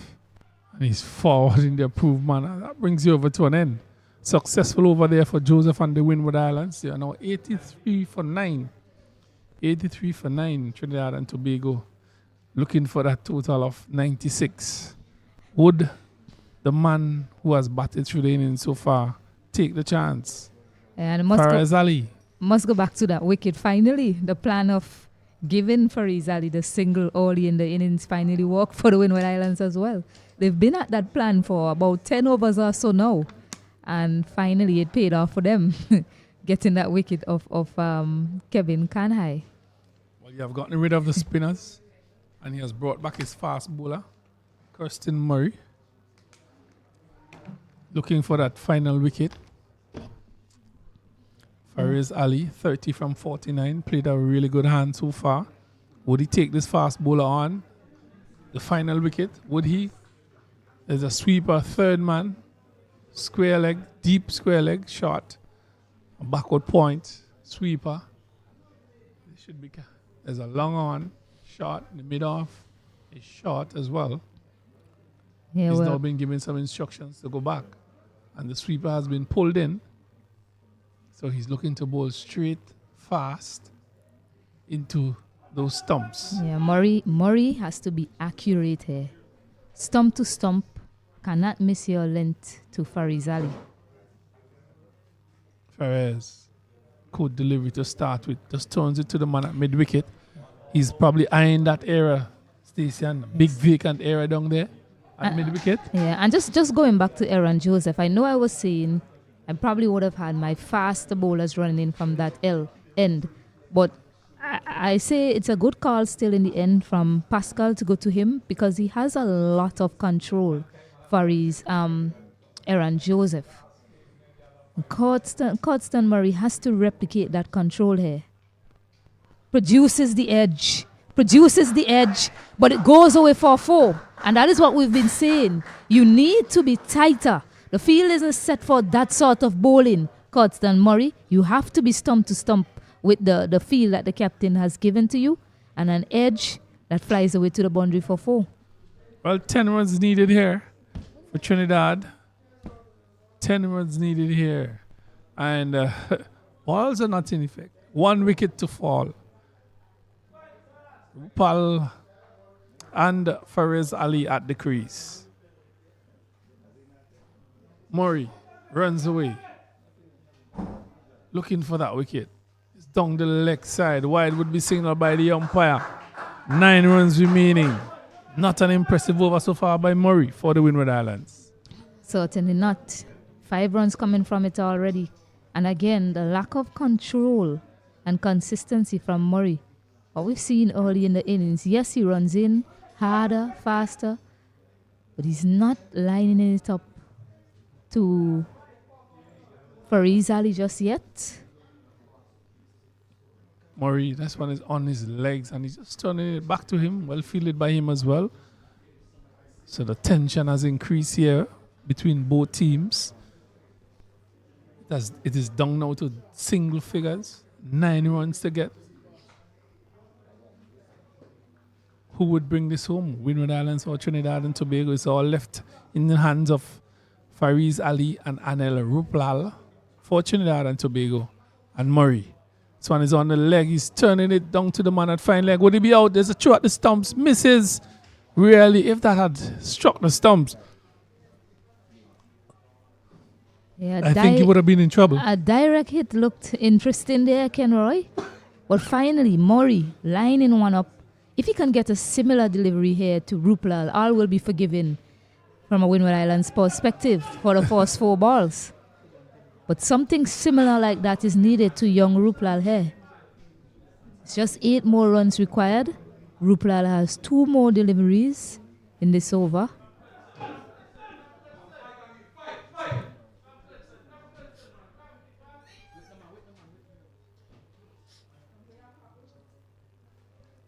So Ali, 35 from 53. He has his partner, Rupal, there with him. Would they give away the single? Would they? Would they keep things tight? Pascal and his team. Yeah, they have to try and finish it in this over, the Windward Islands. That is the way I see it. I think Fariz Ali getting the strike from the other end will look to take on Aaron Joseph and finish it. And it's a wide. Side. It's a wide. So hasn't quite found his line and length so far in this over, Codston Murray. The pressure is building. 7 more runs required now.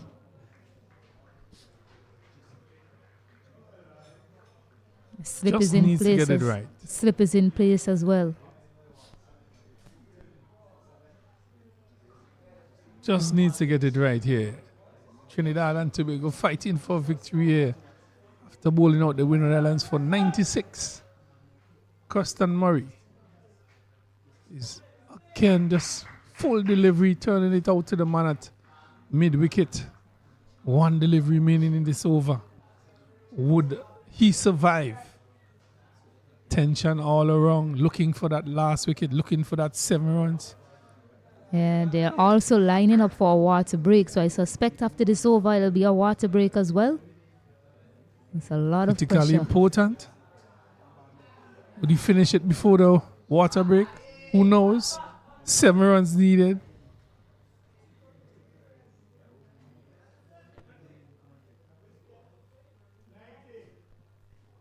Down the leg side. And now it's a no signal. ball. Wow. My word. Certainly Free not a hit. good over here. Jelani Joseph, who was into the attack with his leg spinning deliveries. The captain decided that he's going to go to his paceman, Murray. I mean, I admit, I myself was thinking maybe Murray can run in and angle it into the right-handed batters, but his line has been really wrong to both batters, left-handed and right-handed. Free hit, he's hitting it up to covers. There'll be trouble here. Would it be a complete a single? Really? So 1 run from the extra delivery, 6 runs now, 5 runs needed from 90, and really not an impressive over here by Murray for the Winward Islands. Certainly not, but it's a water break, and I think we all need to catch our breaths. But when we resume, it'll be even more interesting because Ruplal has the strike. Well, they have to run. You'll be back.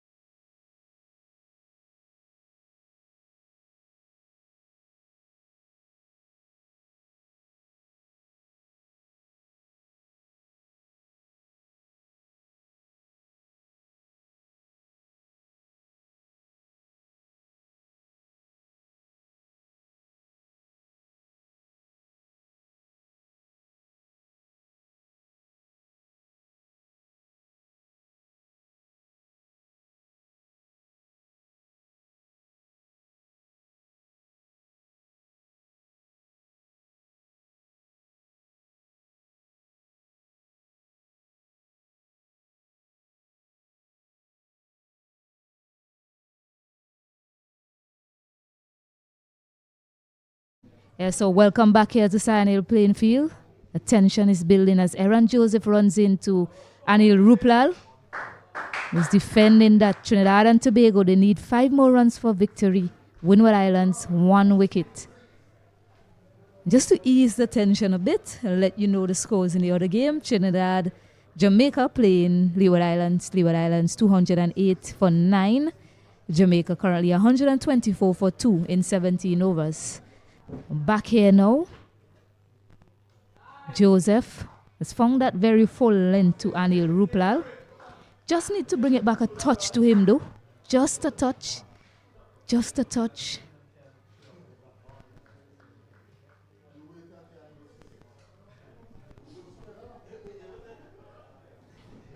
Yeah, who's going to be the hero here, Ken Roy?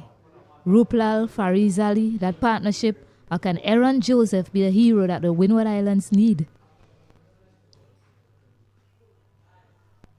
Searching for that single. 3 dots in the over.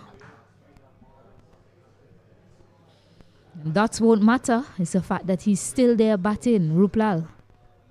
Well, they're looking for that decisive run, that decisive ball to get that wicket, to get 1 or 2 runs.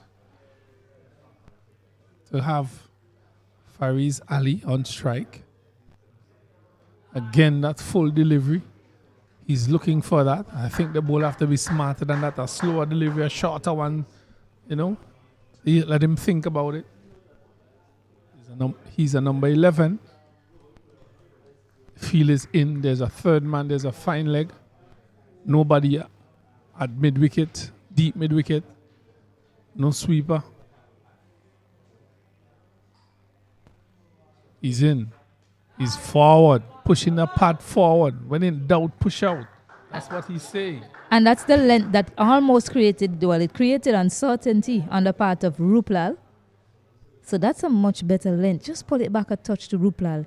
He's almost coming forward before the delivery is bowled because he's actually expecting it to be full. So just pull it back a touch. Find him wanting there, Aaron Joseph, almost. And there you go. That's the delivery. But the line not on the stump. And he survives a maiden over. And Fariz Ali has a chance to wrap things up for Trinidad and Tobago. 5 runs more required. Lots of balls to do it in. Well, Fariz Ali here have to be very smart as to how we go about it. He's on 35 from 53 deliveries. He's played a very good hand here for Trinidad and Tobago. But I think that he would take a chance in this over. But he has to choose his delivery. He has to choose the delivery. He will be looking for a boundary at some point. And really, which ball would it be? Would it be the first delivery? I think he would take a chance within the first 3 deliveries or so to go over the top and look for that gap. Through mid-wicket, over covers. Well, so Pascal has to be very careful as to how he sets his field. Well, they're showing faith in Cudston Murray. Had a very expensive over prior. It's a chance for him to come back into the game. Everyone is behind him. You're hoping that he can find his length, find his line to Fariz Ali. It's 35 or 53 deliveries. I think you need a sweeper here, Stacey. It's a dot delivery to start. If he's going to bowl that length, I think you need a sweeper here, Stacey. If you're looking to get off the strike, it's fine. Fariz Ali has already shown that he can hit the ball over the infield quite well. And I don't think it'll be hard for him to hit it over the infield with pace over that cover region.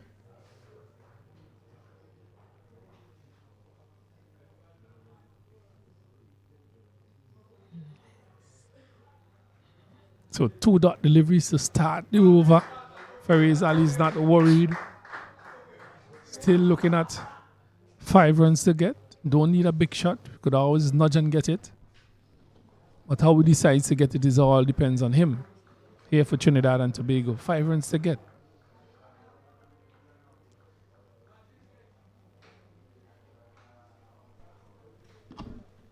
Murray, 3rd delivery. This one is keeping low, bouncing in front of the keeper. He does well to stop that delivery. wicket keeper. That could have gone somewhere else this year. Really. So, good start here by Murray. In contrast to the over before, it's a very good over to the one that he bowled prior. 3 dot deliveries on a trot. Fariz Ali getting a little bit worried here. Should he? Or keep your composure? Murray. This one is swinging at it, looking for that opportunity to smash it over mid-wicket, really. And he missed it, and it went into the keeper's glove. And another dot delivery. Yes, 4 dots in this over. Really good collection of balls in this over from Curtston Murray so far. The question now is, can he keep his consistency that he's found in this over so far? Cut out the single. Cut out the single. Bring up the third man. Bring up the man square leg. Bring up the man mid on, mid off. Cut out the single. Just said that. Cut the single out. Easy single. One delivery for his partner to bat. Yeah, I really like the look of Fariz Ali. So composed in his execution. He's missed a few outside the half stump there. Some kept low. But that one, he had the length to just run it down to that deep third area. Now Anil has one delivery. Both Anil Ruplal and Murray. One delivery to finish it off for their team. Because Murray really will be looking for a wicket on this over. Ruplal looking to survive to keep Fariz Ali on strike. The length. Bit too short. Easy to negotiate. So a single from that over. 93 for 9. 4 runs to win. He's one shot away from victory here. It's Fariz Ali. He's played a gem of an inning so far for Trinidad and Tobago. Said he would have been the difference between Trinidad winning and Leeward's winning, really. He's still at the crease. 4 runs to get. 78 deliveries remaining. Really intense game here. Tantimore in the over. Would they allow him to get that other single? Would they allow him to get that single? I'm not too sure. Seems like the field has been spread again. Really, Stacey, and I'm not in agreement with this field, really. I think you should allow him to take the chance and go over the top. Cut off the single. I think so too, particularly to this end that Aaron Joseph is bowling from. It has a tendency to hold up. So get the fielders on the edge of the circle and ask him to go over. Take the pace off the ball as well. So Aaron Joseph should be thinking. This one is a good delivery outside the off stump. Still that third man needs to get up. Third man needs to come up short, at least like a fly slip error. Cut that single out, that's really. That's the area that he goes to quite often when he wants a single. Especially the line that Aaron Joseph is bowling. He goes to that area to pick up a single. So I agree with you. At some point in time, he needs to come up. There he goes. Backward point. Runs into the fence. 4 runs. Trinidad has won this game. Fariz Ali, the man on a mission here this afternoon, and he has brought Trinidad home. We spoke about it. He was the difference between Trinidad winning and losing this game. And he has done a fantastic job here for Trinidad. 40 from 60 deliveries. And really, kudos to the youngster. Fantastic indeed. And we had this conversation. We had this intense discussion about being positive, about showing intent, about giving yourself time in the middle. And Fariz Ali has shown all of that today in his innings. Quite calm and collected, the young man. He had a promotion in the batting today and came out and decided he's going to win it for his team. And he has done that. Trinidad and Tobago. Both teams really a lot left to be desired with the batting in this match. But Trinidad and Tobago coming out on top. The difference, Fariz Ali. So congratulations to Trinidad and Tobago. And they have a wonderful young man here in Fariz Ali. Somebody to look forward to the future. He has a very organized game, the way he sets up, especially against spin. Very certain in going on the front foot and the back foot as well. And today he has shown that he has ability with the bat, just as he does with the ball.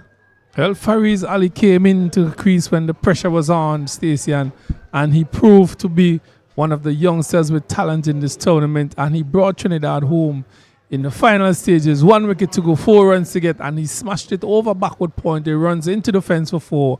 A fantastic innings by him. And really, congratulations to Trinidad and Tobago. Hard luck to the Winward Islands. But as you said, it's left much to be desired when it comes to the batting in this tournament. But a win is a win, Stacey. And well done to Faris Ali. Well done to Trinidad and Tobago. And that brings them to what? 3rd on the table. Well done to them. Really, Barbados taking the lead now. And Guyana 2nd. So congratulations to them. Well done to them. And it really was a fantastic game here between two teams. They're always competitive, low scoring, but still a good game of cricket here. So we want to say thank you for being with us here. And just to remind you, earlier today in the day, Windward's won the toss, elected to bat. They were skittled out for 96. And at the end of the game, Trinidad and Tobago barely making it over the line. They got their score for the loss of 9 wickets. And there you have it, ladies and gentlemen. This is the West Indies Under 19 Rising Stars tournament being played here in St. Vincent and the Grenadines. And congratulations goes out to Trinidad and Tobago for winning the 5th round of the West Indies Under 19 tournament. It was a pleasure being here. I am Kenroy Martin and my co-commentator Stacey Adams. We want to say thank you for joining us and do have a pleasant afternoon. We see you on round 6.